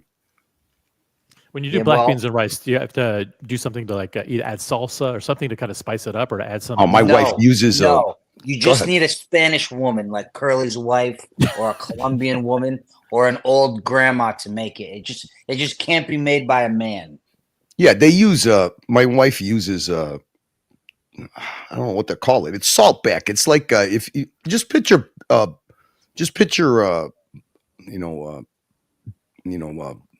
what do they make bacon out of? Pork belly. It's saltback. They use saltback, but she sometimes uses smoked saltback, fries that up, and then cooks the Got it. It adds adds that saltiness and the seasoning. Yeah, you to could it. add sofrito and stuff, but she doesn't do any of that. It's actually the simpler it is, the better it comes out. And then you got to have the proper rice. Goya, man, Goya. I live in a Goya house. There's a Goya factory that's on the way right outside of Manhattan.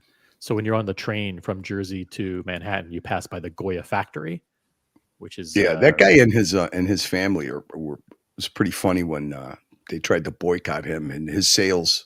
He came on back on the news. He said, "Thank you for everybody that tried to boycott me because I used my freedom of expression in the greatest country in the world. My sales shot up 40%."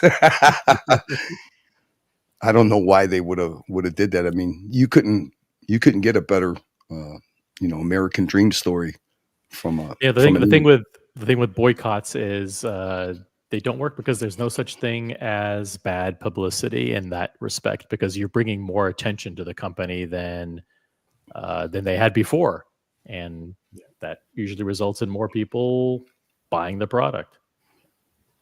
And if it's political, there's always another 50% who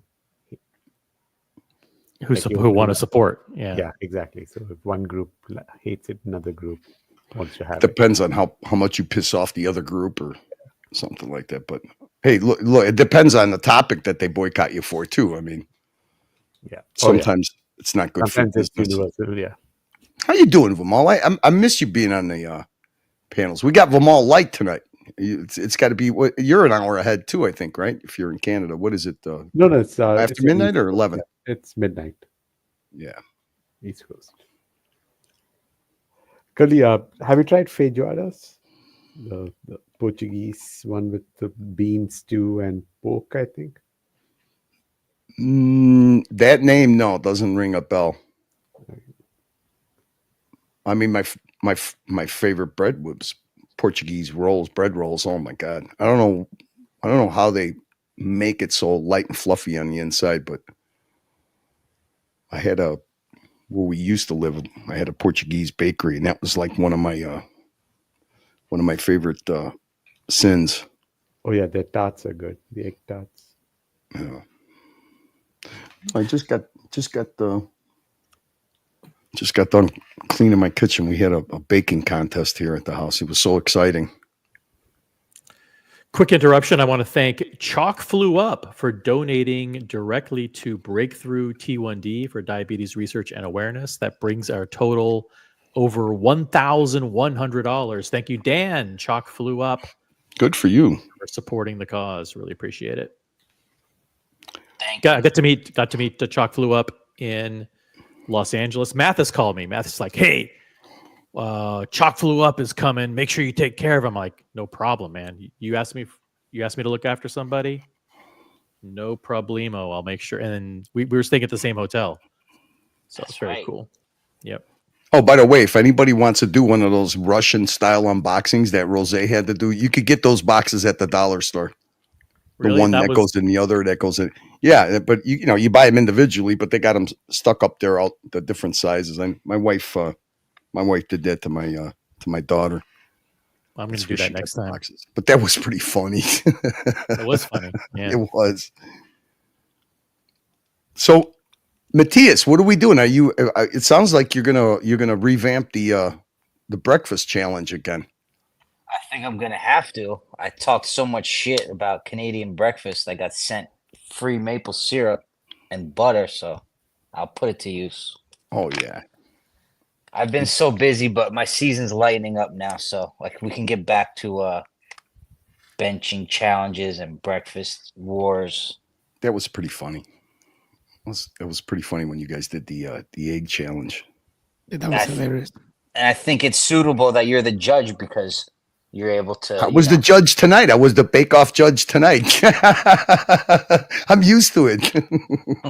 The funny thing is, I was on a call with America, and America was talking about upgrading his stove from a Wolf to something else, and I'm like, well, how much does that stove cost? He goes, it's about $50,000 for the stove. I'm like, why? I mean, I said, even spending $50,000 on a stove isn't going to save the eggs, so why bother? You know. Well, I mean, once you get to the level of a Wolf, if something else comes out, you got to have the latest and the greatest. Yeah, by the way, how does bacon grease eggs not win hands down? Dude, you had it. You listen. You had the cast iron pan. You had the technique. You had everything. I don't know why you chose to puncture all your eggs and make, like Diego said, moon crater eggs. You had it. I don't know what made you do that. I left it too long. Come on, man. That was like the good old American lumberjack breakfast you had going on. I mean, dang. Then I was like, why did he just do that? What is that? Eggs? I don't even know what the name of that would be. Punctured eggs over hard? Beaten up eggs? Tapped out eggs? Tapped out eggs. Matthew just made tapped out eggs. If I'm doing a sandwich, I actually don't mind punctured and flipped, you know, because I want to make, I don't want to have like yolk like running all over the sandwich. So sometimes I'll do that. But that's my favorite intentional. part. Yeah. But I just remember, like, you know, a few days later, Evan went to go do his thing. He got all prepared, and then, like, he started his egg thing, and Curly, the first sentence he said was before Evan even started cooking, he just goes, "What is that, a Tiffany spatula?" I was Evan, yeah. I was on the floor laughing in my apartment. He actually did something I never seen. He made like a egg burrito. I mean, that was pretty good. He made like an egg burrito. Yeah. Because I was like, why is he rolling it? He's making an egg joint with nothing in the middle. I mean, it was funny. I mean, nobody beats Lucha Betic. Nobody beats Lucha Betic. I mean, I think it was. I caught the tail end of because I'm usually still sleeping by the time he's done with his stream, but I woke up a little bit. I set my phone as the alarm, and my wife turned it off. But then she woke me up, and she was like, "Your phone has been on alarm for the past hour and a half." And I'm like, Lucha. So I caught the tail end of it when it was live, and then when I skimmed through to the beginning, he had a whole bunch of he had like a montage of all breakfast and lunches that he makes. I mean, he really for the week, yeah, he really takes pride in his presentation, man. I mean, that makes good stuff. I caught a little bit of Logan Hall's girls. There's a lot of culinary. I love catching culinary tips and stuff. I mean, Logan Hall is another good one, and we just had the other night. Wasn't even last night.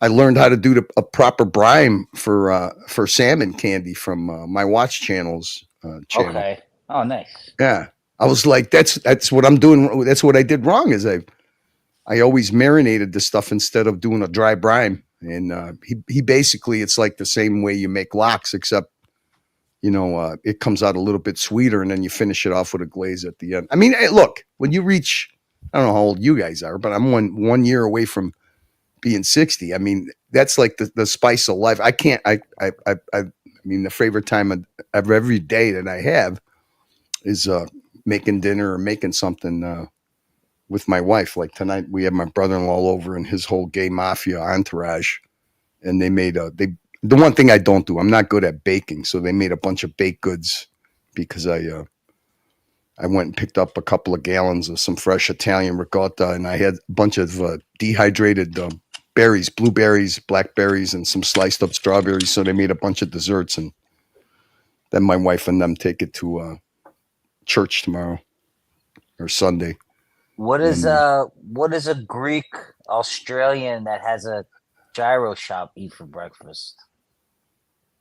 Oh, GMT? Me? He probably doesn't eat breakfast knowing him. He's probably a cup of coffee and he runs to work. Exactly. You nailed it. You nailed it, Kelly. But Yeah, Greek. if you're off, what do you have, Mr. GMT? What do I have? I don't If know. you're gonna man, have just- yeah. Oh man, I have all sorts of stuff. I have a lot of salads, to be quite honest. But no, I don't really eat breakfast. I don't do breakfast. I don't eat much really during the day because I'm around food all the time. It really puts me off eating so much. I might make a light sandwich or something and just keep going. I don't really eat much. But dinner I like to eat. Dinner I eat well. That's when I eat. You cook a lot, GMT? Sorry? Or no? You cook a lot, or the family? Yeah, sort of. In the evenings, we share it. But yeah, I try to do my part. But no, lately I have been doing quite more than usual because my wife wasn't. What'd you do to your tattoo? You had it all touched up, the original one. Yeah, I you did, had on and I there? put my kids' names around it and stuff that I Made wanted. it fancy. so- It looks good. Looks good. Yeah, so I thought I'd do that. I did that. It was just a spur of the moment Hang on, thing. guys. We need the MCOC's got to step in here. We have a mega Huge chat. super chat. Huge super chat from Maldives. 100 pounds. OC, thanks for streaming the Philips auction. Missed it and now catching up. Yeah, listen, I've been a busy boy the last couple of days. I did I think a 4.5 hour stream with young Brando doing the Philips, doing the fall auction preview. Then I did 4 hours this morning doing the Philips auction, and now a 5 hour live stream tonight. I'm done. I'm retiring after this. It's crazy, but Maldives, thank you. Appreciate the support. Thank you for supporting a great cause.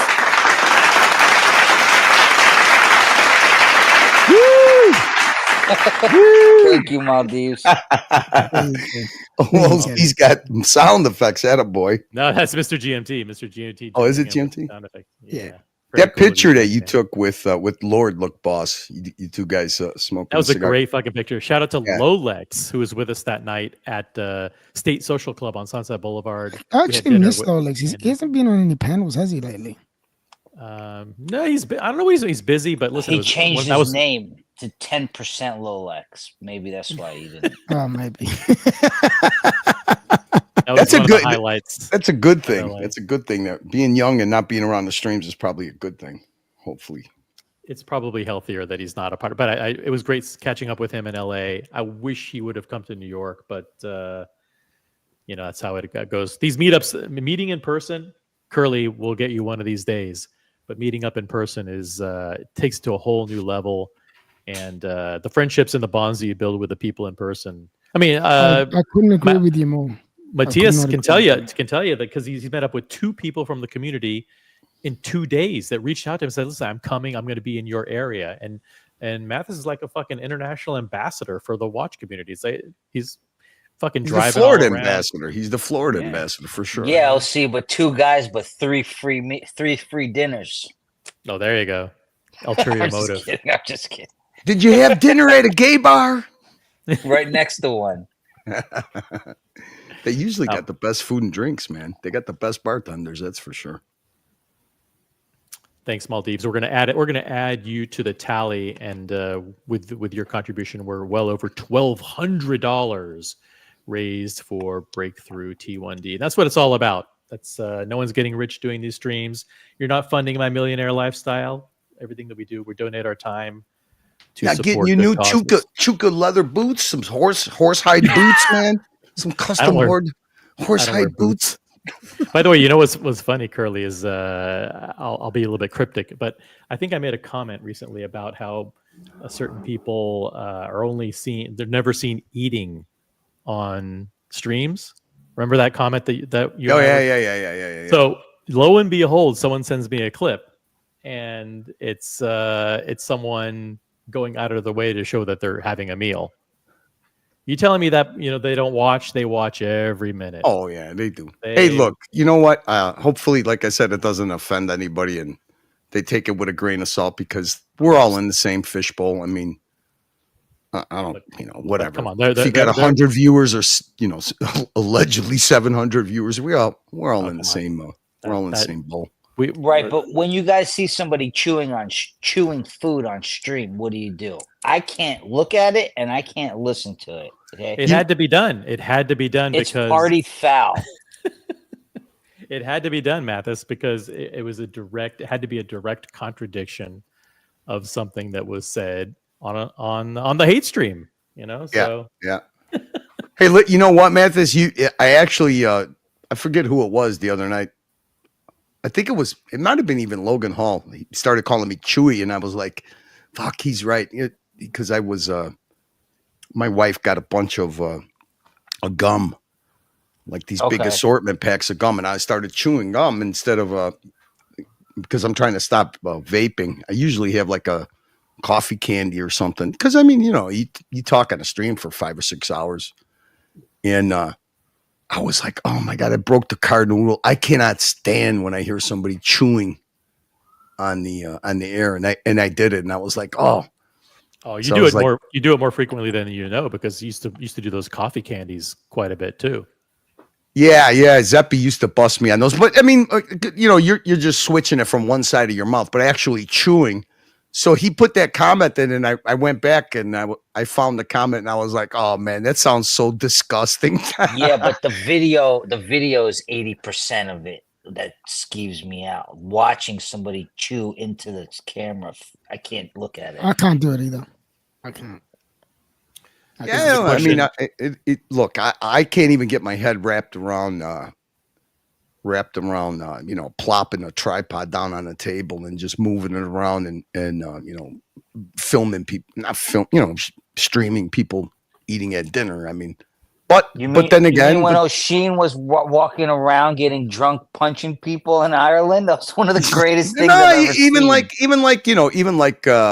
When 4 or 5 guys or a group of people sit down and have dinner. But like I said, you got to kind of wrap your head around that. You've surpassed that generation. It's normal to the generation, before me. That's normal. That's just normal stuff. I mean, you don't think it's normal, but then when you're out in public, I do see a lot of people, walking around with their phones streaming. Like they had a little celebration parade or something here in the township that I live in. There was a lot of people, walking around with their phones on a selfie stick or a tripod, and it's like, and you look and they're young, and you're like, hey, you know what, dude? It's like when the cell phones first came out, and I tried to, teach my parents how to use a cell phone. They were completely clueless, and are like, I don't want that. What do I need that for? I got a phone on the wall, or I got a phone next to the nightstand. So you just got to get your head wrapped around it. But I don't think I could do that. I don't think I could sit a tripod down in front of anybody and, hey guys, what are you eating there? How do you like the food? It's a whole different world for me. But you got to take it with a grain of salt, I guess. Okay, guys. Sorry, I think I'll head to bed now. Curly's really nice. Have a good night, Vimal. Take care. See you later, Vamir. Yeah, see you guys. Vamil. Curly, have you ever considered adding a Larry to Curly and Mo date night? We were discussing this earlier that you might need a Larry or a Shemp to join. Oh, I hated Shemp. I did not like Shemp. I'll take Larry. I think Shemp was the original Three Stooges, I'm not I don't know who came You're first, right. Shemp or Larry. Curly. You're right. Good question. I think it was Larry and Mo were the originals, and then Curly came later. It was Larry, Mo, and Shemp. No, Shemp's later. I don't. Yeah, I think you're right. I think Shemp may have been later, but that would be Tommy. Tommy is either Larry or Shemp, one of those two. I mean, we got Curly, we got Mo, and then Tommy. Change his name. Yeah. My old man. My father took him, I think, 14 years to get his citizenship. So I think I was either 4 or 5. I don't know. I had to be at least 4 or 5 because I think I was 5 and had his citizenship hearing. The judge asked him, what are the 3 things that you're most grateful about this country? And he's like, good jobs, pancakes, and the Three Stooges.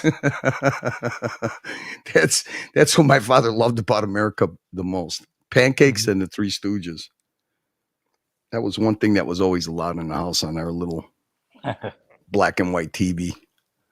Yep, they were always on when I was a kid too. Speaking of, you mentioned Tommy. Like I heard a little bit of a stream that you did, and Tommy was on. Was that last night or the night before? It was. Whereas you and Tommy talking, and you. Yeah, it was last night. He was very forthright. Very the way he told kind of because you asked him about some incident or some issue about how a whole series of events transpired, and I really enjoyed listening to him talk through that because it just. You could sense that he has no agenda. There's no bias. He just, and I actually thought it was really good. He came across really well in terms of, because he's kind of more of a behind the scenes guy. He's not like a panel type member. So it's on the rare occasion that he jumps on and actually gives his opinion and shares like events that are going on. It's very refreshing. So I really like that. For a guy in his late 20s, he's got to be one of the smartest, most eloquent, people that I've run into on the streams. But yeah, he's like that. Listen, he's solid when he has when he forms an opinion. And like I said, it's a virtual opinion. I mean, because a lot of it is stream behavior. When he forms it, he forms it. He's a good guy. He likes politics and stuff. He doesn't like so much the drama stuff. So hopefully. I don't know. It seemed to be kind of popular. People enjoyed it. So it was fun to have him, Doc, BBW, and Ron. The Shrink came on. That was good to see him. He's doing well. Seems like the people that stray away from the streams do a little better when they dedicate more time to their lives than these streams. But yeah, case in point, you and me. Too much time on the stream. Come on, we're kind of fucking empty nesters. I mean, you guys have a name together like Brangelina, okay? Yeah, Kerlock. Yeah. Oh my god, I think that's catchy. It's like the fucking name was like the most brutal. I mean, talk about being fucking monkey in the middle. I mean, Jesus Christ, it's brutal. Yeah. Hey, I gotta tip my hat to you because you weathered 3 or 4 months of pure. Like you said, you were the monkey in the middle, and you. Yeah, well, you did too. You did too. But the funny thing was, Mr. GMT, which one of them is Brad Pitt and which one of them is Angelina Jolie? Oh, please. That's a great question. I can't wait. I can't wait till you guys get to my age and OC's age. It'll be good. Wait till you see. And what do you mean? Multi-decades being married. I think OC's probably on the verge of being an empty nester. I don't know. I don't ask too many personal questions, but I mean, busy during the day and then at night you kind of gotta, have a little. I mean, what guy that's been married 20 plus years with grown kids doesn't need an escape that's I got it. That's really easy to do, Curly's Angelina. Plus I'm actually at least I mean I'd have to say that I'm worse than OC because at least OC is enthralled in the hobby. I'm not even enthralled in the hobby. I'm just enthralled in the drama that surrounds the personalities. So I think that's probably even more twisted. I think that's why you take care of the kids and OC goes on the run. That's exactly why. Exactly. Well, OC's like the field ambassador, and I'm the master of ceremony. That's all. There isn't maybe every 2 or 3 days I get a note from somebody because we drop whenever you do a stream like on the Franchises Club channel. Sometimes I'll drop the link. We have a WhatsApp group with 70 people in it or whatever. Sometimes I'll drop the link in there and say, hey, check this out tonight if nobody else is streaming. And every couple of days I get a note from somebody saying, by the way, I checked out that channel that you dropped in the chat a couple of days ago. That Curly guy's pretty interesting. It's like a lot of them didn't hear you 2 years ago or a year and a half ago. So they're getting introduced to you for the first time and they're like, wow, that guy's really smart. But they don't know or have any idea like how either invested or how your web has been woven through the Archieverse for the past 2.5, 3 years or whatever. You know what the funniest thing was happened the other night? I got such a chuckle out of it was Carolyn Martin came in the chat, and I wasn't even calling her That's a good, Carolyn until that's a perfect example, right? yeah. And she goes, "Who's this AC3 guy?" And she goes, "Is that the guy in a clip?" And I started laughing. I had to play a clip. A lot of times I play clips because I like start laughing and I lose it. I had to play a clip and I started laughing. I'm like, how do I even begin to explain this to her? One of the most fascinating and satisfying things is to hear a narrative that I created 2.5 years ago get recirculated and recycled and come out of somebody else's mouth years later. So like for example, stealing the leads is a good one. Yeah. You know, and to hear people talk about how you don't lose, you know, leads aren't stolen, you lose them, and that kind of thing. Or to the point of Carolyn Martin, our audience, like I would say for a long time, like Tim's audience is 90% earned on his own. Like there are very few people actually go back and forth. It's a shared audience, but every week that goes by, every month that goes by, there were fewer and fewer people who were Tim viewers that actually knew who Archie even was. And that's true here on the Colony, and that's true a lot to a large extent on your show. Yeah, Like, it is. You know, the people who actually financially support you, you're not taking a dime away from Archie. When you think about it, and just the facts are the facts. You could prove it by going through the analytics and going through the super chats and the donations. But you know what? That's been done that's been done. Okay, so it's like, you know, I mean, look, we you know, I'm not you guys, because you're, like I said, I mean, you always put the hobby first, right? So I you know, you play a bit of a character, right? But it's like when you show somebody the analytics out of, you know, being boys, how could I say, sorry to interrupt, Kelly. Yo, I'm gonna jump. Take care. All right, buddy. Good to talk to you, boys. Mathis, take care. Stay sexy, brother. You too, And brother. we'll Have a good one. We'll catch up soon. all right, Take care. have a good one, Stay sexy. GMT. Have a great day. If You know, anyone when wants to it- jump on the panel, feel free to jump on. Links in the chat. when that whole stealing the leads narrative comes up, even when you show somebody, like, you're like, hey, look, you're sadly mistaken, because look at this. I mean, it's a bit of a different audience. Don't you get that?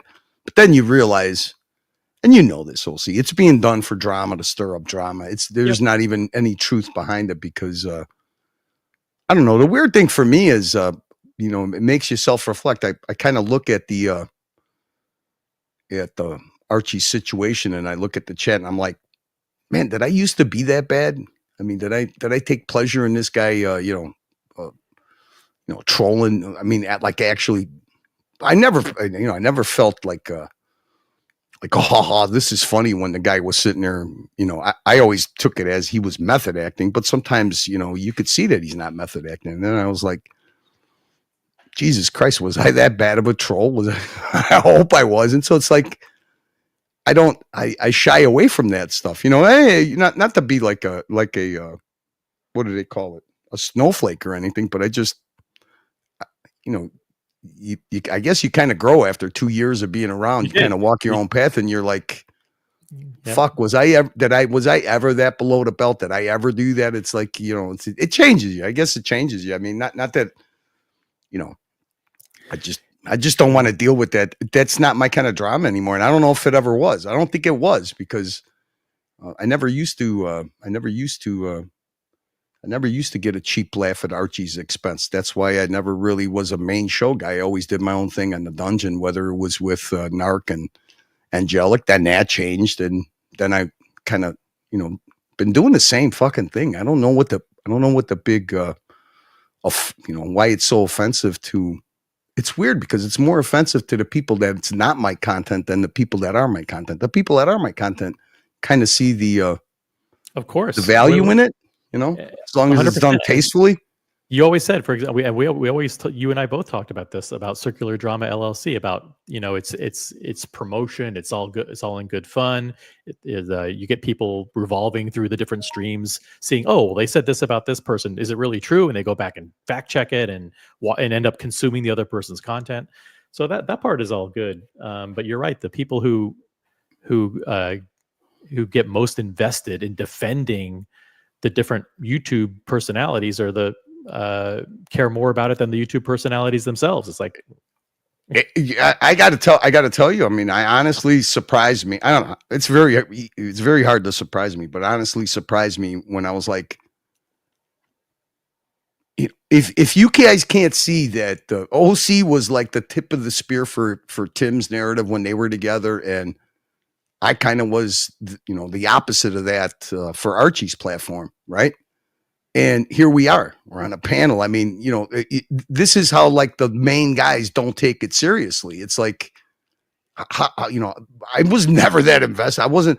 I kind of got to take my hat off to Doc's report. It is like cult type behavior. I mean, when you're willing to to be so vested that you start doing things that are way out of bounds out of anybody that's a decent human being. I think it's fucking pathetic, Yeah. But I don't want to. I really don't want to. I don't. It's hard to have self-control because you want to respond because especially when you had a prior relationship when you got along with people, but really in the end the decent people kind of shine, and the everybody thinks that it was a joke when you said that the haters will all be isolated, but that's exactly what happens. 100%. It's exactly what happens. They did. They isolated themselves, and I think you haven't had an opportunity to be to do one of to do like a Curly Explodes session because a lot of those people have disappeared. The Watch Nicholas is gone. Narc kind of just does these stupid little hit and runs like during Archie show that aren't really very meaningful. They're actually not even that funny anymore. But so the opportunities for you to kind of be set off by some of these narratives that they try to plant, all those they kind of fall flat. So there's no reason for you to like explode on anybody.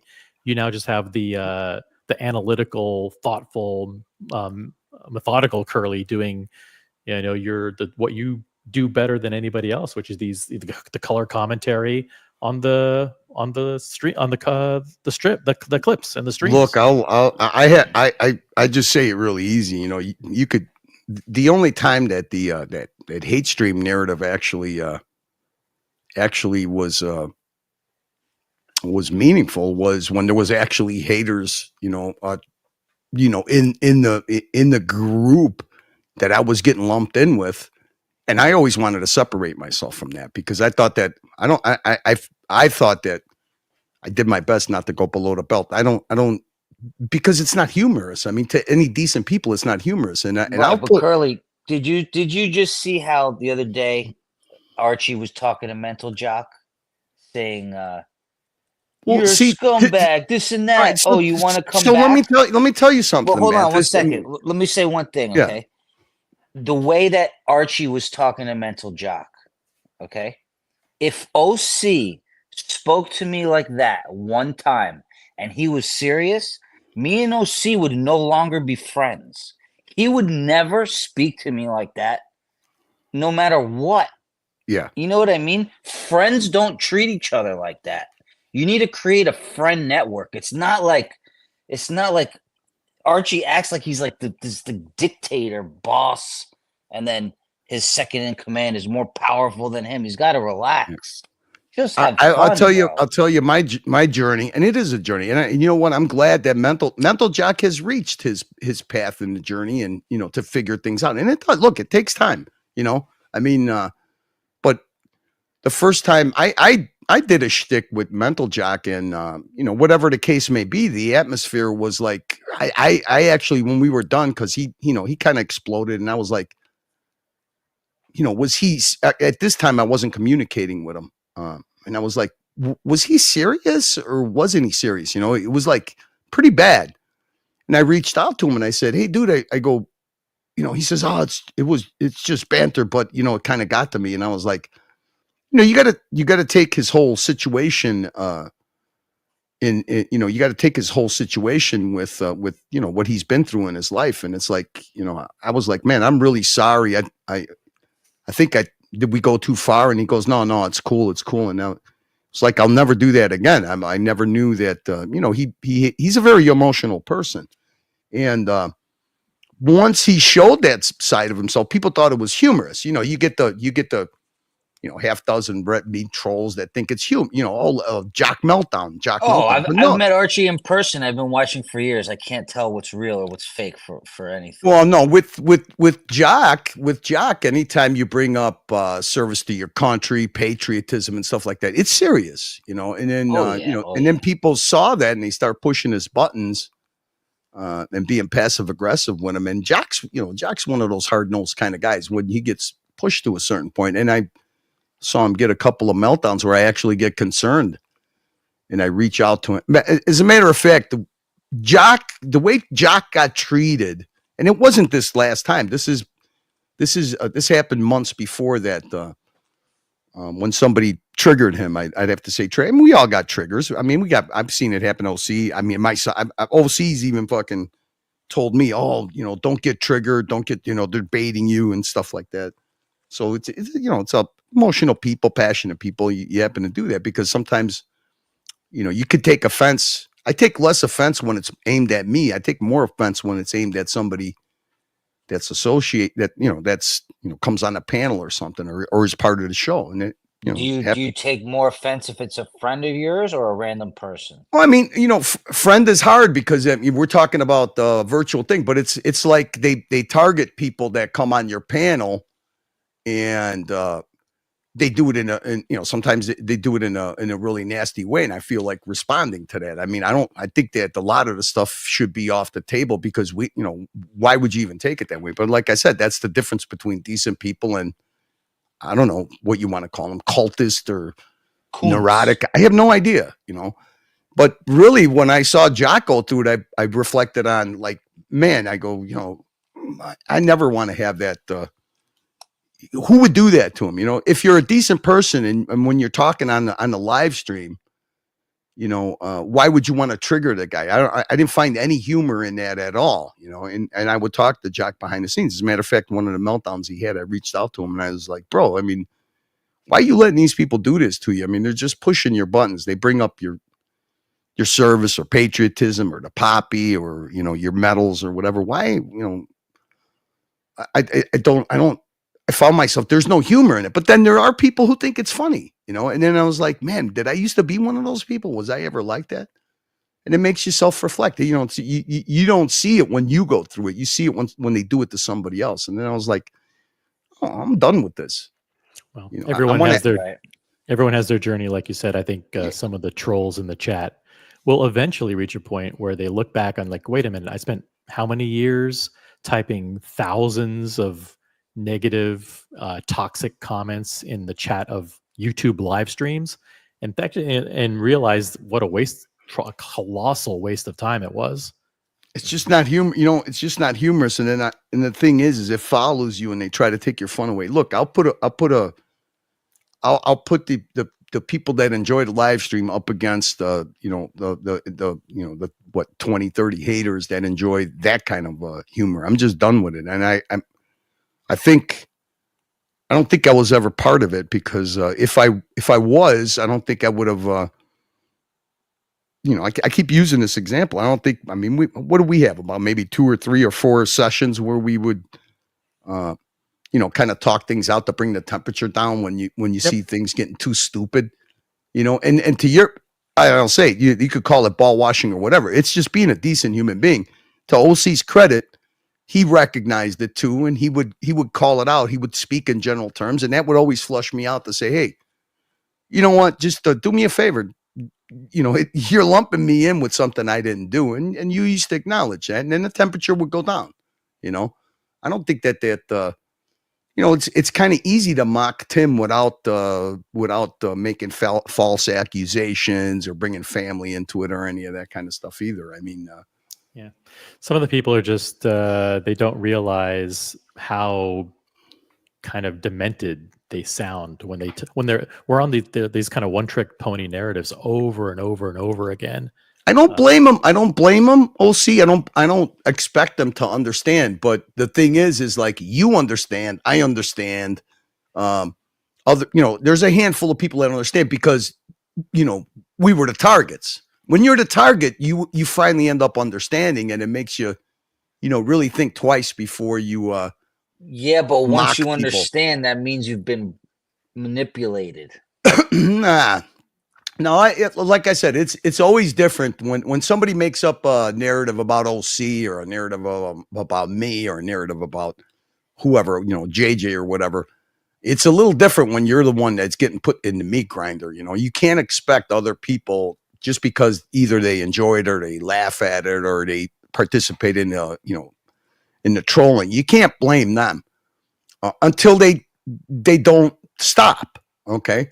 So to me, like I always say, and OC always said that here's the huge difference. This is the difference in culture. Okay. OC is never fucking held accountable or anything for associating with me. Nobody goes to OC.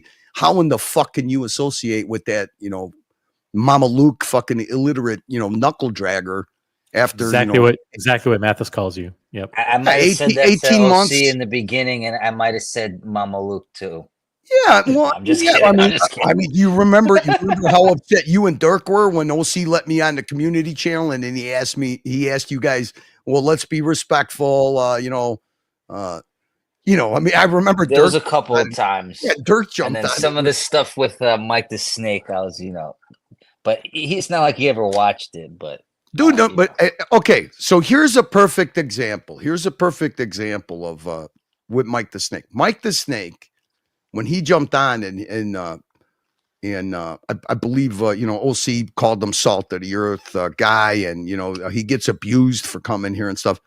When I heard Mike the Snake go, "Oh, it's like a breath of fresh air coming over here with you guys and not getting the trolling," I was like, you know what? Between that and also JJ one day, when guys were trolling the shit out of him on the panel, JJ even said, "Hey, you know what? Enough is enough, guys. I mean, Mike's on here every day, but he doesn't even. He had keys at that time. He had a wrench. He never retaliates. He never times anybody out. There's a lot of thin-skinned guys that can't even take one troll comment, and you're banned or they time you out. Mike the Snake never banned anybody or anything. And when I heard that, I was like, you know what? Those guys are right. I mean, first of all, Mike goes there. Nobody's trolling him, number one. Number two, they actually appreciate the stuff that he makes at home because like 6 people bought the stuff, whether it was a vase or whatever that he was making. Yeah. So I was like, and I kind of trolled Mike, but not really. My thing was I used to tell Mike, listen, ban this guy, ban that guy, time that guy out. If it bothers you so much, just don't step up. He wouldn't do it. He's just that nice of a guy. And now I was like, you know what? Nobody bought one fucking thing from this guy from Archie's channel. Not one. They actually mock it and make fun of the they stuff. They actually left his piece in a hotel room or something. That was disgraceful. That was absolutely disgraceful. Yeah. By the way, it was what's fascinating about that whole situation is Mike came on because, and when we talk privately, it's like he goes, "Listen, Tim, me and Tim and I are friends. OC, I'm friends with you. I'll never let these guys get in between of the friendships that I have with you guys off the air." And so he comes on the panel because, like you said, it's a breath of fresh air. He's not being trolled or ridiculed. He's actually wanting to promote the artwork, that he works hard on and he wants to actually sell.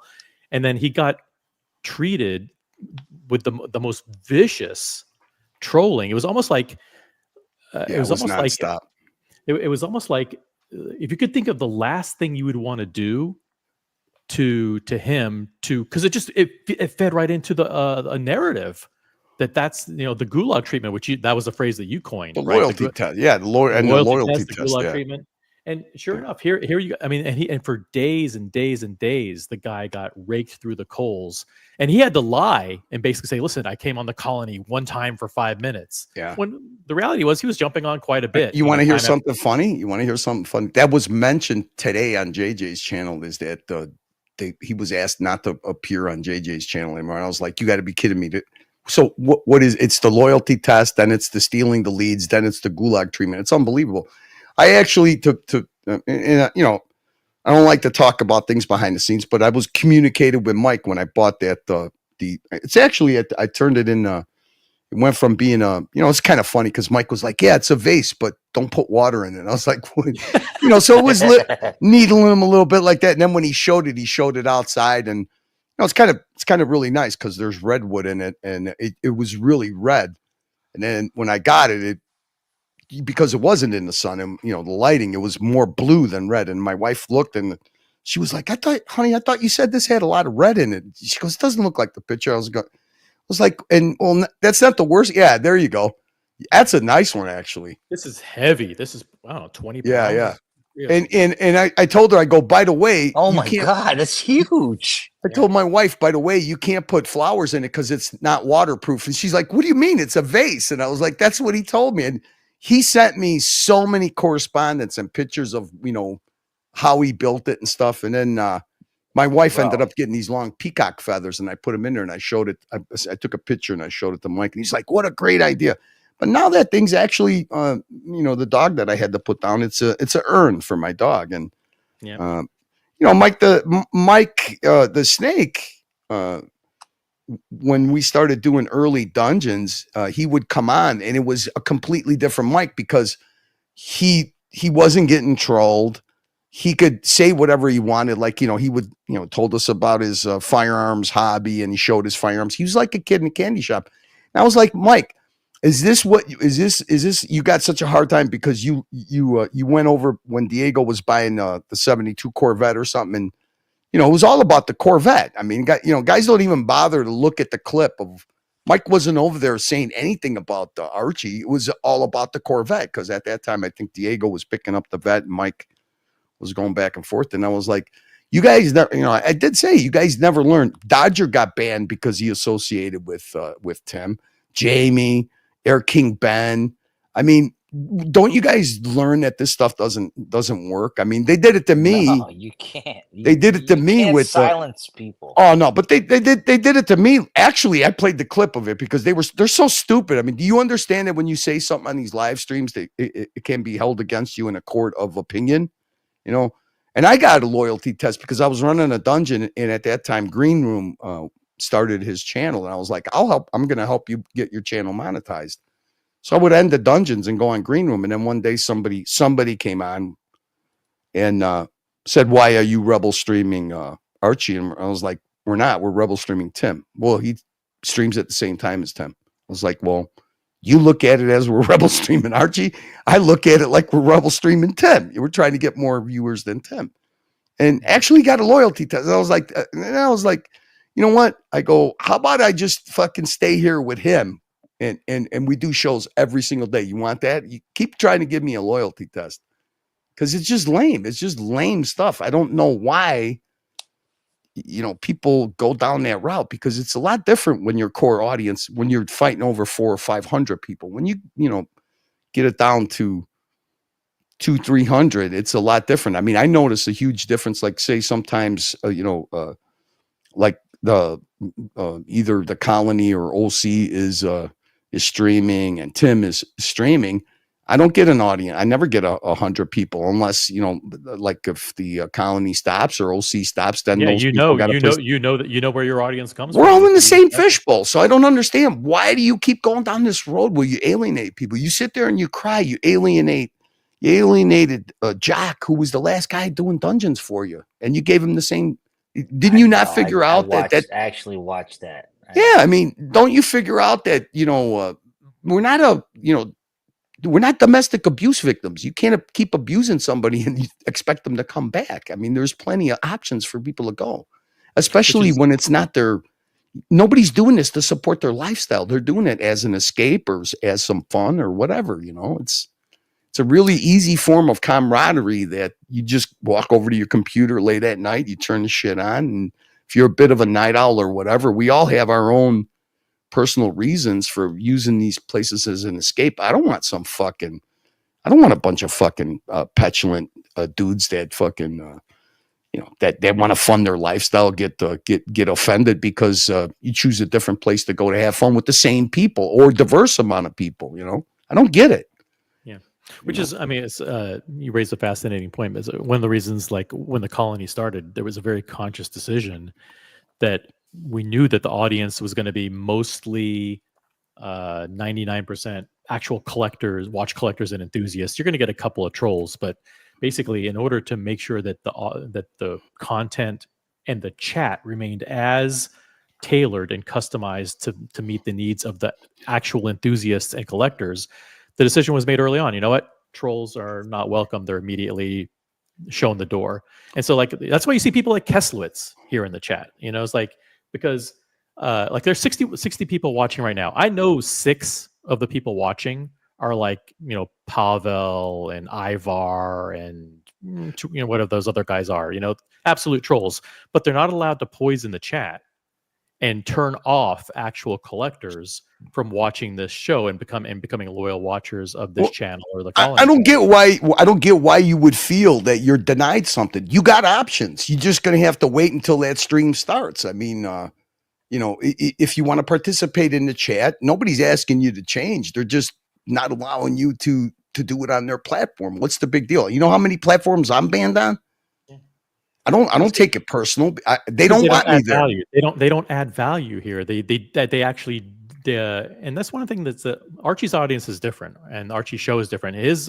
Unfortunately, the show is almost unwatchable because the chat is so toxic, and that's because the trolls tend to dominate and represent the contribution into the chat. But I get that that's kind of Archie's thing, like everyone trolling him and trolling everybody Archie else. was one of those people, right? I mean, come on. I mean, they've seen Archie do that to other people so many times. And like I said, it's different when you're the target. When you're the target and you absorb that, you say, you know what, I don't find any humor in it anymore. You just, you know, after 2 years, you don't find any humor in it. It's like, I mean, how many people can you burn at the stake and keep thinking that it's funny? And then what happens is you end up going into you start recycling, and people eventually get bored. You know, I mean, I don't know how else to put it. I mean, for me, it gets kind of boring. You know? It's the only thing that they know how to do, and if that's what gives them satisfaction, then that's pretty sad. Well, look, I'm not gonna pass judgment on them. I'm like, okay, if that's what they like, that's what they like. They got a platform to do it on. You know, just don't think it's personal just because people came from that they move on. That's it. I mean, they don't let people just move on and do their own thing. I mean, one of the funniest things I ever heard was Red. And this is like I said, this is what the culture is. Red jumped on Archie's channel one day and said the biggest mistake that OC and the Colony guys did was they'll never be able to do what Tim does. Well, yeah, I mean, thank you, Captain Obvious. Does it look like they're trying? You know what I mean? OC, it's like this is not a competition. Like, sure, is it nice that people validate your effort with super chats and this and that? Yeah, it's nice, but nobody's funding a lifestyle. You know. Yeah, no, I laugh. The colony.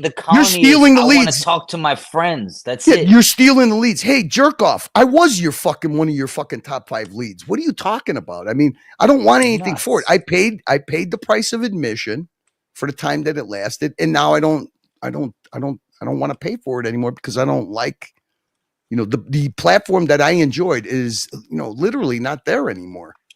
You know, I don't like seeing that. I don't like seeing somebody get burnt at the stake like that I consider a civilian, basically. You know, I mean, I consider people that contributed to that platform, you know, being torn apart for what? I mean, the lack of appreciation, the lack of gratitude is just so mind-boggling. It's just mind-boggling that that would happen. That you know that kind of recycling, viperize, whatever, going after people. Okay, if that's your culture, that's your culture. But you know what? Don't expect empathy from me. It seems like the same mistake being done. But it seems like an odd culture to have when you're reliant upon volunteer panelists who are, for the most part, unpaid. So they're unpaid interns who volunteer their time to contribute content on your panel so you can make money. You would think that you would respect those people and appreciate it and create an environment and a culture where you encourage more great people to jump on and contribute more great content, not demonstrate examples of burning people to the stake, as you would say, which plants the seeds like, hey, if he can do that to that person, maybe he doesn't appreciate my contributions here, or maybe one day he'll do that to me. And it ends up, I mean, you see the lack of quality of content. Like when Keslowitz jumps on AC3, it's like, thank God. Here we go. This is a super high. Listen, I get ridiculed a little bit when I said that there's different tiers of panelists. I'm sorry, but there are. Keslowitz is like a high caliber, high quality panelist, a high, actual watch guy with knowledge. So when he jumps on, I drop everything. I'm going to watch what he says. It's like, but if it's, I'm not going to name other names, but there are a couple other guys that they're jumping on, and it's garbage. Well, I mean, the thing is that, okay, you'll have like real watch talk going on the panel, okay? And Archie will be engaged in real watch talk with real watch guys. But that's not what the chat is doing. The chat is like, oh my God, look at the guy's hair, look at this, look at that. And that dominates the chat. And it's like your chat is completely detached from what's happening on the panel. Because why? Well, because the watch people that you had, the people of value that would super chat you, watch questions, sometimes they're there, sometimes they're not. But for the most part, if the chat is not welcoming, if the chat is not jiving with what's going on the panel, they're completely detached and they're in troll mode. I mean, then you're going to get the $2 and $4, troll super chats. The $20, $40, $50, whatever, watch people that appreciate what's, when you do have serious watch talk going on a panel, they're just not there anymore. And, and honestly, Archie's not there anymore. So, I mean, but I'm done, you listen, everybody goes through those. I went through those phases of, you care, you want to see the platform succeed because that's the platform that you're using. And you try to pay the price of admission. I was always honest. I never came on these streams to become lifelong friends with anybody because, like I said, in the real world, I'm boring as fuck. Unless you want to talk about your family or talk about, real life stuff. I'm as boring as it gets. It's pretty dry. I'm not a very exciting person when it comes to the real world. Yeah, sure, you could go have a nice conversation at dinner and stuff like that. But I mean, that's actually what's kind of nice about long distance friends, which I do have some, is it's not like you're corresponding with them every single day. You know what I mean? But the stuff gets like I said, trying to wrap your head or understand anything. I already went through that phase. I don't even try to do that. It's just it's really simple for me. It stopped being fun, and I could create my own fun, and that's what I look. I appreciate. I don't consider Mathis a Tim guy, Colony guy, or whatever. It's just fun. We congregate. If we have a fun topic, it's just a lot of fun. And mix that in with playing clips and keeping the show flowing. I mean, I could hardly say that. I get bored, and I was getting bored with the.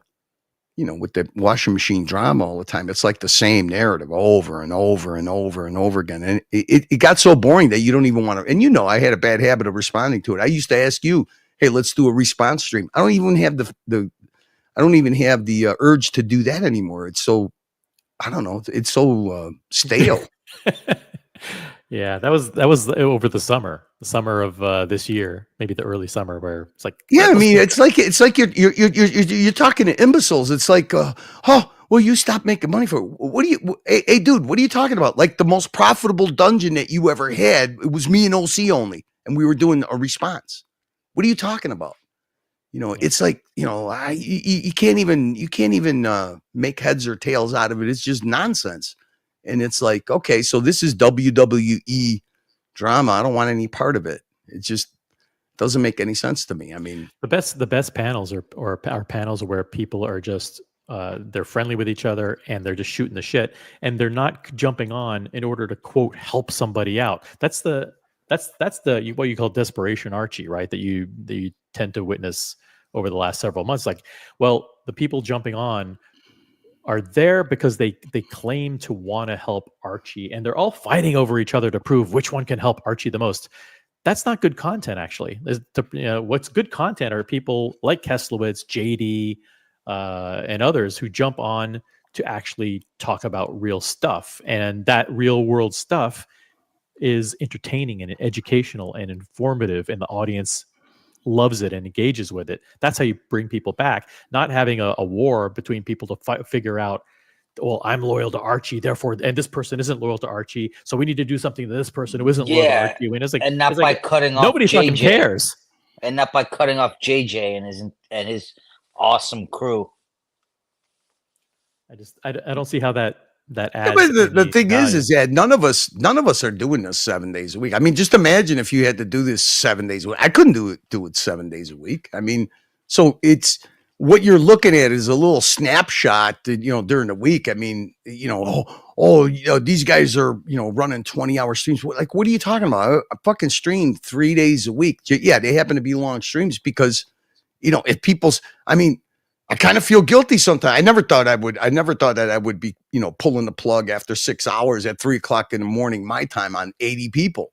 It's like, okay, to me, when I see that the chat dies, then I figure, okay, you know what, even, probably half of these people fell asleep or whatever, or they're lurkers, but if you're doing this stuff 7 days a week, dude, if you don't have any kind of structure or any kind of topic, or you just pop up a 3-piece watch collection or LV box every single day, you're going to, but I understand how that could happen because, like I said, it's your only form of income. It's not like that for any of us. I mean, it's not. I know it's. Look at what you did tonight. I mean, everything went towards towards a charity. Nobody's trying to compete. It's not a competition. This is a hobby. It's an escape. It's a pastime. We can congregate, have a little fun, and that's it. It just so happens that, I don't know. How do you can't do that 7 days a week. I would bore myself to death if I tried to do that. But I don't understand. I mean, I mean, other than I think, I became public enemy number 1 and you were public enemy number 2 for a good long time. Shit, I would say I was public enemy. And that's simply because we associated with each other. I'm sorry, Curly. OC's pub is number 1. There's people that it's just nonstop. Well, look, I don't know what happens behind the scenes. I divorced myself from behind the scenes stuff because, people, I don't want to get used as monkey in the middle or go between, between narratives or something. I appreciate I think I think that I messaged OC about it. Don't take offense, but this is, if I'd rather just communicate live on the stream because I don't want to get in between narratives and stuff, especially when Watch Time New York was coming up. You know that. I mean, I'd rather just listen. I'm here to do this stuff on the stream, and hopefully that's good enough. And it's it's funny, it's entertaining. If we could, and we enjoy each other's company. Nobody's barred from coming on or whatever. I'll give you an example. So I was watching a different stream. This is a professional live stream that's put on by one of the biggest retailers in the country. And they do a live stream, and a couple of trolls showed up in the chat. Now I'm already in the chat. I'm communicating, asking questions or whatever. So one of the trolls types in something like OC pedo something in the chat, okay, of his professional live stream. Those people know me.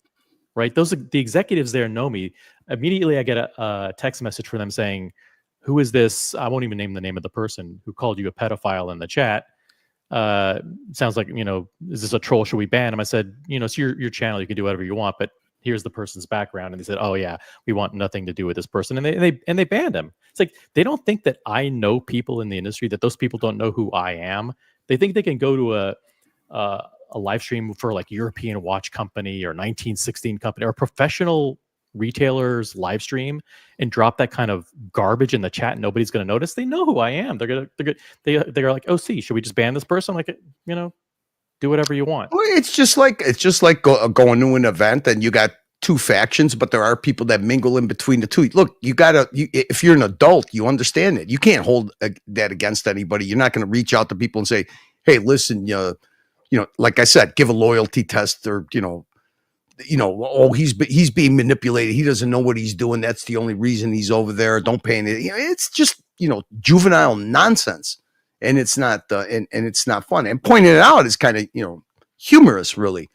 And but you got to understand too, you got to give them the benefit of the doubt, because look at the culture. I mean, look at the culture that they came from, because I view myself as like that. I came from that same kind of culture. Listen, I don't find it funny at all making fun of somebody's health. You know, I can't watch Archie, stress eat and stuff and laugh at it, because I know how that feels. I mean, I don't know. The human being part of you comes on, and it's like, it's not humorous to me anymore. You know, I mean, behavior is kind of humorous, but I mean, the below the belt stuff, it's just not funny anymore. I just don't find any humor in it. And that's why when you move on, and the best way I could put it is you kind of separate yourself from that. It actually starts becoming fun again. I mean, I felt like when we first came on the dungeon, am I guilty of tearing people down? Am I guilty of going after people? Yeah, but I'm also, I also think that the people that come on our platform and feel comfortable coming on our platform should for a normal human being, it should speak for itself. I mean, I'm literally, I'm welcomed on Dirk's stream on iBashers, and he can separate, what I do on the franchise club, making fun of O'Sheen, because, he sees that part of O'Sheen, but he's a lifelong friend. And as long as I don't he mentioned a couple of things that he thought was a little bit below the belt. And I made it a point to acknowledge it. You know what? You have a point. I could actually find humor in other things besides, and I think you know what I'm talking about. I don't even want to mention it. So, you got to be able to do that. I mean, or else you are going to be a hate channel. I mean, if for a hate channel, I don't see a lot of haters in the chat. And if people do decide to mix it up, I mean, most of the people that they go after are more than capable of handling themselves. So we got a super chat from Turtle Knight. Thank you very much for Mathis Jiu-Jitsu skills. Thank you very much, brother. Absolutely. Thank you, Turtle Knight. Appreciate it. If you need me to choke somebody out, Turtle Knight, just let me know. I just wish.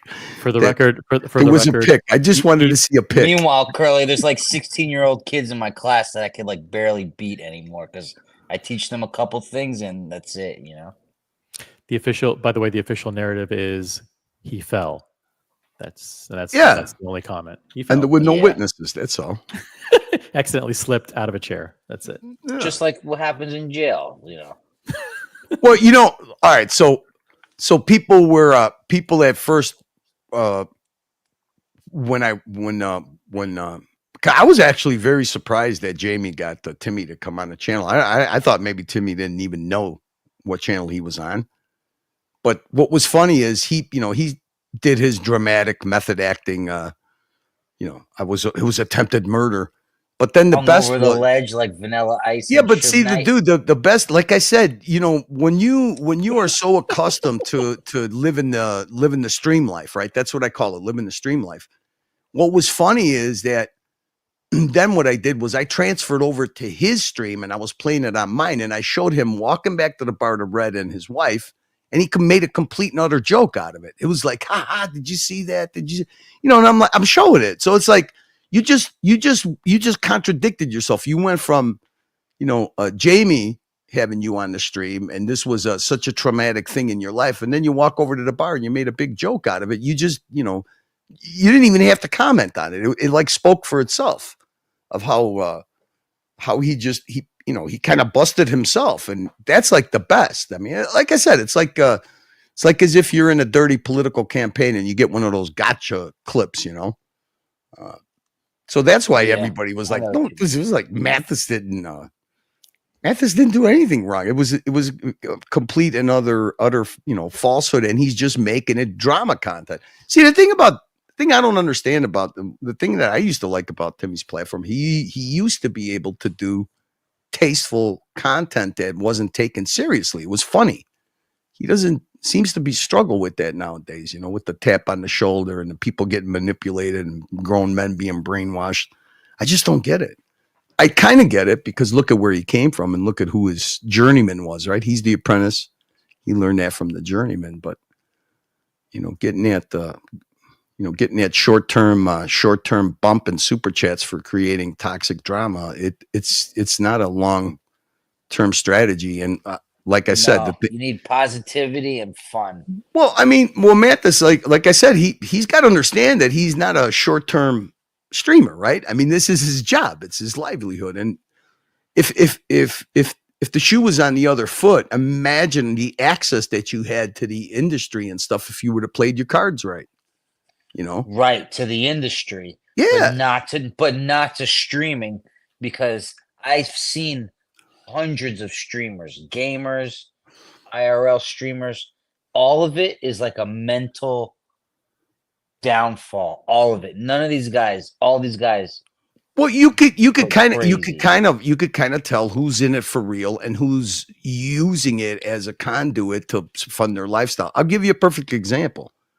I never heard of this guy TGV, right? So this old beef with TGV and Archie, I was like, I actually thought TGV was Austin Daniels, so I didn't know anything about it. And then somebody made a clip or something, and they talked about it with a little bit of history on Archie's channel. So I checked the guy's channel. I look and this guy's in New York. He's got he uses his channel as marketing. He's got 200, whether they're real or not, I don't know. They make rumors up and kind of give the guy the benefit of the doubt because he's got sponsorships on his channel.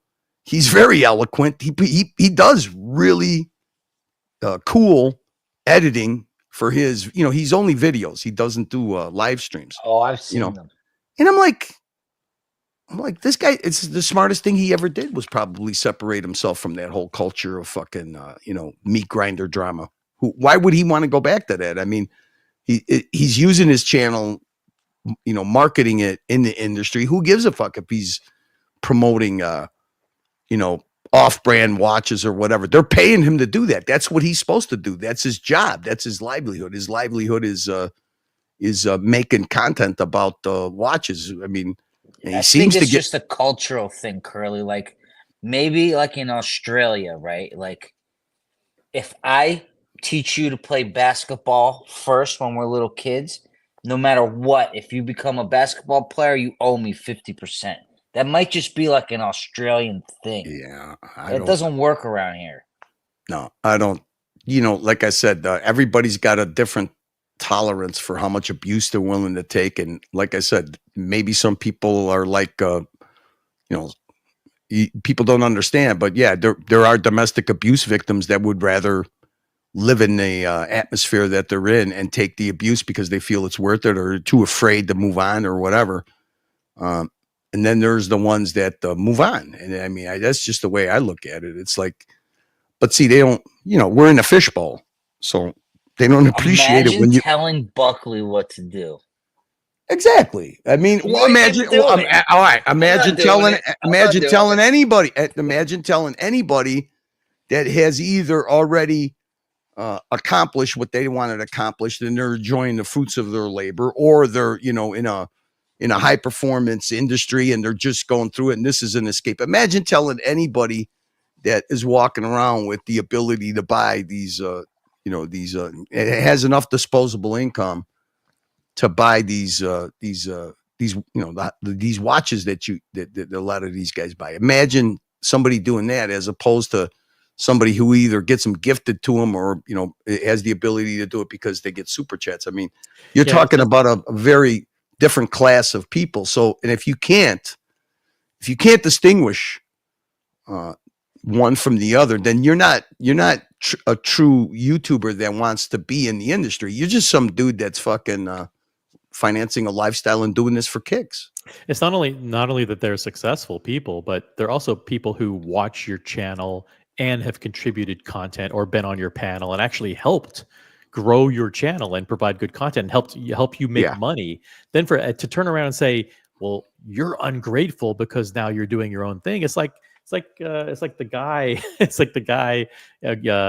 artist getting mad for having an opening act, and that opening act goes on to be a headliner themselves. Right, but if they kicked you, they have to kick you first, right?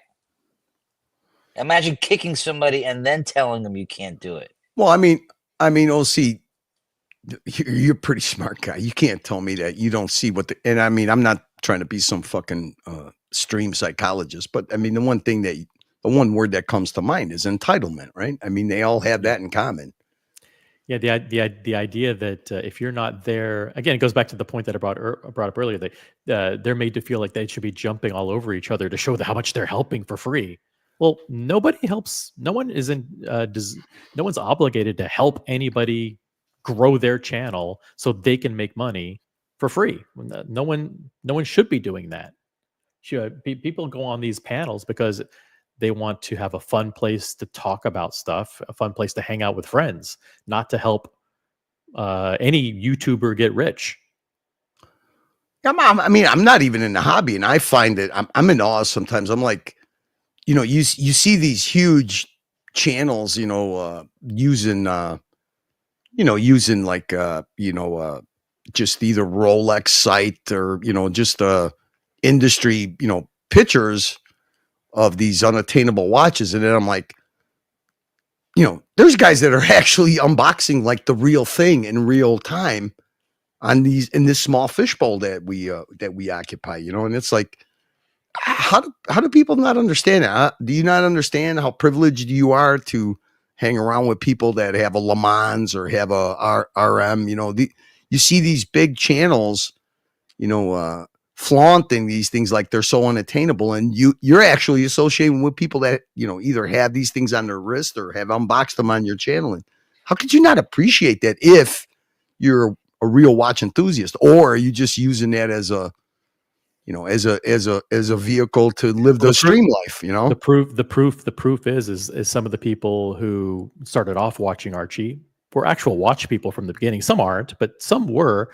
Yet instead of actually letting the hobby unite them and connect them with like-minded people who actually appreciate the hobby, they chose a different path. They chose to focus on being on streams where they just do nothing but spew toxic hate. And now they have those 13 people have all congregated together. They've isolated themselves, and they kind of jump from, I don't know, channel to channel, trying to find it where they all congregate.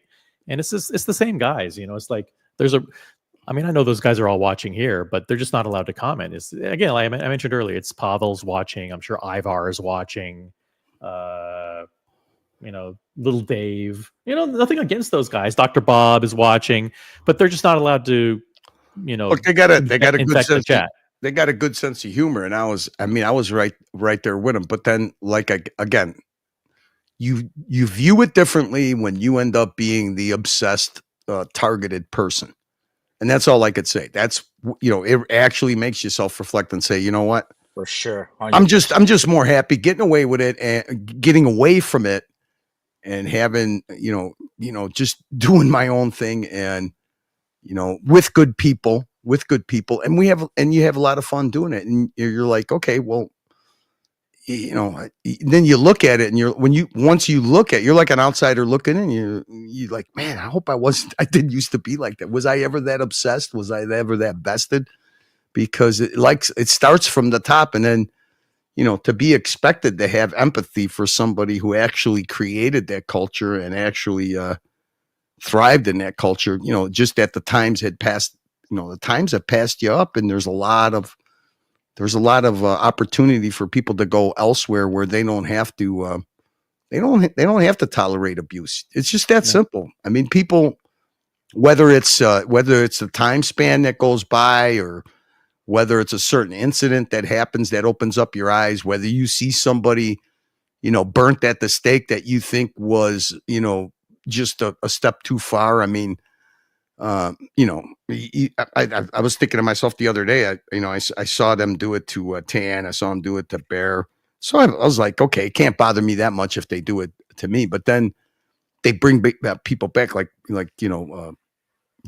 saw and the clip is still up. I saw what they did to ER, and I'm like, I was like, I looked at that and I'm like, I'm not going to let that happen again and again and again. I think once is you decide one. I think once is enough. I think once is enough. And I'm happy with the with whoever decides to associate with the channel that I do content on, or they they don't have a problem letting me on the panel. I think I could act like a decent human being because I am in real life. I am a decent human being, and I don't want to be associated with that. I just don't. I mean, if that makes me a public enemy number one, or that makes me like I have a superior what the fuck? Somebody said that I had a superiority complex. I don't even know what the fuck that means.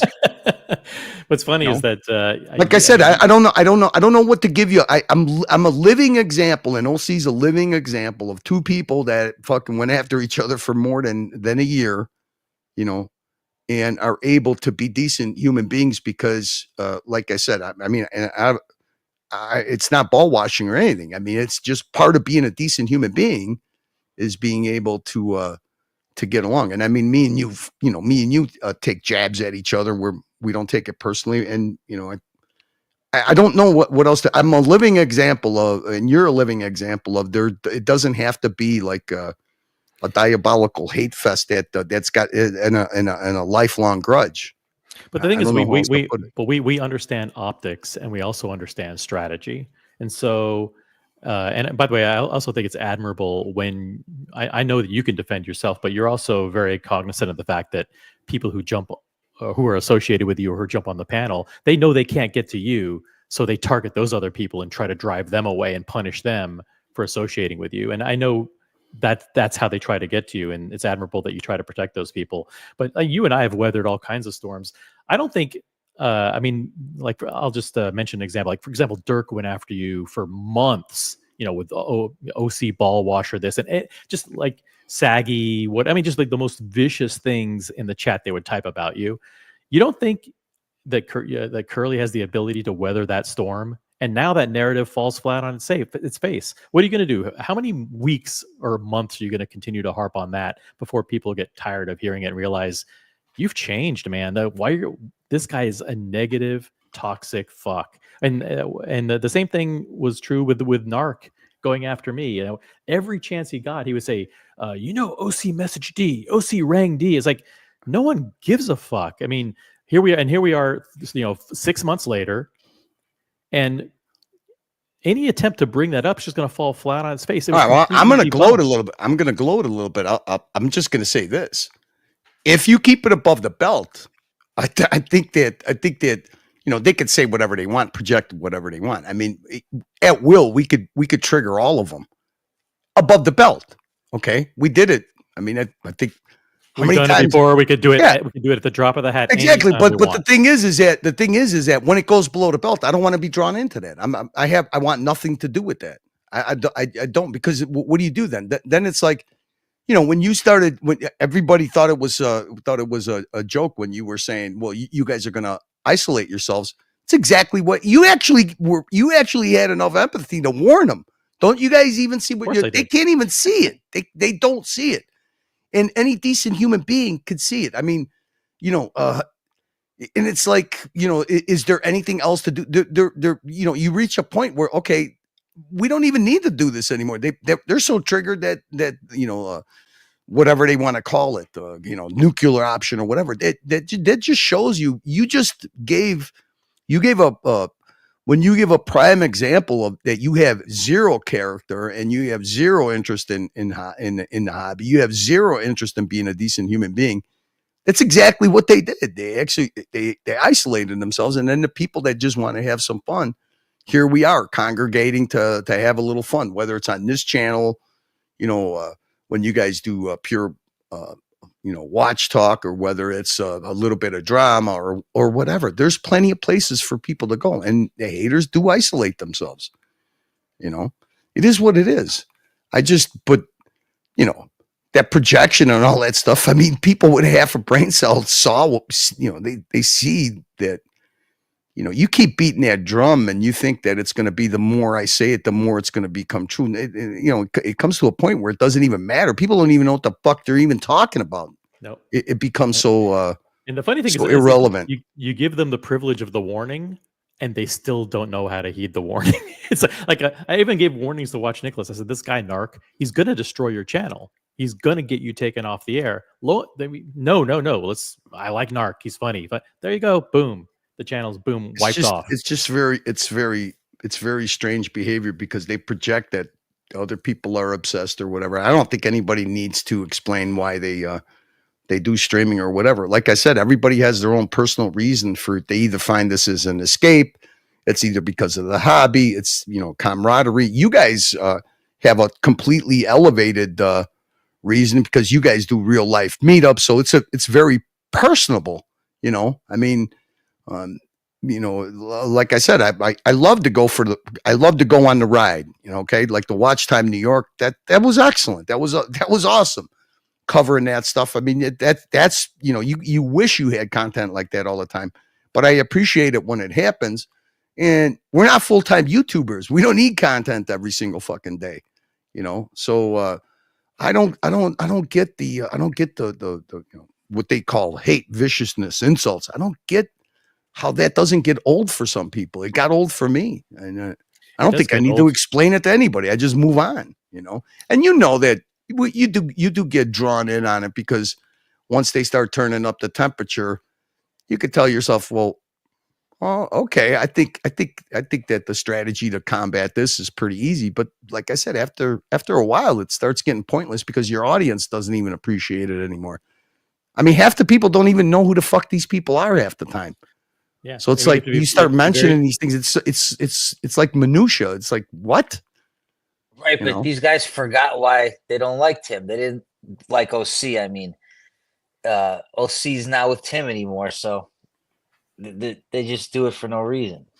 They used to hate on OC because he was with Tim. It's funny. It's funny, but we were on a panel, you and I, Curly, the other night, and I think GD typed in a super chat. One of his 7-cent super chats or something like that. Let's not forget about all of OC's lies or whatever. And then I said, okay, JD, name 3 lies that I told. And then, of course, he goes silent. It's like he can't even remember his own narrative of why he supposedly. Yeah, but you know what? See, I kind of appreciate GD because he's a shit stirrer no matter where he goes. He reminds me a lot of who was that fella? Timepiece Esquire. Okay. Oh yeah. Now there were many times where he got like super dark on with super chats on Archie's channel, and I do that too. But I did appreciate that. People have memories, so they know how. The thing is that Archie can make himself easily a sympathetic victim. He makes himself a bit of a perma victim, a cry bully. He's a cry bully. These guys have that in common besides entitlement, is being cry bullies. You tend to forget a lot of these people don't know the history behind it. I mean, Archie's well capable of being very, very vicious, and there's a whole library of clips that you could play to prove that. But a guy like Timepiece Esquire or GD, they have a memory, so they remember this stuff, and you could tell they remember it because they're very specific on the way that they troll. But he does it with super chats. But I know it's kind of tongue in cheek, and he likes to do it. Like the minute you show up on a panel or you're in the chat, oh, hello Satan, or you put up Archie, hail Caesar. He's actually making fun of the whole situation. So I don't take someone like him very serious. Now there are other people who are different, people that create fake accounts, and then all of a sudden, there's something that they remember that's a little bit, they delve into a little bit of the real world, or they put little threatening things here and there. Like I could give like I said, it attracts the wrong type of people because you will get that one. Look at what happened to Strider. Okay, Strider is one of the most non-combative people, right? So he was bored. They asked him to come in on a Sunday or some shit, and he was like, "Nah, I'm making double time." He's like a train conductor. Some whack job, some obsessed whack job, some person on the fringe, troll account or whatever, turns him into the fucking news. The kid's he's a up and coming. He's a fresh father. He's starting out in his family. He's got a civil servant job. And the guy ends up on the fucking news. Oh shit! The For clip what, from though? On the Archie's news for stream what? in Australia, because But what did he do wrong? He forgot that he was at work, and he started, shit talking with the chat. Like, people, Archie would bring up chats, and he started. It was optically like the worst thing you could do. He was like it was at work on the stream. But it was like he was in the chat. He forgot where he was at or what the fuck he was doing. Whatever. It's like one of those Australian trolls probably, sent it to his employer. Or whatever. The thing is that there are people that are like that. I mean, and that's again, that's the culture. I mean, look at it happened to Archie, right? I mean, Archie came in with a Sky Dweller from London, and he got turned in customs. You do have those one or two fringe people. Make yourself reflect and say, hey, you know what? There's just, and even if you try to get away from it by, there's a reason that there's so many people that start streams off Archie stream. They stay, like I said, they walk their own path. They stick around for a while and then they tolerate enough abuse. And then once they don't want it, they'll start their own channel. I mean, there's like 20 different people that have done it. I don't hold it against any of them because, especially when you do it yourself, you understand why a person would do that. I mean, to me, it was like I said, I don't feel any empathy or I don't feel any obligation because I paid the price for admission. The funny thing is a lot of these people that they cater to, they don't pay shit. They don't bring any value. They don't put any food on Archie's table. And that's what's hilarious is when you can't differentiate the value of a high value person as opposed to a low value person. I mean, I know OC uses low IQ trolls, but I have to reframe it and say low value. Why are you catering to people that bring no value to your fucking platform to actually drive the value away? Yep. And if you don't do a good job of policing that, it's your own fault, and nobody should feel fucking empathy for you because, like I said, you created that culture. Now fucking choke on it, motherfucker. Turtle Knight, $3 Australian super chat. Thank you very much. Dirk used to be funny. Thank you. He's still fun. Hey, look, everybody goes through those phases. He's still funny. I mean, I remember one time I came on the community and Dirk jumped on the panel and OC, you got to be the smartest, most stupidest guy I've ever seen for letting this Mama Luke come on the channel. Yeah. Listen, I actually, Mathis, I actually remember the first time. You remember the first time that Zeppy turned his camera on when who was on that? Who was on that? It was a community channel. I don't know, but Zeppy had like lenses and refrigerators. Remember that? And pictures of moons that no one else. Remember he showed us the conservatory. I was like, holy shit! Some crazy shit. This dude's he had got 30 watches in an eternal watch box. Yeah, he's an amateur astronomer. Yeah, and I mean, he literally had a observation dome. Was the upstairs of his house. It was fucking amazing. I remember that worked all in the time. photography my whole life. I've never seen somebody put a lens in a refrigerator. Yeah, he's another guy that got the treatment to a point where he never came on panels anymore. Oh, really? I didn't know that. Yeah, he was fast. That night was like fucking amazing. I was like, it was like the more stuff he showed you, the more it was like, holy shit. See, but Curly, when I started doing the community thing, Zeppy was like the first guy that like we didn't know who he was. He just came out of nowhere and he was just like, hanging out with me kind of, it was cool. Yeah. So you get the feeling of. Yeah, I remember that night. You were like kicking back on your couch. I think it was me, Zeppy, and there was one other person. I forget who it was. But and then from there, he got the treatment pretty hard on the dungeon, and I don't know if he's ever gonna come on a panel again. I remember his wall of watch winders. Yeah, it was pretty wild. Yeah, it was wild. You get those little moments that kind of blow your mind. The lens for refrigerator. Remember that? The lens refrigerator. What is Yeah, but like these lenses are like people don't even know what the fuck we're even talking about, Mathis, but that's what was funny about kind of living that moment. I bonded with Zeppy that night. It was pretty funny. Yeah, anyways, cool. Guys, I gotta go, and I have a pile of fucking baking pans that I gotta clean before I hit the hay. Let's end it, OC. We need our beauty sleep. It was a pleasure. It was a pleasure. I expect you to make this stream private as usual, OC. You want me to? No. Can't do that. It's a joke, dude. It's a joke, but it was kind of funny. It was kind of funny. I was a looking lot at of these guys, a lot of these county guys, they dox themselves by accident and stuff. You know, they say they're not. None of us are like polished streamers. No, we're not. No. Dude, I like when I get Buckley Unleashed. I always try to jump on with Buckley that's Unleashed. great. Buckley's great. He's almost as good. It's almost as good as listening to Rose when he's fucking crocked, when he's lit. The one night, I don't know. I didn't even know what the hell I was. I was like, I kept checking. Is this really the Colony Channel? Rose was cracking me up, man. He was cracking me up. I don't want to go into what he was saying. But I think we definitely deleted that stream. Yeah, you did. Anyways, I want to have a good night, guys. Have a good weekend. See you later, Curly. Talk to you guys.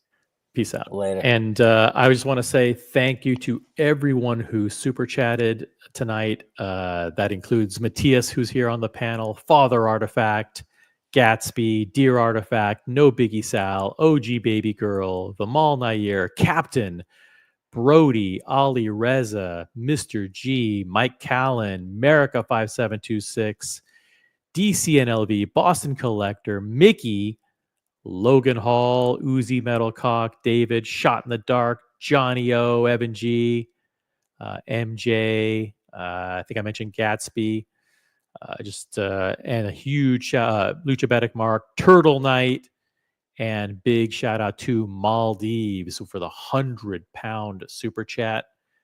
Thank you guys all so much. I want to thank everybody who contributed directly to Breakthrough T1D. That includes Diego M, Dear Artifact, Logan Hall, Lucha Betic. America came through with a $250 donation. Thank you very much, America. Shit. Yeah, Gatsby, Father Artifact, $100 donation. No Biggie Sal, TG01, $100 donation. MJ contributed directly. Jeff, Curly, Chalk Flew Up, and Boston Collector donated $260 to Breakthrough T1D for diabetes research and awareness. Incredible show of support from all you guys. Thanks everyone for watching. Hope you enjoyed the unboxings. Hope you enjoyed the content, and have an incredible weekend. Peace out, everybody. Good night. Later. Thank you, Later. everybody. Peace out.